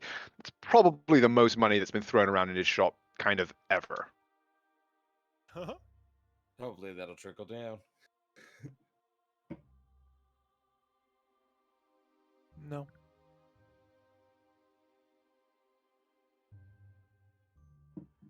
Well, then we'll keep those for when we head back to the capital. And what do these magics do? Oh, wait, sorry, Wander's, he's already... Never mind. I'll be quiet so I don't interrupt him.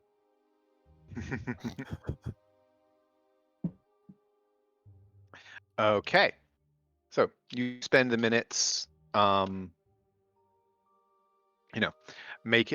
going through the process of identifying these. I assume you're casting ritually. Yeah. Yeah. So it does take a little bit of time, as you guys kind of hang out at this little sort of, I hesitate to call it a cafe because that implies a level of pleasantness that is entirely absent in this area, but eatery, let's say, will suffice. And you, sorry. Sorry, as he's doing that, Naira's actually you go ahead. I can just do this later. Okay.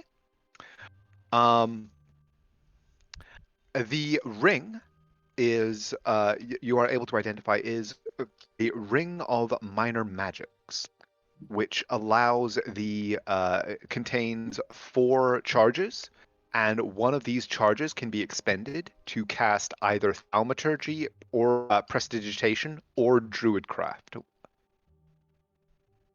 Oh my god, we have to give that to Uther. We need Uther with thaumaturgy. Am I wrong? Is that not wrong? No. Why? I don't know. I just think it would be really funny. Big booming voice. Big booming voice. Big booming voice or the tremors are what you're looking for? I'm sorry, I'll shut up. The charges reset and the charges renew each dawn. All right. In fewer words, I'll explain that to Naira and pass that to her. She won't take that. He sets it on the table. And then the rapier.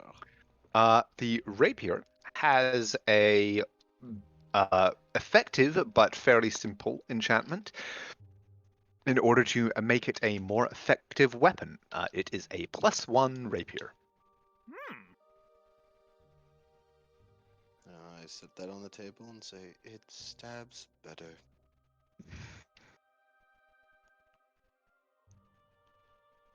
He said, yeah, uh-huh.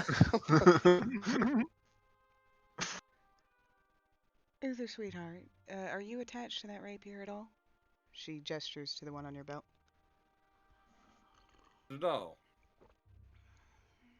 Well, this seems like a fine upgrade for you then. You see as he nods. Certainly. I won't get all the use I need out of it until tomorrow. I have to focus on the blades overnight, but are you sure it's not better than what you're wearing? You're The, much more into it than me. the blade might be sharper, but I can't cast spells with it. I don't know how to cast using my violin.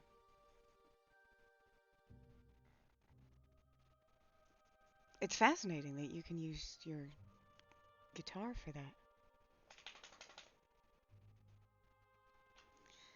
Well, yes, I don't really need anything I can cast with my sword or blasting rod, but You don't need a focus.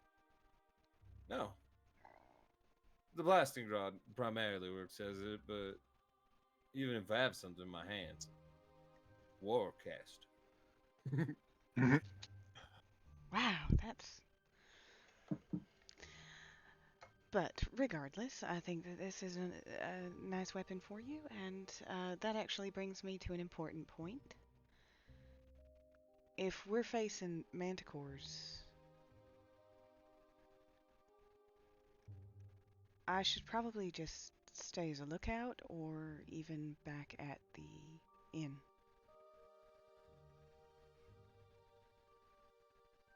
Hmm? I can't. I will be a liability. I have very little magic that does damage, and hitting them with some bolts and a blade that doesn't do magic isn't going to help.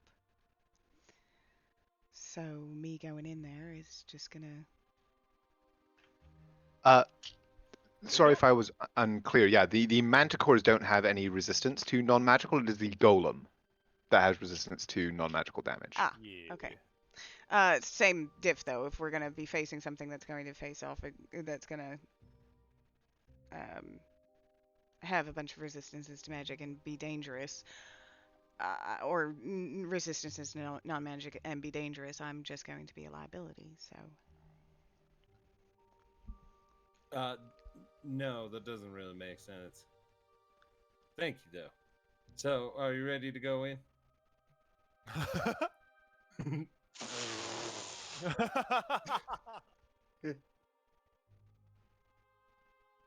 So, because it would be less effective against one of the opponents, now all of them are also removed off the table. and she looks at Wander.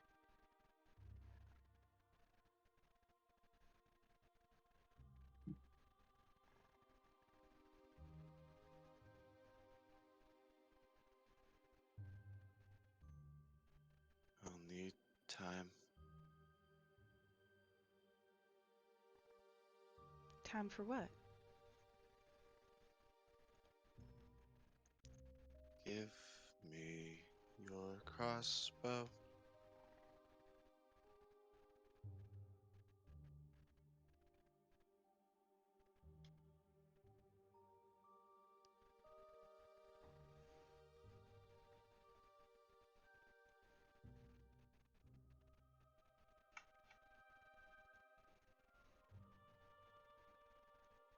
Does she give? Do I need to roll intimidation? Like, Wander gets a message. It's okay. You really don't have to. I understand.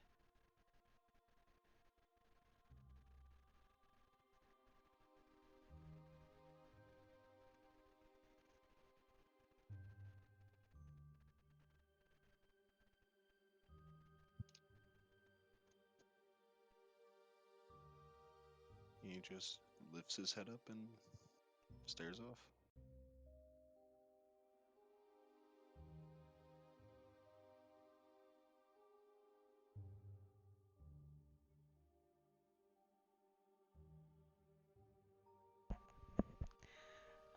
Uther, would you mind taking Lorium to the pawn shop to see if there's anything else interesting that you guys want to pick up? And she will hand him a coin purse.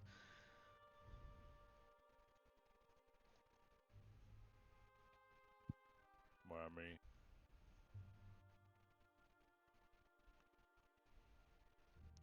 There might be some fun toys there for you to play with. I know what you're doing, but oh my god. So you do know what I'm doing. Mm. Yeah, okay, though.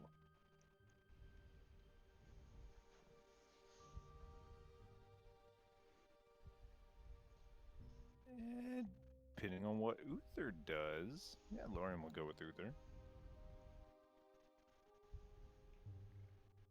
This looks at Naira.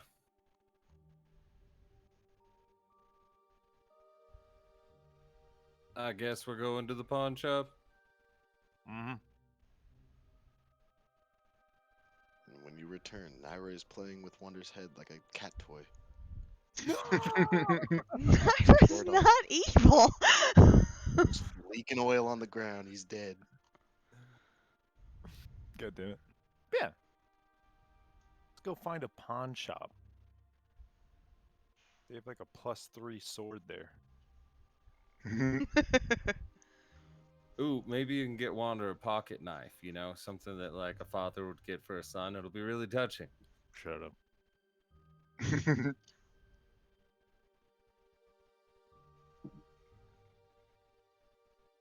Can we Yeah. talk, Wander? We should.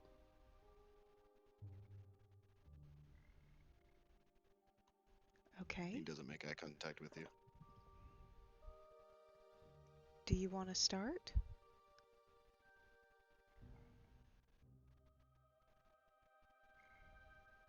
He doesn't say anything for a moment. So if you're going to say something, then by all She's means. very patient when it comes to you. Wander's the special child at the table. I understand. Still not making eye contact with you. He starts with, I tried to save you when you died. I used the best of my ability to save you. And I failed.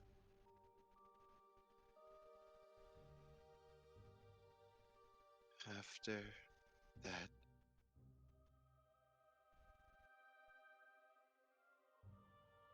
and he kind of begins to look down at the table. You see his hands kind of ball up just a little bit. He says, something reached out to me. It questioned my choice to believe in you. It showed me visions of you chasing down fleeing combatants, intent to kill in your eyes. It asked me if I still believed in you. And I did.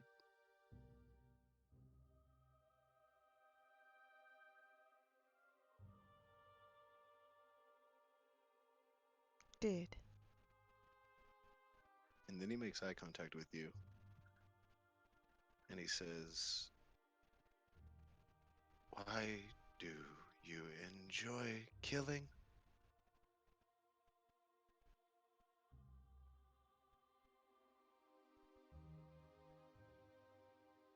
I don't enjoy killing, Wander. I do enjoy winning. And sometimes I have to kill something to win.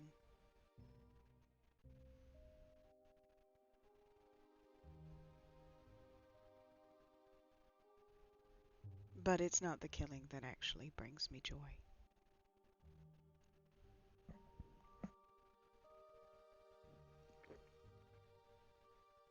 What are you willing to sacrifice to win?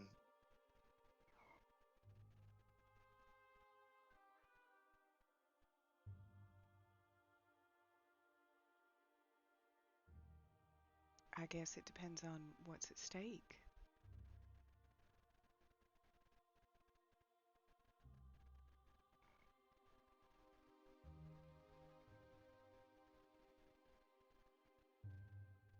But in general,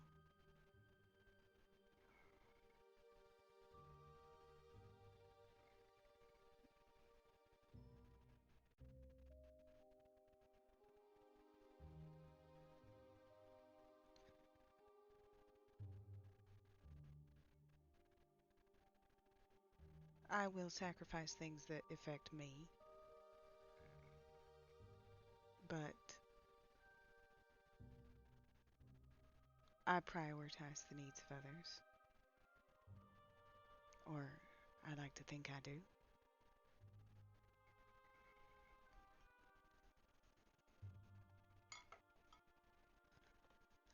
I remember that surprised Lorium.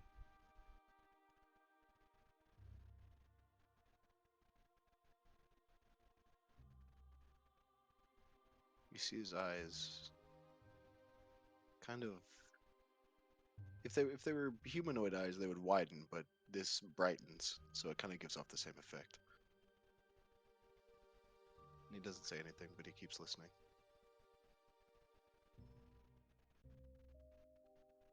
I'm gonna need to inside check that because I don't know if you're expecting me to keep talking or if you're curious about what I just said. No, his eyes got bigger.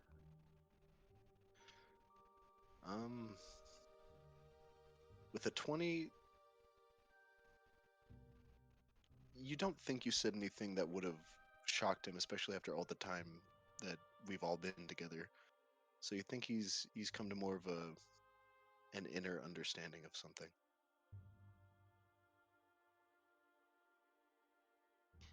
And unless you say something, I will, but I like. well, that's crazy. Go on. But I don't want to derail if you have something to say on this topic. Absolutely not. Lorium thinks I owe you an apology.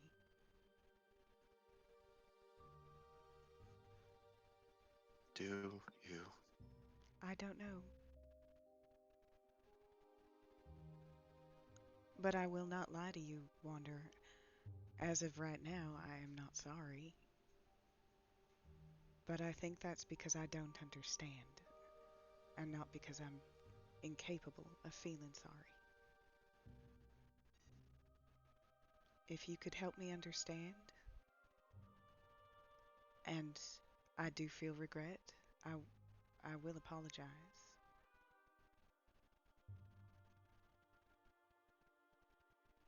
But if I don't, I'd like the ability to at least explain.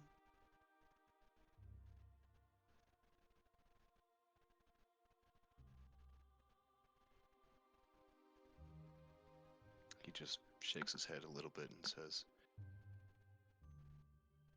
"There is nothing to explain nor apologize for." So, Lorium was wrong?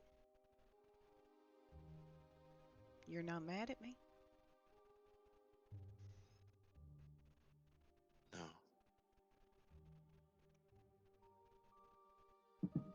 You can roll another insight if you like.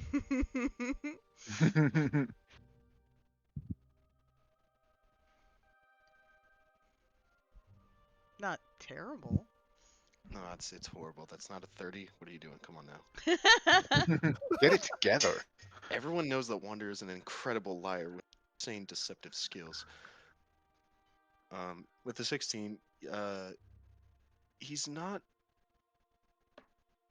You can tell that there's this weird, for lack of a better term, like acidic feeling in his words, but it's not directed towards you.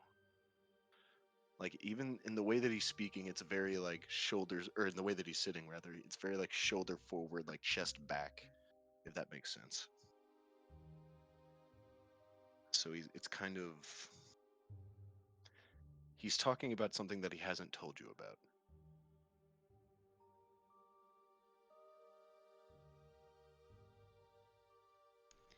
Okay, I don't need to belabor this. We can move on, but I do just have one more question. If that's all right. Yes. I told you that I would not risk you, that I would not.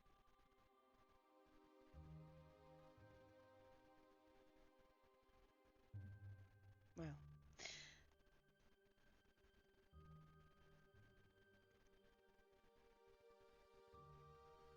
do you feel like I kept my word?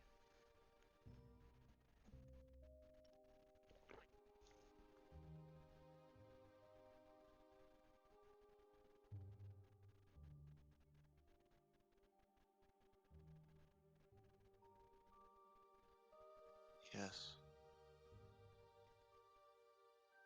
And for no reason in particular. Yup. Yeah, absolutely. Yeah, no, that's an incredible number. But this number's like, Oh my this god! number's exponential. Oh! Let's go! Yeah! God. You see, Damn. sometimes when you lie, all you have to do is say one word. I just Quicksilver want to bargain. point out, other than like little I'm fines, Naira has never lied to you, and you have lied to Naira like 6 times. Making him feel bad will not help you in this situation. Okay, I didn't use critspiration. No, I'm not! I would never use crit. Well, in this campaign, I would never critspiration a party member. But yeah, no, I mean, yeah, Well, that seems is good to genuine. hear.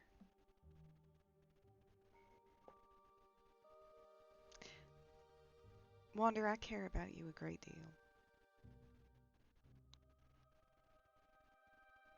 I am sorry I've given you cause to doubt me, even if I don't understand what I did. I hope that's good enough. And then she will message Uther and say, I don't know if you found anything, but you can come back whenever you want. Oh my goodness, it's a Ragthor action figure. Man, I've been looking. Oh, we can head back now. Holy shit! Wait, what? But wait, what? Aw, I don't want to go. This one's signed. By Gondordorf, the inventor? Yes. It's in mint condition. It most certainly is not. This is Elderno. There is nothing mint condition here. If you, enough to know that. we can prestige and mend it, make it like it was just like it is mint condition. Not prestige and mint a box. Oh yeah. Yes, and I just can. What are you talking about? That's how I learned how to mend.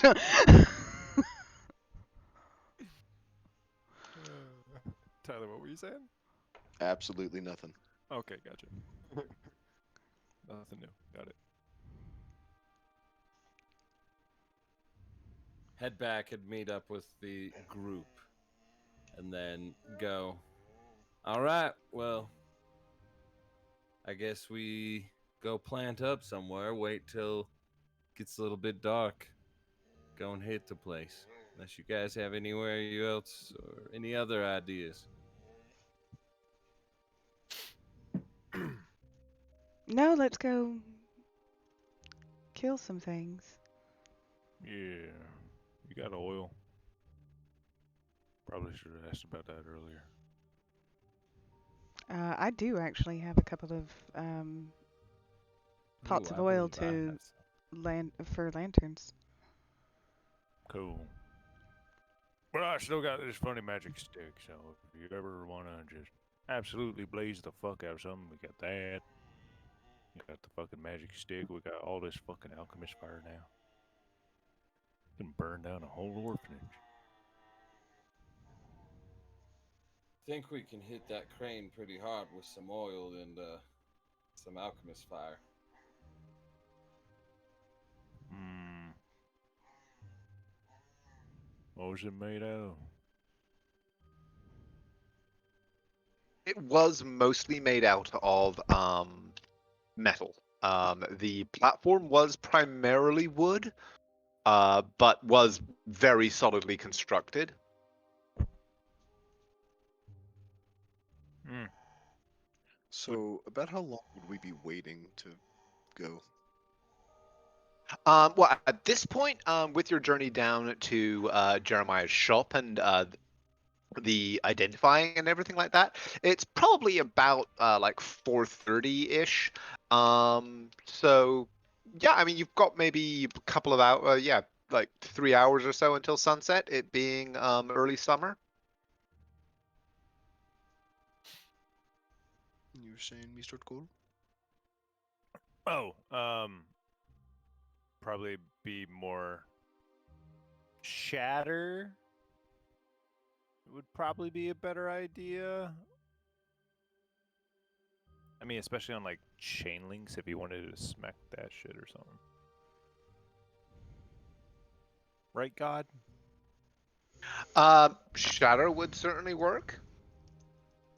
Or well, it could potentially work depending on how effectively, the amount of damage that was rolled essentially. It was like, it is chain intended to hold up a boat, Yes. so it's a pretty tough customer. But yeah, like potentially it could be, yeah, depending on the precise application, shatter could do the trick. All right, so freeze it with a frost spell and then shatter it.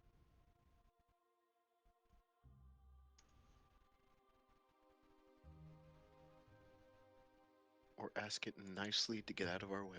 Yeah, just ask the chain links nicely to let go. Guys, seriously, I have a servant, an unseen servant. I could literally conjure it on the roof with all of the alchemist fire that you guys think is a good amount, and then have it wait for 20 minutes while we get a safe distance, and then it'll just drop it down the chimney, and we'll see what happens.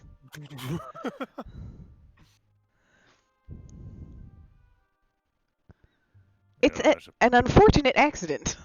no, that's a funny as fuck idea, honestly. It will attract potentially a lot of attention. Right, straight to Mr. Dory. Mm-hmm. Yeah, that'd be funny.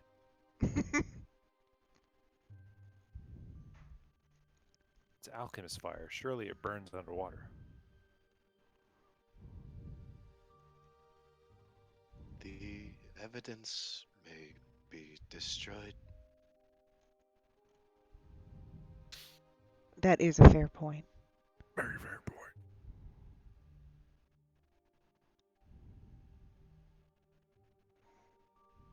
Let's just go and kick down the door and get in a fight. Let's do that. It's usually how this shit works out. I'm gonna stop trying to be clever around these things. It never goes well. Let's just go. When you be clever, we love it because sometimes those plans fucking work great, but they usually devolve into just all right. Kicking down the door and let's just, you know what? Let's just do it. Let's just do it. Wander can see better right now anyway. Let's just go kick down a door. In the middle of the day. Why not? If we do not find evidence, we'll be criminals. And then I look at Uther. I mean, they do have big, scary flesh golems, as well as I'm sure there's something on the boat that if we're capable of driving them off, I think they'll have more than enough fingers pointing at them, as well as all the other evidence that I've been able to continue to document. Everything did point toward Mr. Dory. And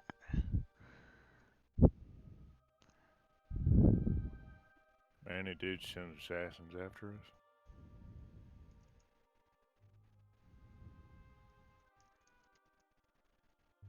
It seems so.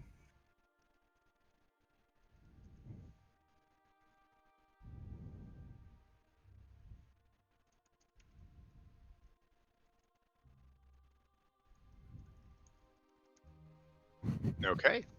So, uh, what's the plan? Are you guys heading straight to Mr. Dory's warehouse? Are you gonna hang out for a couple of hours, let it get dark? Um, it is, as I said, like it's getting toward the end of the normal kind of work day. A lot of places, you do see the streets kind of starting to fill up with workers and the like that are heading home from the jobs in the alchemical factories and things like that around here. Um, but you do also know from experience that waterfronts do tend to stay busy at most hours. Um, but you also do know from your discussion with Groton that the place does get locked up at least part of the time. Um, at which point you imagine that the manticores are left to guard.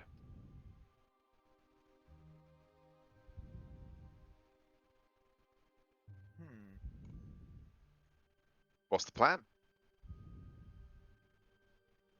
Remember, I also looked out this funny hat. If anyone ever wants to disguise themselves as someone we've seen. Just saying. I saw the lady with the clipboard. Pretty sure man, of course, would still eat her. How high was the wall outside the compound? There is no wall. It's Mr. Dory's warehouse is just like it's on the waterfront. There is no kind of wall around the compound. But this building itself is about 3 stories tall. And is, as I said, almost featureless, heavy brick, stone brick, for the majority of it.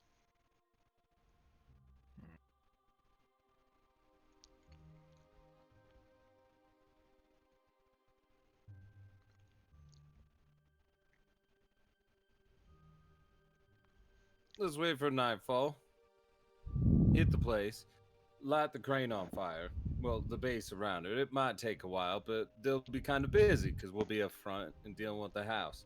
Then we can send in Wander when it's, at the bottom. Because I think flesh golems need to breathe. I might be wrong, but Well, flesh usually does. I can use the alchemist fire and some prestige to keep the fire going if you want me to go and drop that while you guys go in from the bottom. We could technically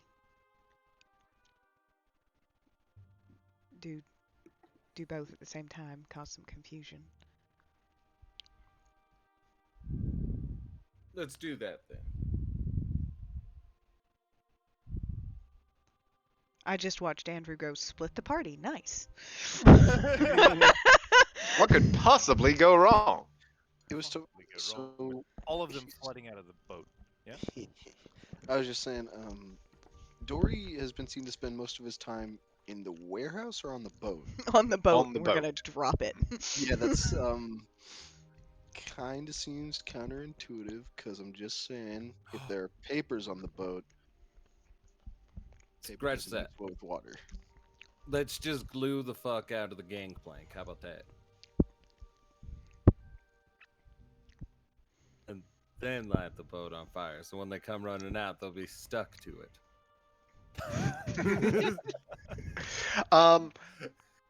Part of the described characteristics of the alchemical glue was that upon contact with air, it does dry rather quickly.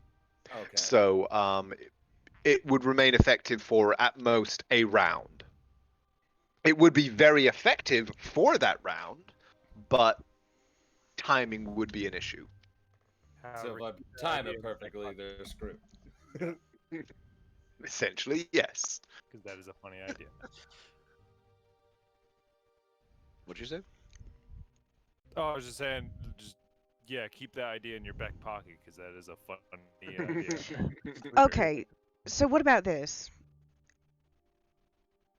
If I can sneak in, invisible like, I might be able to lock that door before any action starts. So if there are dangers on the boat outside, we can at least leave them outside while we deal with the stuff inside the warehouse, and then we can unlock the door and deal with whatever else is out there.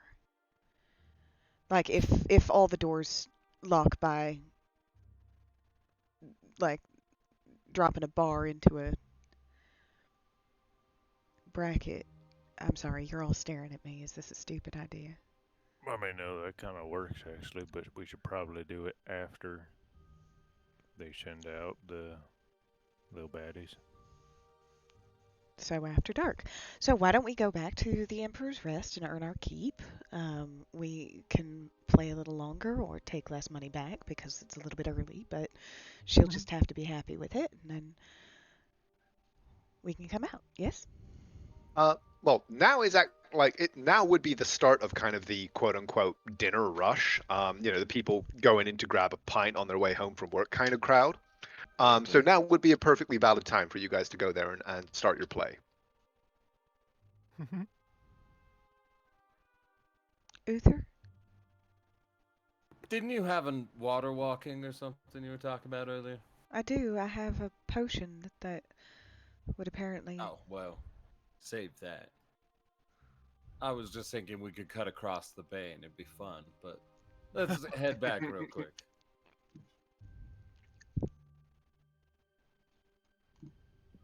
And yep, quickly make our way over to get our 2 hours in. Making our way uptown. Walking fast, kicking ass as it goes down. I'm gonna kill you. I'm gonna drill you.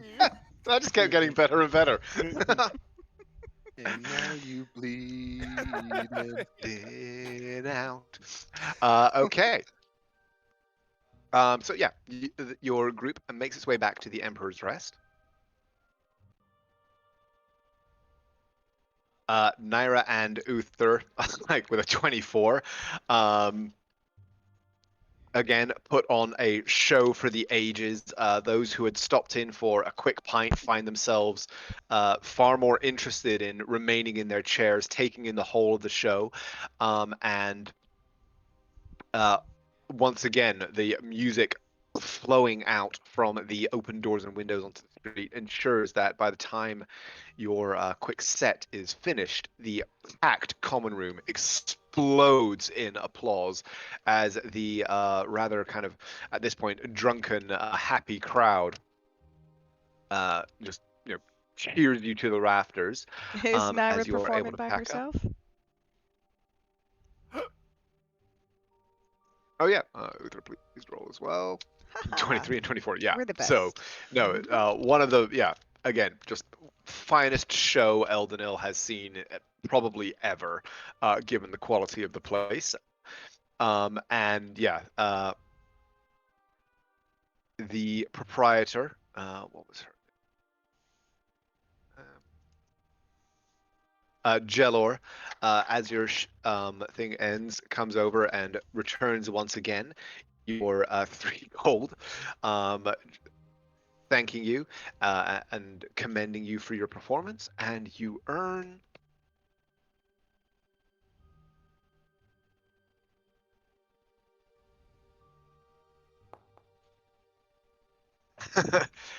two gold, as copper and silver are hurled onto the stage in appreciation.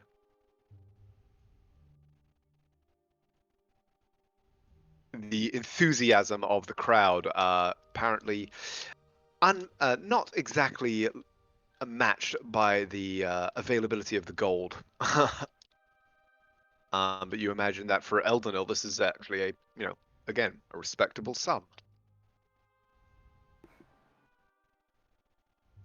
Thank you but- all so much. We're so very sad to hear of all the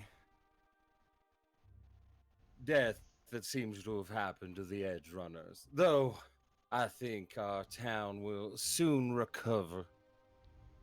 I feel things are changing. Do you not? Can't you sense it? Things have been happening here. The very ground seems to be recovering. Perhaps you can push it along. as he'll just smile, bow, hop off the stage, and then make his way over to the guys and be like, "All right, Yeah, you Right. guys can make a killing in High Town. Yeah, so you guys have continued on through, like you have played your set through now sunset. Um, Darkness is closing in outside. It's probably at this point around, but given the time that it took to go back up from the alchemical quarter, play your set, and everything like that, it's probably now around about 7:30, 8 o'clock. Jelor seems well pleased with your performance, and the rest of the evening is yours.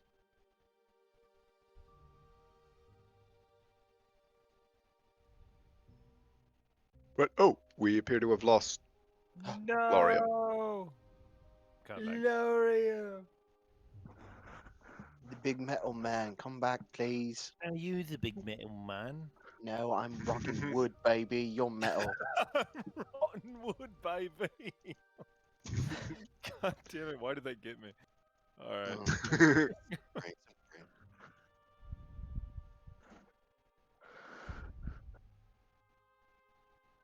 Hmm. But to the warehouse? Question mark. Yes. Suppose so. Okay. With an invisible. Okay.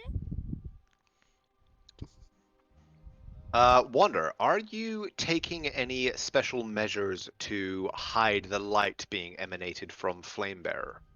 Not until someone says something about it. So however long that lasts. Naira will not will specifically not say anything because she knows you can't see in the dark. So she's prioritizing you being able to see. And she's given up on people being stealthy a long ass time ago. She's fairly certain we're gonna walk up and kick in the door. However, come to think of it, if we wanted to wait for things to happen, I can try and sneak up and see if anybody seems to be on the boat, or if fewer of them seem to be on the boat, and then I can actually see if the door there is locked or unlocked from the outside. And I can go straight in if you guys want, and then just try to get down and open the door. Maybe not straight in, but yeah, something like that would work.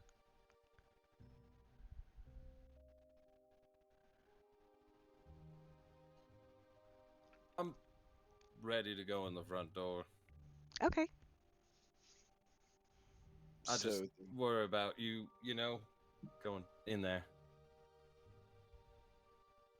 I'm not gonna fight you on it. No, I want to see that. Rawr. No, I don't want to oh, see Which reminds me, you definitely need that thaumaturgy ring. Thanks, Definitely. We actually have all three of the main things now. We have thaumaturgy, druidcraft, and yeah, we have all three of them now. Now we can move on. Okay. yay. I don't have to think about Uther and thaumaturgy anymore. We can move on from that subject. I'm just curious as to why he's so eager to. Like, where was your mind? Straight in the gutter. No idea. Absolutely no idea where it was. I'm imagining watching like a plane wreck. Anyway, so as you guys approach, make your way down through the and then through the alchemical quarter toward Dory's warehouse, you do have plenty of time to strategize. So, what precisely is the plan?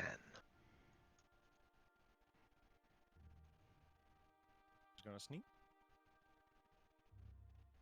No, because every So time I suggest sneaking, everybody's like, "No, you're going to die," and we're scared. Oh. I'm okay with you sneaking. Just don't die. No, I think most people have voiced the opinion that going just kicking in the front door and destroying everything is the preferred method. Let's go. Mm. But Lauren's not gonna fight that. He's- I didn't say destroy everything. I said, make our way forward. I think we should head towards the boat first. And if someone comes to intercede against us, then we can try and persuade them to go away. But I think I'm the Might only have one to who can get to the boat without going through the warehouse. You'd have to be able to It- climb up a 3-story sheer wall. Hmm.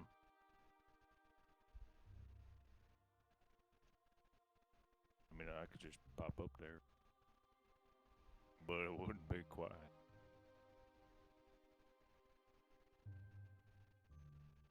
Are you talking jumping or are you talking magic? Well, 'Cause- jumping's funny, but I mean, I have faith that you could do that. I would really like to see it. It'd be quite the spectacle. now if I had the spell jump on me, yes, he could. He could just leap up there. But he is speaking about Misty Step.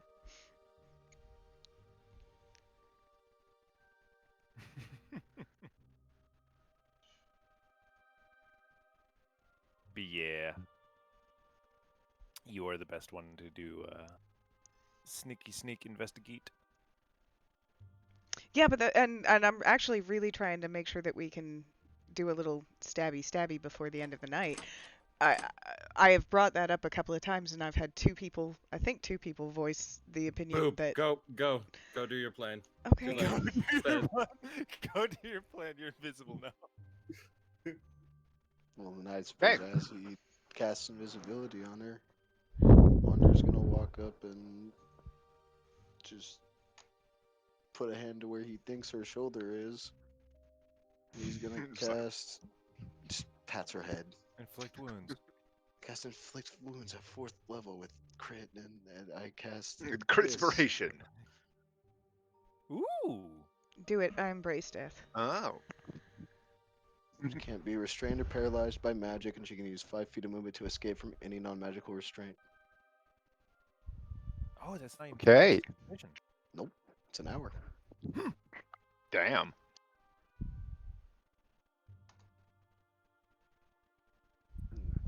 He just says, "Don't," and then just doesn't finish it, and then just walks back.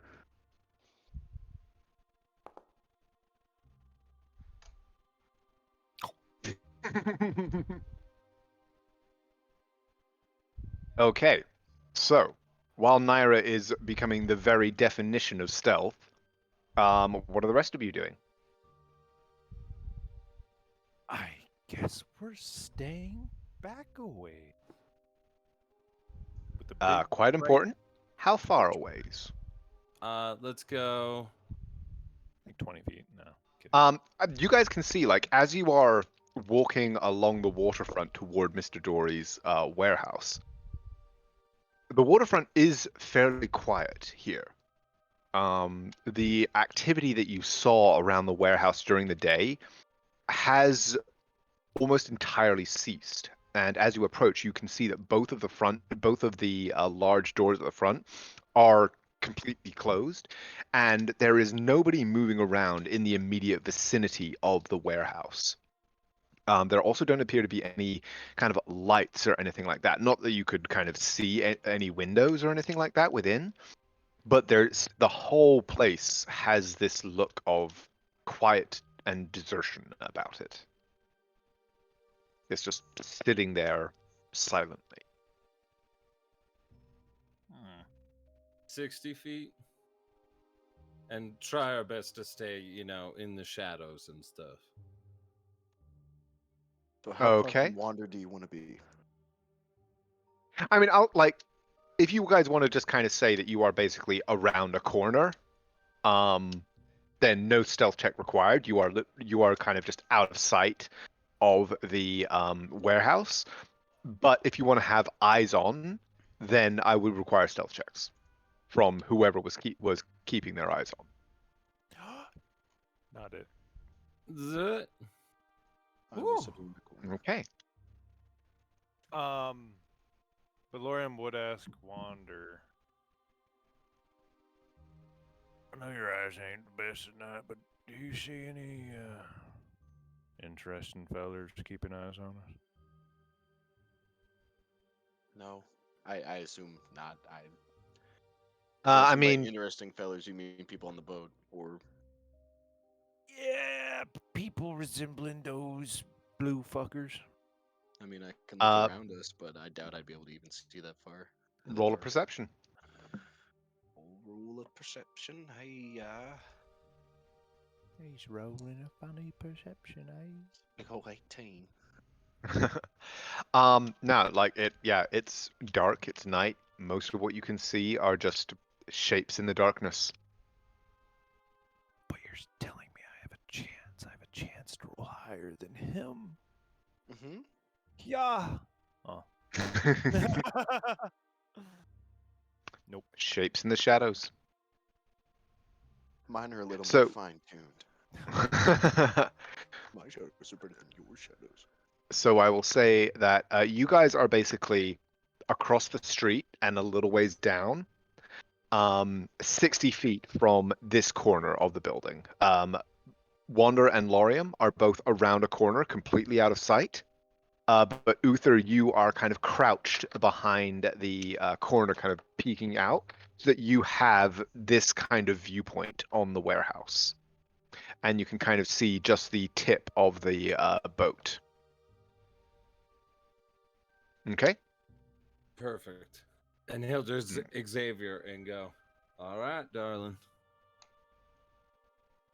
Tell me what you see. And then cuts to Naira. Okay, Naira. With your 30, I'm assuming you're just climbing straight up to the top floor? Yeah.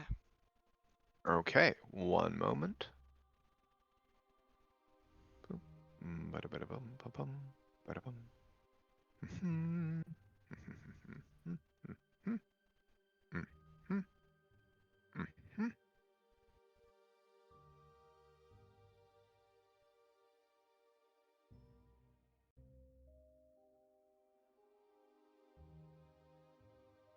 Okay.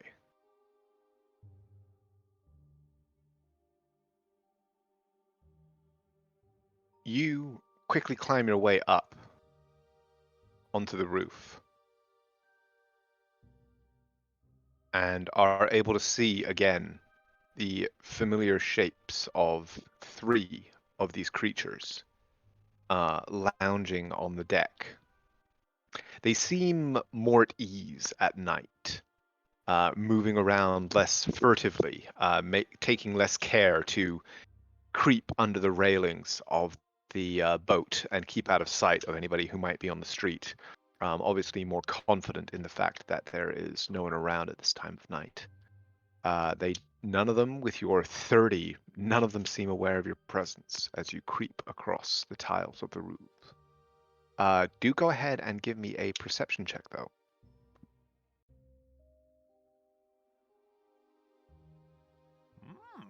Mm. I have done really well on those tonight. With another 20, you can hear similar growling and movement from inside, but as with these figures, there seems to be less care taken in the movements.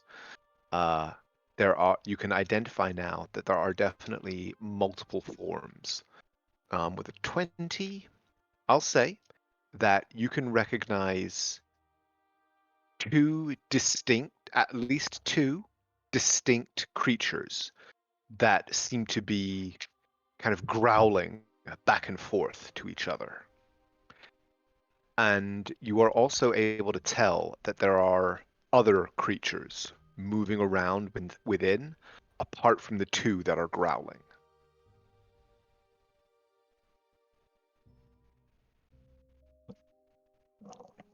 You climb down, moving quietly onto the platform of the crane. The wood feels slick, almost slimy under your feet. But you are able to land in front of the door, which has the look of, whilst being, again, heavy and well made, seems to be a fairly ordinary door. There is a keyhole and a handle.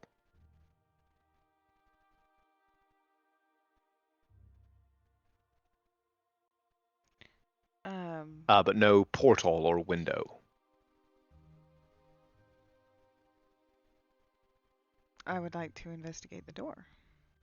Roll me the investigation check, please. The door is untrapped, and you discover, somewhat to your surprise, unlocked. Not actually surprised by that at all. Fair enough then. I wouldn't expect this door to be locked. They don't expect anybody to be up here. I am going to basically try and wait until it seems like none of them are looking in this general direction. Okay. And then unlock the door? No, because it's already unlocked. I just Or, want to slip in. open the door, Yeah. sorry. Slip in Um, quietly, close door behind me, hopefully without being seen. That's the plan. Okay. Roll me another stealth check with advantage.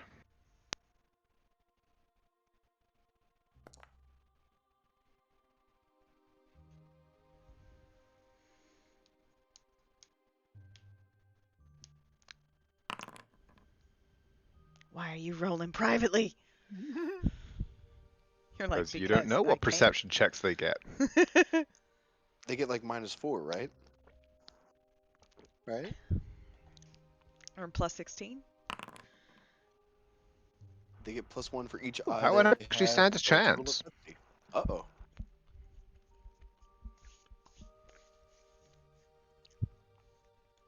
Okay.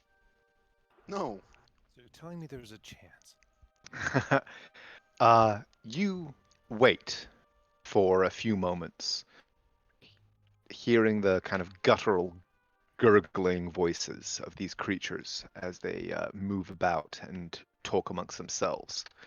There's a moment where one of them apparently tells something that passes for a joke, and strange kind of choking laughter sounds in the night.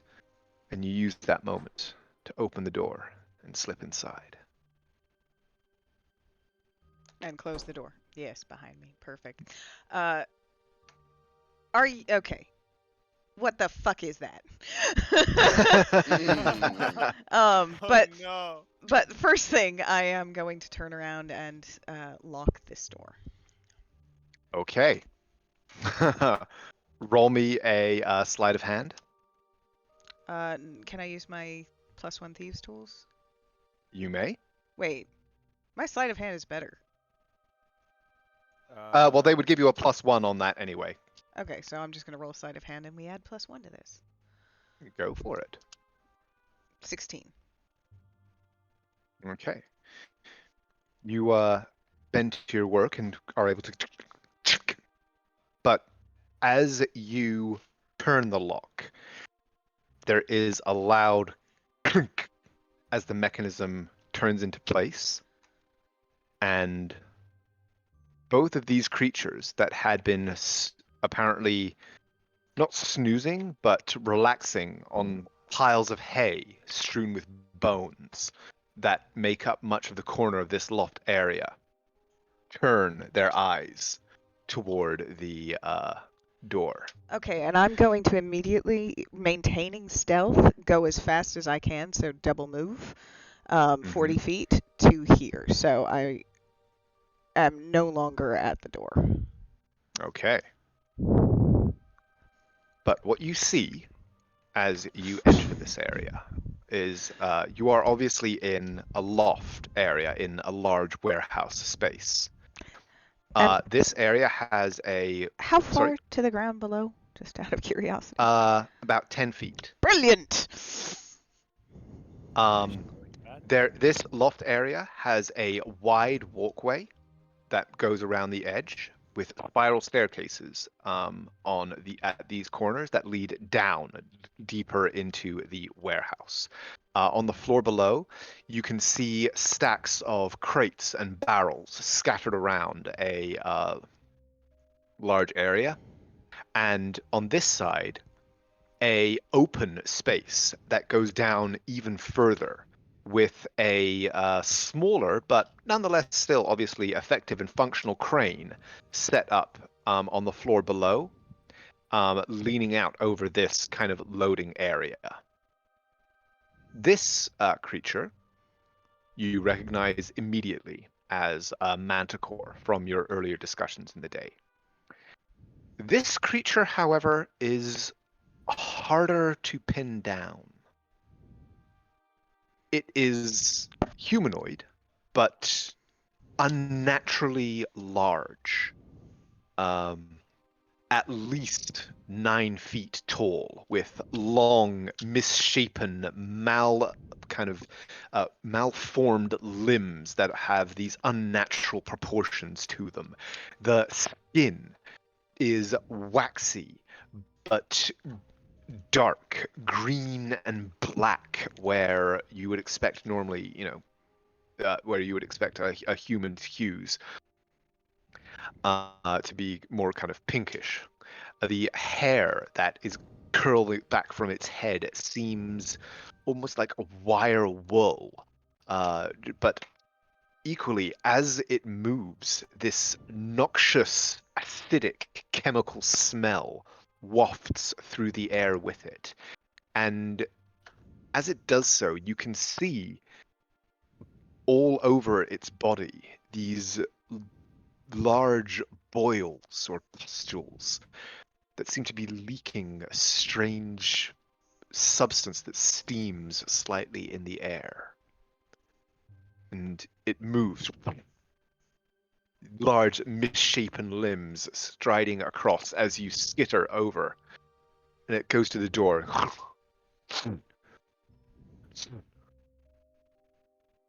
Gandak! Gandak! And the manticore, come here! And as that's happening,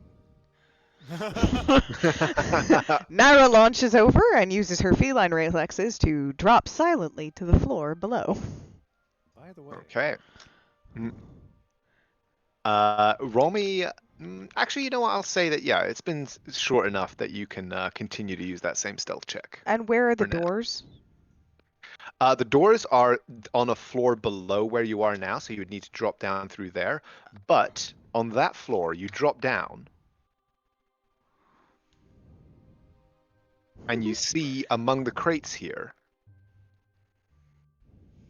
Where's the party one? Don't show him! Don't show him! Don't show him what I just did! Don't!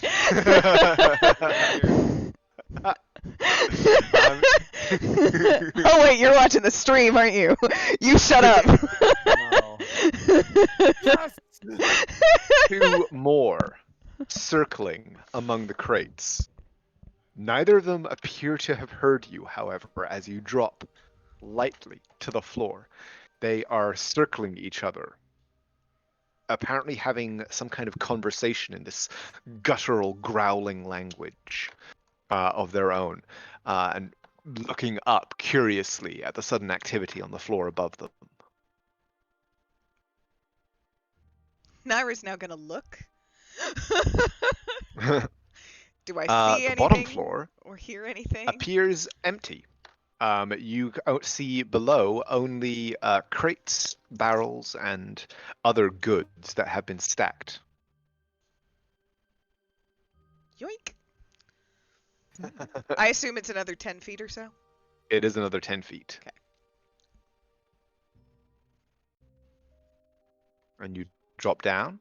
You can see the 2 sealed doors on the northern side. Piles of new door. crates. And indeed, a small corner area that is partitioned off with a door closed leading into it. Oh, I want to go look at it. Both of these doors seem to be sealed with these heavy bars that have been pushed into brackets from the inside. I am going to go to this one. Walking around stuff, making as little noise as possible in case that wasn't obvious. Yes, yeah. I figured you weren't just kicking crates out of your way as you I moved. do want to just do a real quick perception. Do I hear anything on this floor, like in this room? Oh! With a 23, you hear from above you continued movement. You hear the sound of a lock or a door being tried, but unable to be opened because it has been locked. And then you hear, boom, boom, boom. Why is this door locked? What's going on?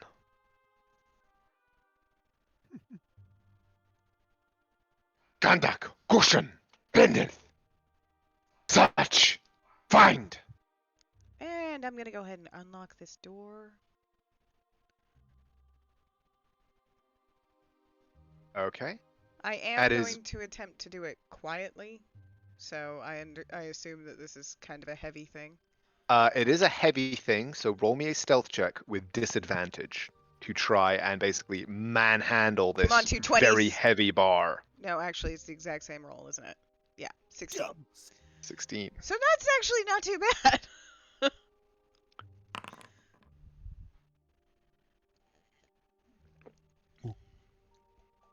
You lift the bar up, straining against the weight, and are able to get it out of the brackets. But as you shift it and try and lower it gently to the ground, it slips and boom, one end of it thuds into the floorboards. And from above, you hear the unmistakable of recognition. And I would like everybody, please, to roll for initiative, as this seems like a good spot to dive into initiative order. Ah, You're such a funny guy. oh, hey, Lorium. Oh, hi, Wander.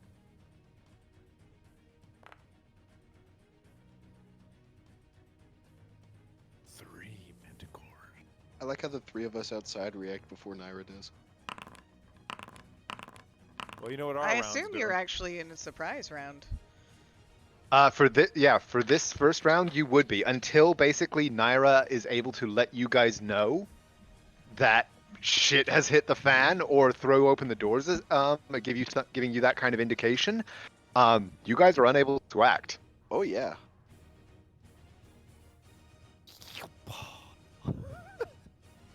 So top of the round.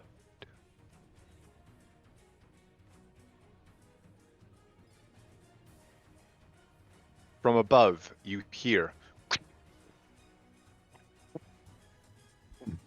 as a heavy winged figure drops through.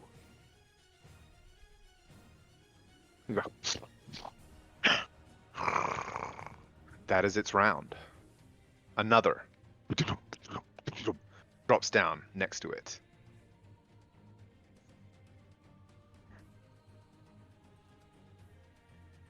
I didn't want the party token to get hurt. From above, you hear the voice of this creature. Gashan, Doc, what's happened? What do you see? Hunt it! Lorium Wonder, you guys are unaware. Naira.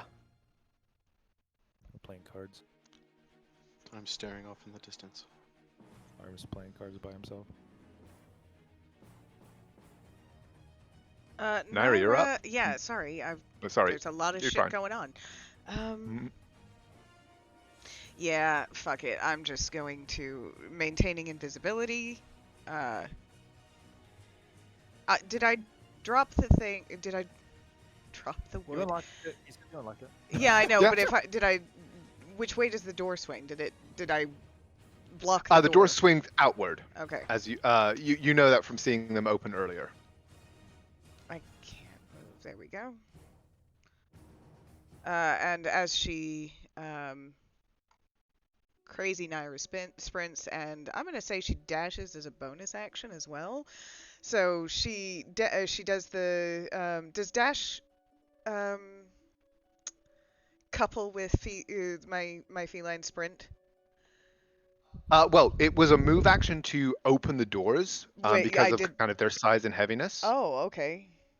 Sorry, I wanted to let you finish before I But you would have so you could then dash to move your speed, and yeah, you would then be able to use your feline agility to move a full 60, or is it 80 for you? Well, doubling my base speed puts me up to 80 with my feline stuff, so I can move 160. Then yeah. Well, no, you would only be able to move 80 in this round. Because a full move action to open the heavy door, and then your And dash then your would be 30 dash, feet and then or more. doubling it, or Yeah. 40 feet, and then yeah, your feline sprint to up that to 80. Okay.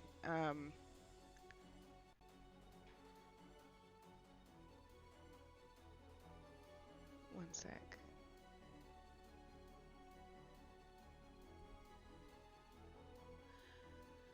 You're Okay, a so rogue, right? huh? You're level 2 rogue or higher? Yeah, I've got. Oh no, Or I'm rogue? I'm level 3. I can dash as a So you can bonus action and bonus action, yeah. That's what I was saying. I was doing. I was bonus action dash. Action dash. Fair enough. Okay, then yeah, Well, you could move no, up to your. I'm not gonna action dash. I'm going to action message Ah. Uther. Your invisibility will drop. I don't care. Good. I'm also not moving stealthily at this point, so I think I can just get to where you guys are all standing. Yeah. No, I can't. I'm right there. Well, they are also. Actually, I mean, yeah, they're like kind of here. So they're a little further than they are showing on the map, but yeah, that's more. You're within a few, like 30 feet of them at this point. So. And yeah, Uther, you have just seen her throw open the doors and come sprinting out. I felt the concentration drop. How'd the sneaking go? You get a message. 3 mana cores and a slimy ogre.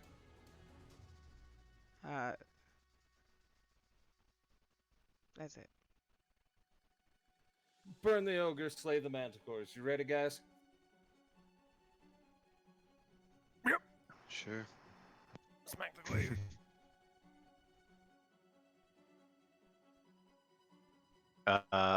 From within, there are sounds of movement, a large form crashing into large objects. That's all you hear. Uther. Uther, seeing that and the running 5, 10, 15, 20, 25. Again, you were 30. 60 feet from this Oh, spot, okay. so like a double move. You would need a double move to get to there. Like a single move action single would get move you will to where you are, where you basically were on the map. Okay. Yeah. So I'll do that running forward and then just ready my action to shoot the first hostile looking thing to come out the door, if anything does. Okay.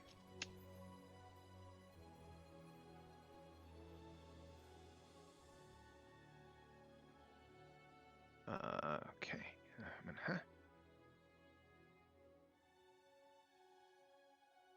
More movement within. What is this, by the way? What is what? Oh, that it seems to be like a hitching post that for horses and carts and the like that would be making deliveries or pickups from the warehouse.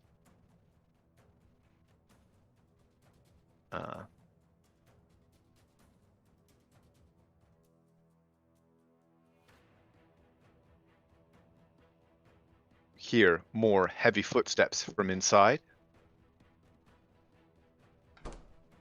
And the door shuts. That was easy. Lorium, you're up. Yee. Da da da da da. Can't move that fucking far. Gonna move right there. Well, again, it would be a single move action to there, so a double move would get you Okay, so 30 feet. to double move would get you to the corner, basically. Right there. Yep. Okay. Just waddling on up. Wonder. I'm moving up next to Lorium. So that puts me where is the ruler? This is always the most fun part. Running. I'm used to it. The nightlight has moved. Naira, you're up.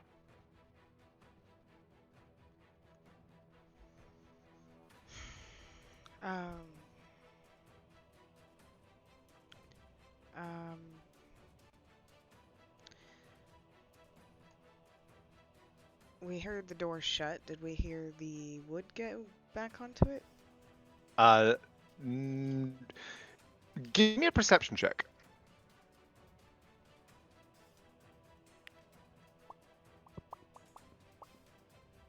I will say, Wander, Lorium, and Naira, you can all roll for this. You're all close enough.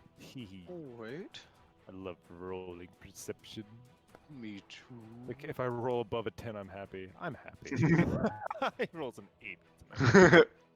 8. No, none of you heard any indication of the locking bar being placed back into position yet. Yeah, I got a bit of.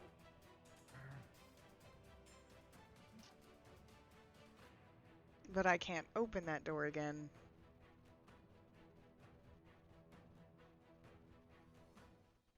Well, this is whatever. Death. Break it down.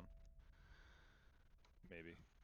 Dash is a bonus action, and try and open the door. Okay. You wrench the door open to see the ogre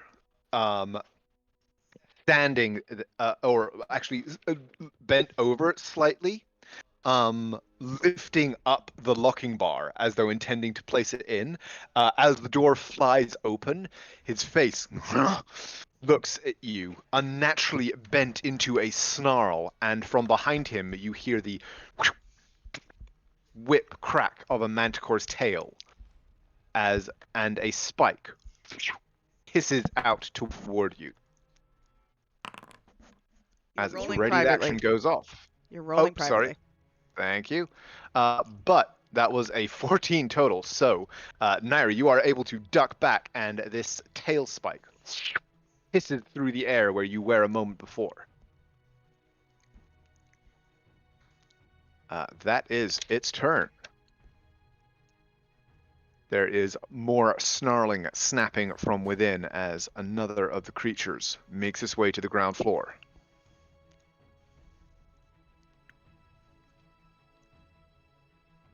And this creature leaps over here and again whips its tail.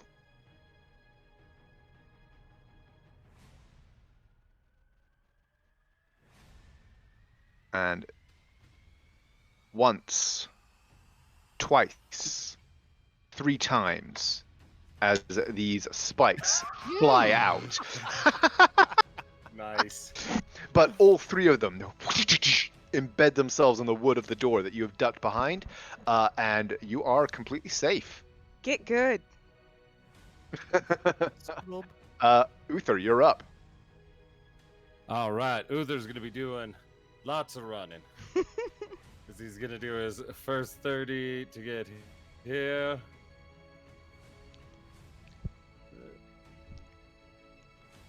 And then another 5, 10, 15, 20, 25, and 30 to get him there. Okay. And go, you've got this, darling. And then give her an inspiration and end my turn. This manticore leaps, wings spreading wide to land on the pile of crates again, and its tail.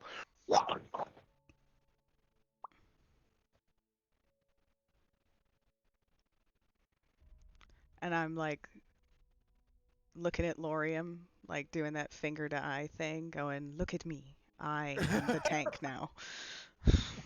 Miss. Miss. I think they actually might need to roll like a nat 20 to hit Naira. Miss. As once Not more, even. just these three spikes come hissing past. No, they need to roll a 16 or higher. Fair enough. What's your Uh, AC right now? No, 15. Sorry, they need to roll a 15 or higher. I'm at 21 right now. My God. Look at me. I am the tank now. I mean, I can get 21 too. I can get 23. We can play this again. But the alchemical, the great creature ahead of you hurls aside the bar now that the door has been open, raises up its claws and bares these dripping fangs, and is going to attempt to first bite at you. Oh, ew. Damn it. Ooh. Uh, Who's the tank? Hey, I'm tanking, am I not? taking 8 points of piercing damage and 1 point of acid damage as you feel this, you kind of, the alchemical scent washes over you from its noxious maw. But the effects are surprisingly mild. But the claws then seek you. God damn it. Ooh, another hit. Oh, shit. Ooh. Or 12. Alright, I'm done mucking about. Whew. Oop, that's a miss. Was the 2d6 Wait, why plus is it 4 doing for 1 claw? That was for 1 claw. Okay. And then another 10, so 22 points total damage. Can I, I'm going to use evasion to half the 12. Or, okay. I think she Or was- is it uncanny dodge or evasion? Or Uncanny dodge. because I thought Uncanny- evasion uncanny was dodge, okay, sorry. uncanny Yeah. dodge. Right. Okay, cool. Wait, Yeah, let me no double worries. check and make sure I'm thinking of the right thing, because I think... There you are. Am I? Uncanny dodge. It's Yep. reaction. Yeah. Okay. Yeah. Yep. That Here was it the one. is. Okay. That's the one. So, 15 additional points of damage, right? Correct.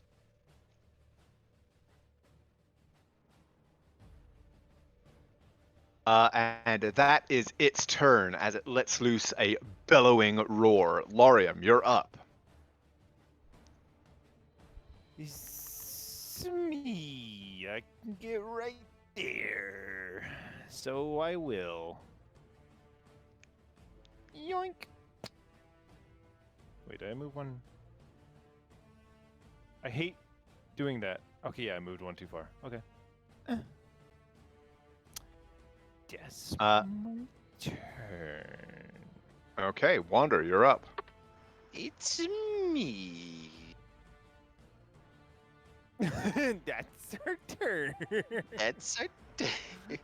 You see, I And- didn't move one too far. Someone knows their fucking numbers. Nairi, you're up. I'm holding one of those glues, right? I think, yeah. Right? Oh wait, I hadn't moved 5 feet forward. Yeah. Well, you only bought the one glue, I thought. No, we right? bought 2, because You remember... bought 2? Oh, we then had yeah, that- definitely you would be. Yeah. Uther would have one, and then Naira is carrying kind of the party inventory. So yeah. Which, at some point, No, we Mariam, definitely have we the do other. have to talk about how much I'm carrying. Uh-huh. Tell me about it. So what is the spread on the glue? I don't actually have it on my inventory. Basically, if you want to just kind of smash the vial, it will spread across a 5-foot square and require a dexterity saving throw from anybody in that square or who passes through it. to avoid the glue.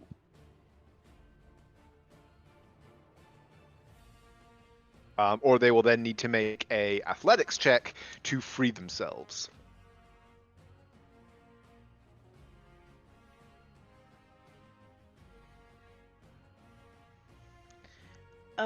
So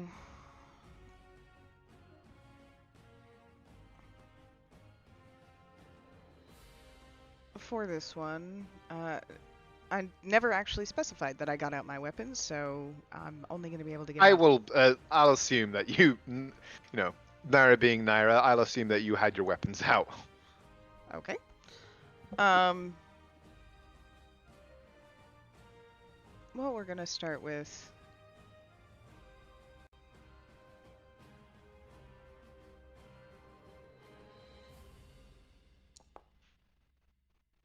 23. That hits.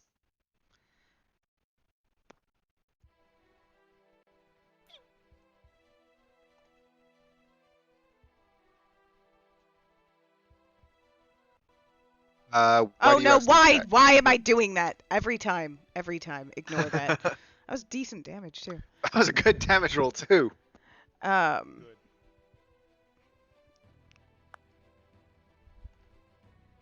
And it's because habit, that's why.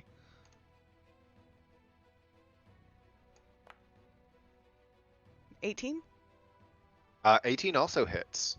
However, before you make that second attack, well, keep that attack roll, but as your rapier pierces this creature, please give me a dexterity saving throw. As from the wound, as you withdraw your weapon, this alchemical spray bursts out, showering you.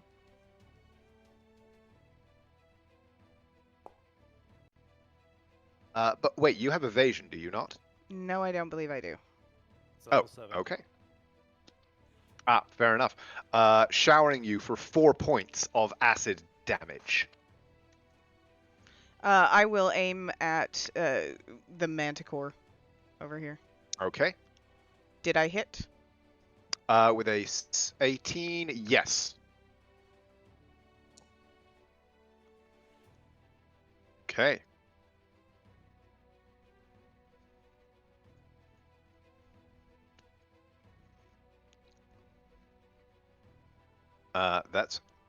Is that your turn? Yep. Okay.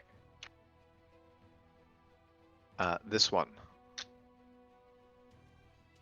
moves up, perching on another batch of crates, and you are now being provided cover by the creature that you're fighting. By the way, so add that to your armor class. So I think it does legitimately need a nat 20 to hit you. What's it at? +6? +4. +4? Then no, it needs a 19 or a 20. Well, here goes. As 1, 2, and 3. And does not get the 19 or 20 as 3 more of these spikes. Brings us back around to the top of the round. As well, this other one's also going to try its luck.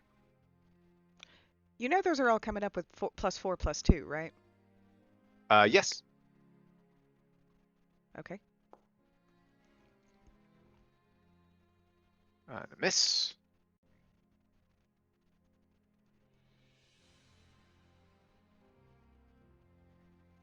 And a miss. And And a miss. That would have been a hit, except for the thing in my way. Okay, Uther, you're up. Oh man, here I come.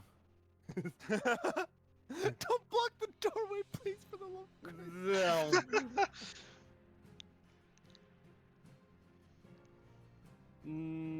Actually, I'll stop right there. I work better at ranged. What can I say? How I'm built. Built differently. And then with that, that's all I got. As I'll end my turn. Okay, you do still have a bonus action if there's anything you want to do. I'll just go, Lorium, kill him really quick. As I'll inspire Lorium. to kill it really quick. Okay. This Manticore now with 2 enemies. Naira, odds or evens?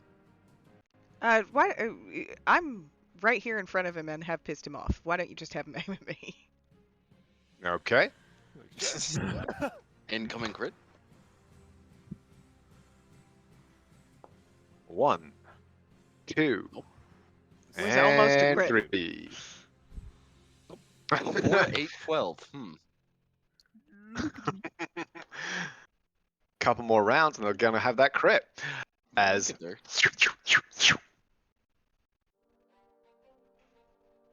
and the alchemical ogre is going to rears back and actually drags its claws across its own chest.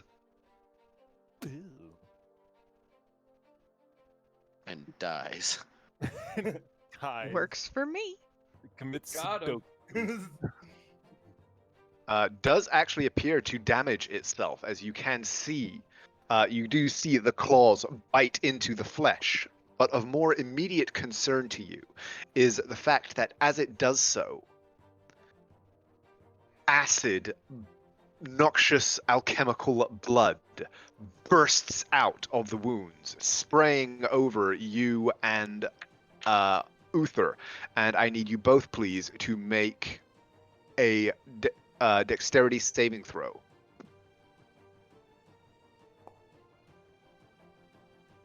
Woot.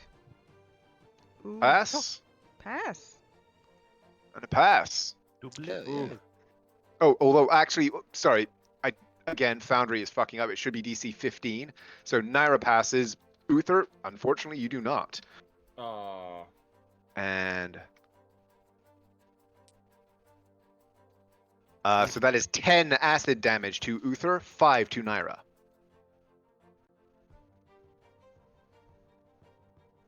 And Laurium, you're up. Unless you have evasion, Oh. I'm not sure if you have it yet. No, I do not. it's only 7. Oh, okay, okay. And he trying, hello! Oh my god, hello!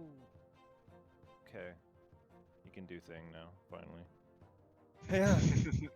Together. Yeah. I attempt to smack. Yeah, that's gonna be a hit. Okay, here, take this and make me a wisdom save. And it's gonna squirt all of us. You fucking cunt. That save. Okay. It is not frightened. How much damage was that? 15. 15. Okay. And yes, indeed, I need both Naira and Laurium to make me dexterity saving throws. You got this, Naira. You getting +3 from Look me, what even. you did. You getting +3 from me, even. 7.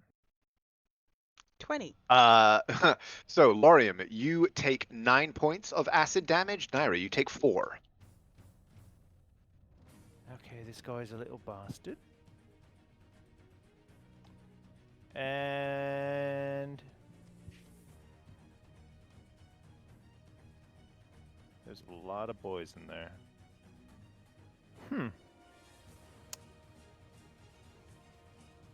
Can I shove attack? Yes, you can.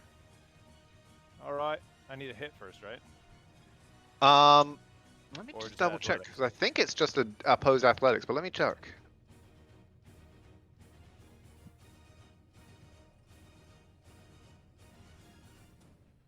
It's like, boss, I know you love getting this +4 to your AC, but you're kind of dying just by existing. So Yeah, get it says away. instead of making an attack roll, you make a strength athletics. So it is going to be opposed athletics checks. Are you gonna shove me? No, I'm shoving it. And yes, you are.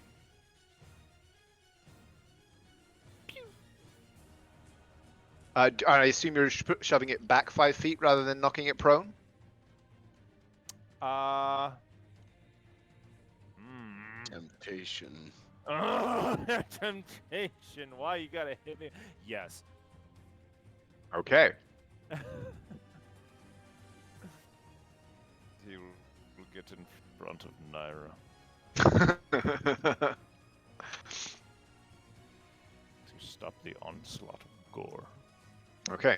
And that's your go. Yes. Wander, you're up. Damn, that's crazy. 5, 10, 15, 20, 25, 30. Oh, wow. Hey. All right, now the tanks are up. Door. Yep, I am gonna hit him with my mace that I use. Flame Bear. Okay. Yeah. This is what we do. We close this. We lock the door. Yeah, we just lock him out. Yeah, no, it's just us now. They hear banging and screaming, and I go for the big ol' whammo. I also can't see his health bar. Big ol' 10. Oh, can you not? Okay, let me check. Okay, A 10 does not hit. this is tragic. That is my turn. Yeah, you guys Yeah, should bug be vision. able to if you hover over him. You should be able to see his HP. I see it. Right here? Yeah. I Okay, don't know why I good. can't. Weird. Maybe I'll try reload, refreshing okay. foundry. Yeah. But he is a correct man. I do have a bonus action, and I will use that Oh, bonus hang on. No, foundry just like completely pooped the bed. 1 second. Because I That's- reloaded in it. That's fair, that's fair. I did roll a nat 20 to hit, and you said 10, so, like, that's crazy. 1 second. Foundry. Really acting He's weird. got 16 HP or 16 initiative. So let me re-import him. Go, bam, and he was on this much HP. 3. Those manticores are crazy. And then boop, Seeing the and he is manticores, on. though, Lauren will vibrate enthusiastically. Okay. I will use my bonus action. Shield of. Okay. So good luck. Naira, you're up. Good luck. Kind of blocked me here. I mean, you got a crossbow. You can just pew pew. Yeah, but you guys are both giving him cover, being so big and metal sometimes. Didn't you say she have can you like beam through us? Have you considered investing in sharpshooter? Yes, but it'll be a while until I get another feat. Damn. Well, you're killing inside. You're ballsy. Have you met Naira? What the hell? Yes, I have. We literally had a whole conversation about this. And you guys are giving her sneak attack now. What? It's like you invited her in. You are going to be Gatling gunned up. This can only end well. It's You are getting flanking there with Lorium. Perfect. Just, I've got the diamonds ready. I got 40 HP. Lay on hands ready. Sounds like we're all gonna make a real good team.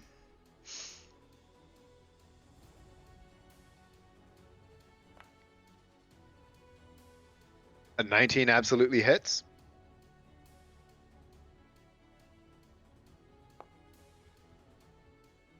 For 11, and then Please give me a dex save. right. Oh, she'll get that. Hopefully. Do I still No, get I you mean- the +3? Yeah, you're within Yep. 10 feet.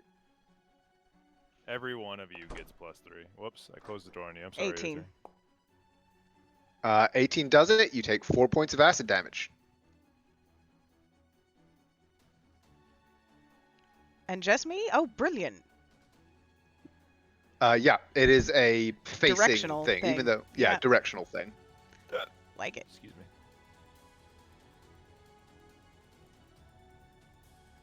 So yes, your hand crossbow. 15? 15. 15 hits. Woot. What's its health looking like, guys? Don't know. I can't see it. It is in fact not there. Oh, it's not there for you either? No. So that's an Huh. additional 18 really? points of damage. Well, you would know that it is looking about half. Ah, yeah. And please give me a another dexterity saving throw as your bolt thuds home. Are the Manticore health bars showing for you? Yes, Manticore health bars are all showing for me. Okay, then why the heck is it just Weird, him? yeah. Oh, well, yeah. Yeah, okay. No worries there on the dexterity saving throw. Oof. But you still take 5 points of acid damage from the spray. Just slow. It's like stepping on caltrops. And then this Manticore, with a roar, leaps forward and bite and claw.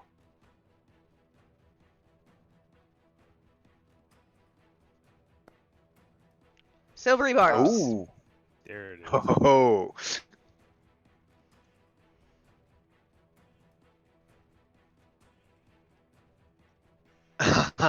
Your word of power rings through the warehouse, buys you just enough time to duck away. Its attacks fail.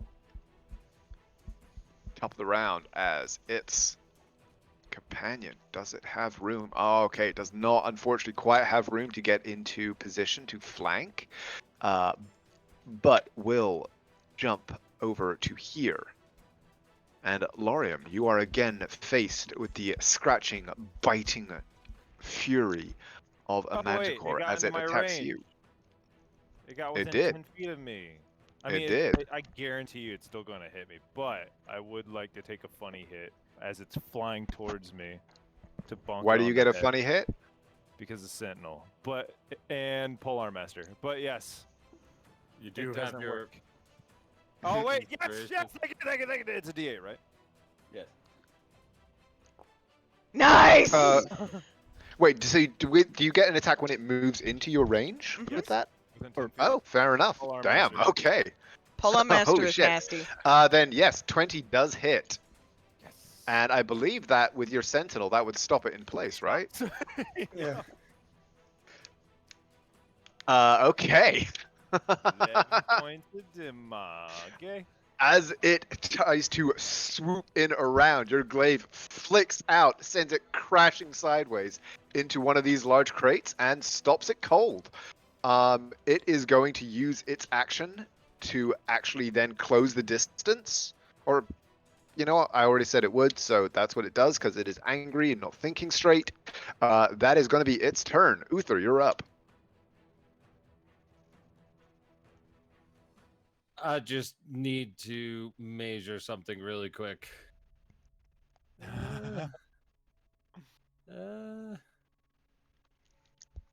Uh, yeah. Ooh. Unless. Isn't there a way you can, like, rotate it? Yeah, if you hold down control and mouse wheel, you should be able to rotate. What are you trying to do? I'm trying to, like, make it diagonal, like, across this way. Does that make sense? Okay, yeah, what's the size of the cube? Is it 30 feet? 2020. 2020. Okay. Yeah. So I'm trying to. Essentially, I'm trying to do 20. You see what I'm saying? Like this. Yeah, hang on. Do-do-do-do. Let me. Because, yeah. If I just turn the box a little bit. That's control. Okay, it's not. Yeah, no, it's not working properly. But I see what you mean, and yes, there is a line there where I can see that it would encapsulate them all, so that's fine. You don't need place the measure template wherever, because Foundry Yes, is I already being dropped fun. it. Oh, okay, cool. Then yeah, you're good there. Yeah, so just across these three like this, essentially. And Okay. then, or that, yeah. And then, so wisdom saves from all of them. as suddenly Uther Ross comes on, and it's like dubbed in monster. Look at You these get wonderful trees. you cast major image though, rather than hypnotic Uh, pattern. Yes, ignore that. Okay. Burn the spell slot. I meant to do hypnotic pattern. I Okay, clicked it's the major same image. spell. It's the same spell slot, right? So. Yes. Okay, cool. What's the DC on the Wisdom save? Let me pull it up. Ah! Oh, I no. think that's one success, Yay, one failure. one fail, and the big man. And yes. Oh. Yes! And the one that failed, can I get him to re-roll it as I'll burn a silvery barb? I assume you mean the one that made it. Yes. The one that he failed. Yes. No. The one with the 4. I want to see a 3.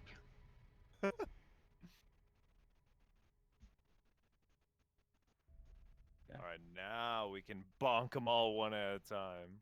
Well, there's still, the one in the back. We don't talk about that one. And then I'll turn towards my injured wife and burn all of my things and heal her for 6 How points. many total spell levels is that? A first level healing word, my reaction for silvery barbs, and a third level hypnotic pattern. So can you cast 5th level spells? No. Darn. Then you Then need to drop pick the which of those healing. spells. Healing word. Okay. Okay. Yeah, drop the healing word. It's Because they're all fine. controlled. And then, with that, I'll end my turn. Okay. A most effective turn. As the one at the back, as these lights appear in the air above them, he is going to make an intelligence check to see that if it is clever enough to figure out what has just happened.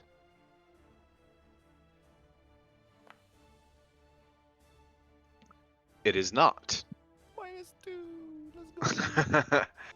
And therefore, it is simply going to fling tail spikes out, one at each of you, or one at the 3 that have intruded into the territory. So And these first one, two have Naira. cover. These two have cover They from this, do. right? Yeah. They do, and in fact, so do you. Oh. You still have cover because you're in this guy. Nice. But first one at you, Naira. That's a Oh. hit.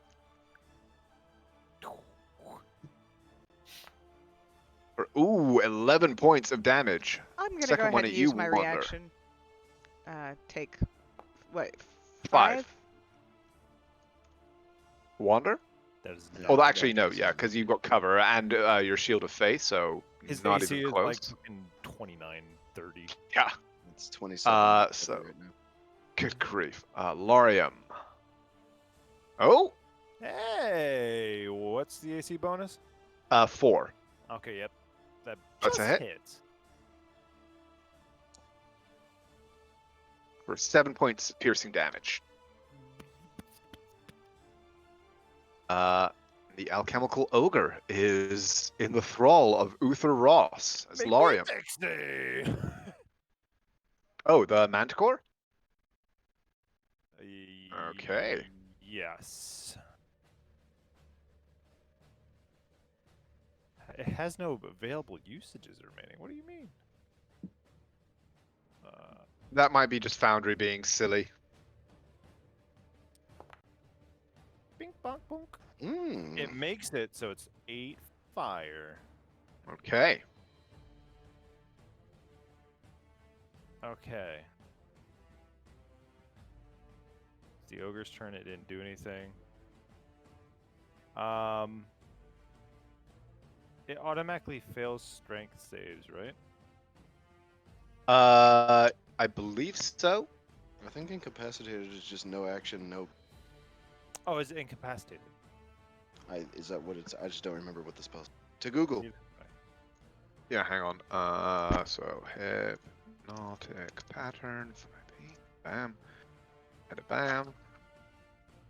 On a fail, becomes charmed. A creature is incapacitated. Yeah, so incapacitated means can't take actions or reactions. It does not necessarily actually automatically fail any checks.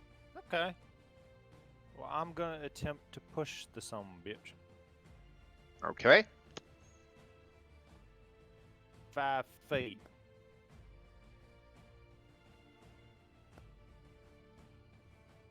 And you succeed. Okay. Well, damn it. I'm sorry. I had a clear path out of there. But you know what I can do?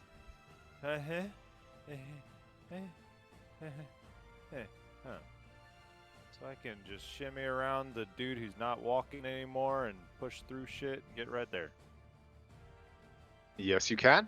Do you wish to use your second attack? Yes, sir. You done jinging. Actually, wait, hold on. I will stand right here. I still get flanking with her, right? Since I'm still attacking with You melee? do. Yeah. Attack. Okay. Oh wait, Roll your I attack. normal here. Oh. Oh, and a Christ, lucky that's thing that you had that advantage, Oh. because the 26 does hit. good. So Okay. does Naira get advantage from him being there? Yeah, he is Normal. still considered threatening. Cool, cool, cool. 13. And And the acid then- spray, but being 10 feet away, does not reach you. Yeah. And then I get that one as my bonus action because I love this feat. 16. 16 hits. Thank you. Sorry for that moan. Okay. 20 It damage shakes total. off Uther Ross with a roar of pain, whirling toward you. But Wander, you're up. Wander's up. Oh, the door's closed. Wander's up. He's going here. And he's gonna like probably do a thing. Who knows? What does he do? It's crazy. I'm gonna cast a spell at first level.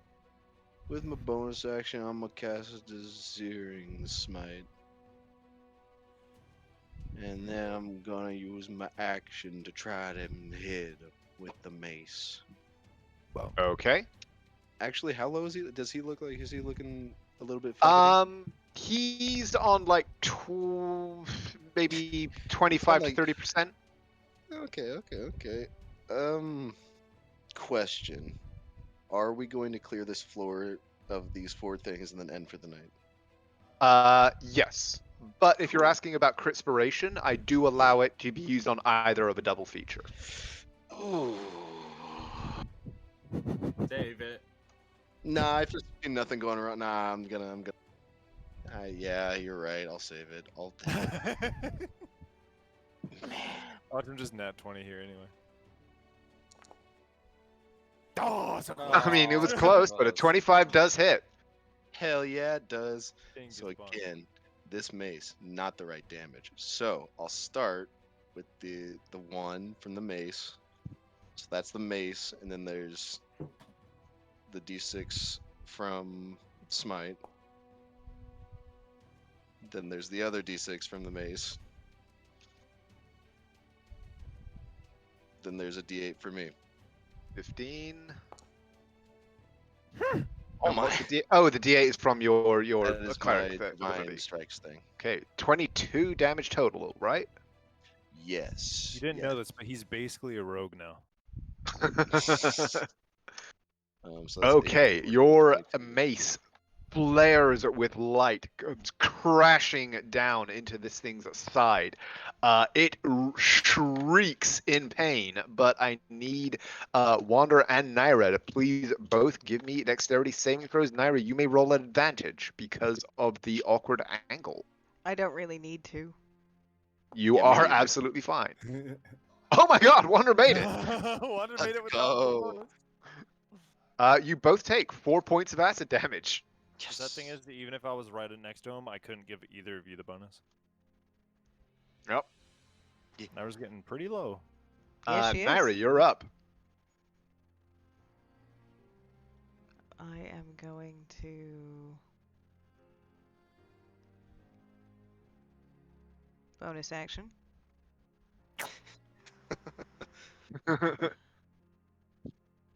Actually, no. These got retransported onto my character sheet. I don't have that. I don't have any healing potions on me. I used them all last time. So I can't do that. Okay. So instead,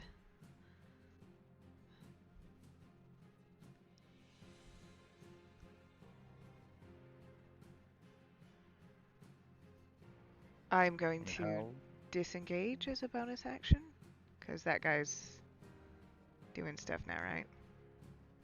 Yeah, this guy is alert.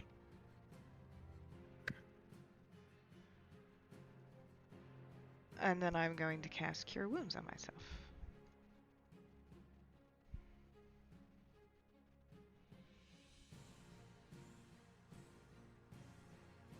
What did I do to... No, it's saying that I've used 2 spell slots. What would I have used? Oh, Silvery Barbs, that's it. Okay. Is that your turn? That is my turn. Okay. Uther Ross, hard at work on the 2 manticores. Uther, you're up. Uther's going to go to At the big guy? Classico. Okay. Big 20. chest. That is for my shield of faith. Got it. 18 hits. And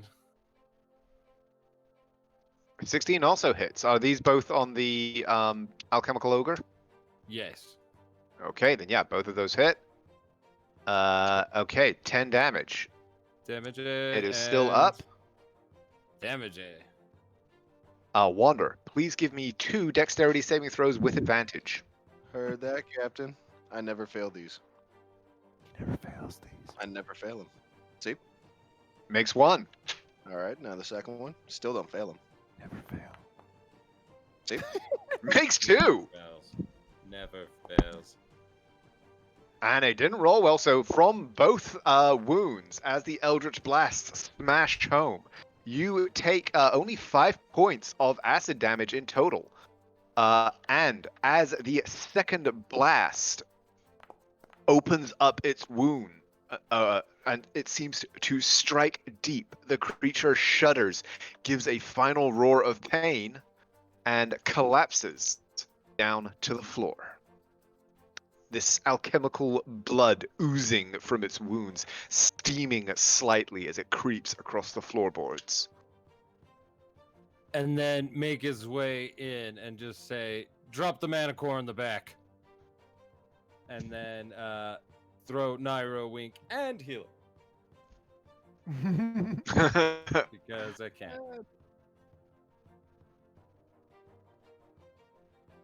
Come on. There we go. Oh, nice. And then into Turner. Okay. This manticore is going to get another intelligence saving or intelligence check. I believe in him. See? He's close, but not quite there. Given its semi-bestial nature, I set the DC at 15, and it's yet to reach it. So it is simply going to launch itself forward. It has a selection of 2 targets. Eeny, meeny, miny, mo. Uther, pick high or low. Nice rhyme, Rap Dad. Yeah, that was great, low. Low it is. Charging forward. Bite, claw.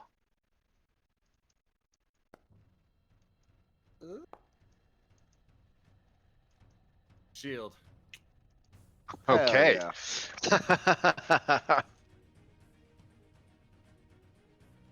Oh, and it should actually be attacking a second time with its claw as well. So it's going to give it one more try. But just as this arcane sigil appears in the air around you, you frustrate its attacks and are unhurt. As Lorium, that brings us to you. More big fucker on me. I want to try and cut off its tail.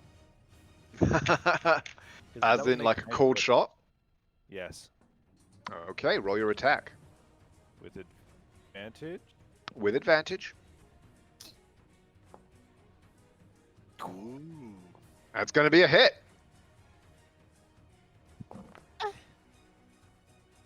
10. Okay. You do not cut off its tail completely, but it will be at disadvantage for any tail spike attacks it attempts to make for the rest of the combat. Same spot. I want that tail. Okay. Double 13. 22 also hits. 12. I will say that is sufficient. With a shriek of pain, its tail is severed. It can no longer make tail spike attacks. Yes. And bonus action.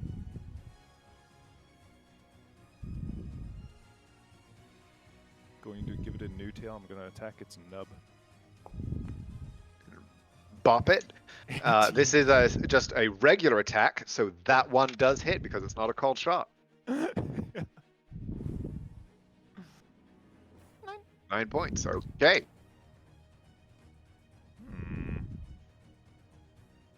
31 damage total.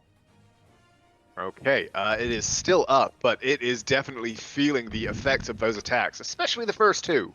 As Wander, you're up. It's me. I'm gonna take a page out of good old Lorium's book and continue the assault with the weaponry. Weaponry. Okay. Yeah, and I never miss, so You do never miss. yeah. See, never. 14 does not cut it, unfortunately.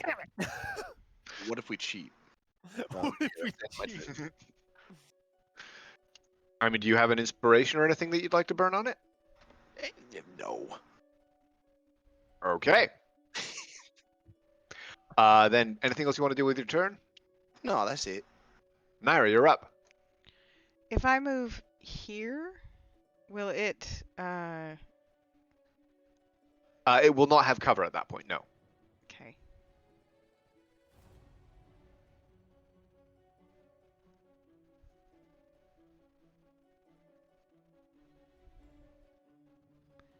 One sec.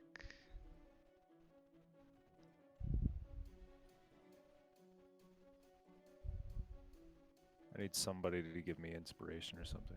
I have an inspiration, but I need more. Here you go. I need a hero. Bardic inspiration.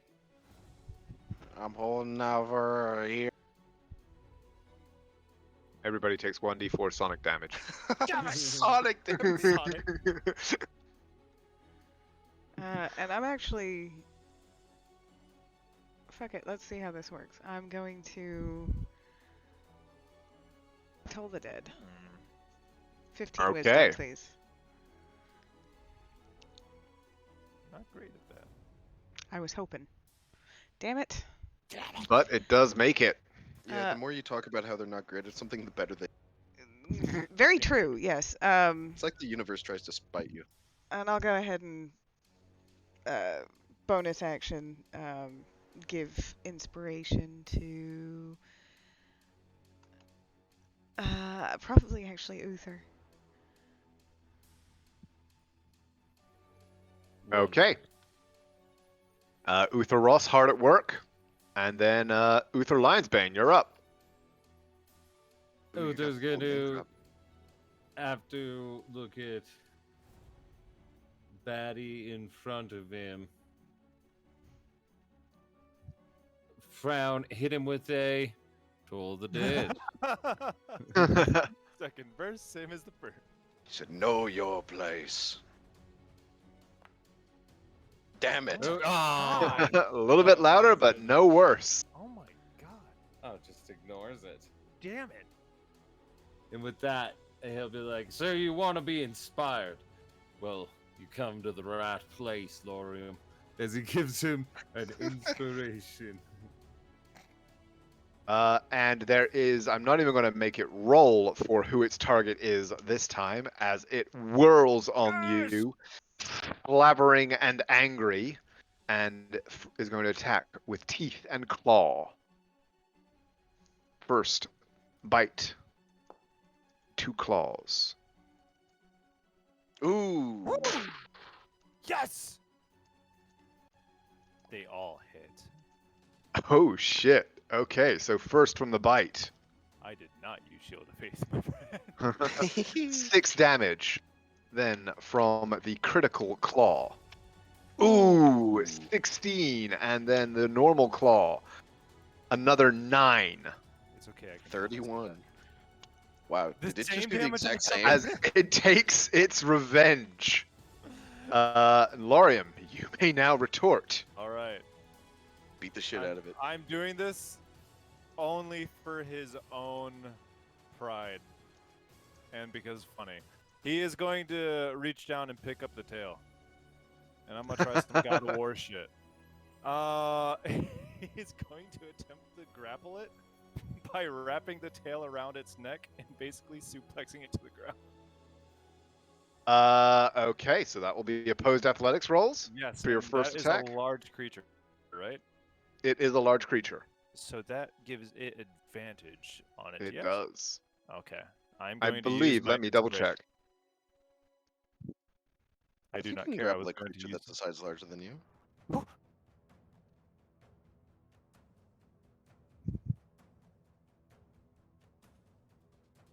Okay. You at least one.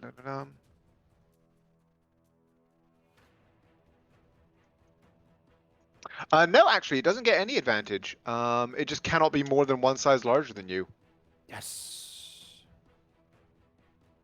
So that is for my first attack of making a grapple. And yeah, you are able to fling the tail around it, and bear it down to the ground. It is now grappled. Second attack, I want to make incapacitate this fucker entirely. Okay.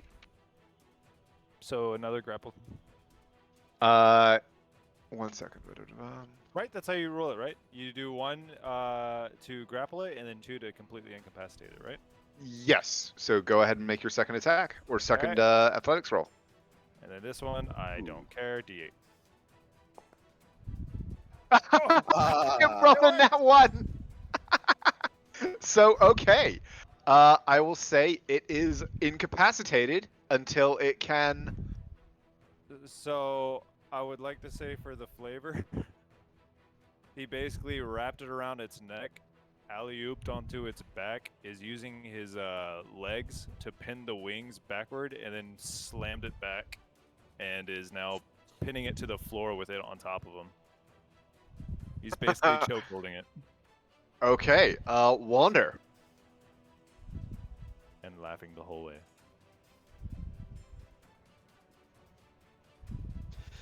I'm gonna hit it. You will have advantage on your attack. Question is, how am I gonna? I could take it from him. I could banish it. That would be funny. Really funny and really sad, but he got his moment. Lorium's happy. I'm gonna hit him. I never miss. I never miss. I never miss. Ha! He was not able to do this the first time he met a Manicore. As a hit. Sorry. Hell yeah, it is. So again, that. Hey! When you roll the damage, you can just put the d6 is into the formula. I could, but it makes me feel better to do this. Oh, true. That's 15 damage. Okie dokie. And that's all I'm doing.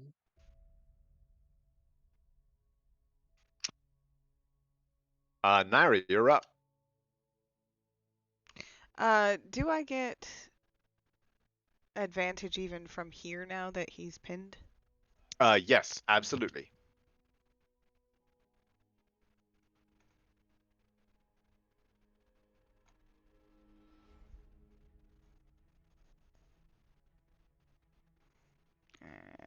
Yeah, 25 will hit.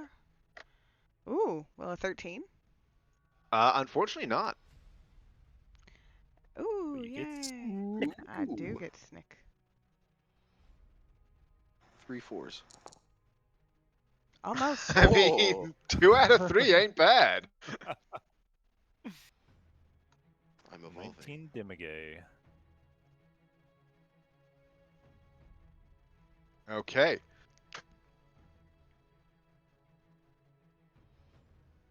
As it rides and strains against Lorium, Uther, you're up. So normally I'd have disadvantage to an ranged attack, but because he's all restrained, now I get advantage. So that means a straight roll, right? Great roll, indeed. Or, I mean, if you take a step back, then you would just be at advantage. Because you can't hit me if I step back. Yeah, Yeah, he it's can't take a- incapacitated. It can't take an yeah. opportunity attack, so. Okay. Make sure I didn't want to Wait, get big guy. poked. 27 hits. Glorious. Give me a nat 20. The same Another 27. Rolls, All right. just in the opposite order. Damage. Damage. 20. And that is enough. As Lorium pins it in place, laughing uproariously, you guys rain down blows on it. And Uther, your final shot. Strike home, and with a shriek and a shudder, it goes still. The other two still in the thrall of Uther Ross, and if everybody is okay with it, are we okay with pausing combat there? Because I just realized it is almost 3 a.m. Yes, sir. And we have game again tomorrow. question, because we know how this is gonna go down. We're gonna wake up shit out of it. Wake second one, beat the shit out of it. Is anything else gonna happen then, or can we just expedite that process? Like before, like is anything else gonna enter as we wake up one of them? No. So do we want to do? Can we do that instead? Well, that is going to be approached like they are going to wake up and they are going to attack you back and everything. So it's probably that's going to take more than half an hour. So it would be well past 3 by the time we finished. So if everybody is okay with it, I would prefer to pause it here. I don't think I you're the DM. You get that call. Okay, then yeah, let's pause it here for the night. We will resume at 7 tomorrow. And we will see what you guys are, and yeah, we will finish the beatdown, and see what other secrets this warehouse holds for you. I'm sure it's nothing but puppies and cuddles. Puppies and that's up front. cuddles.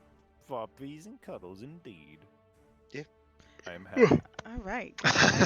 He grappled Yeah. Manticore with his own tail.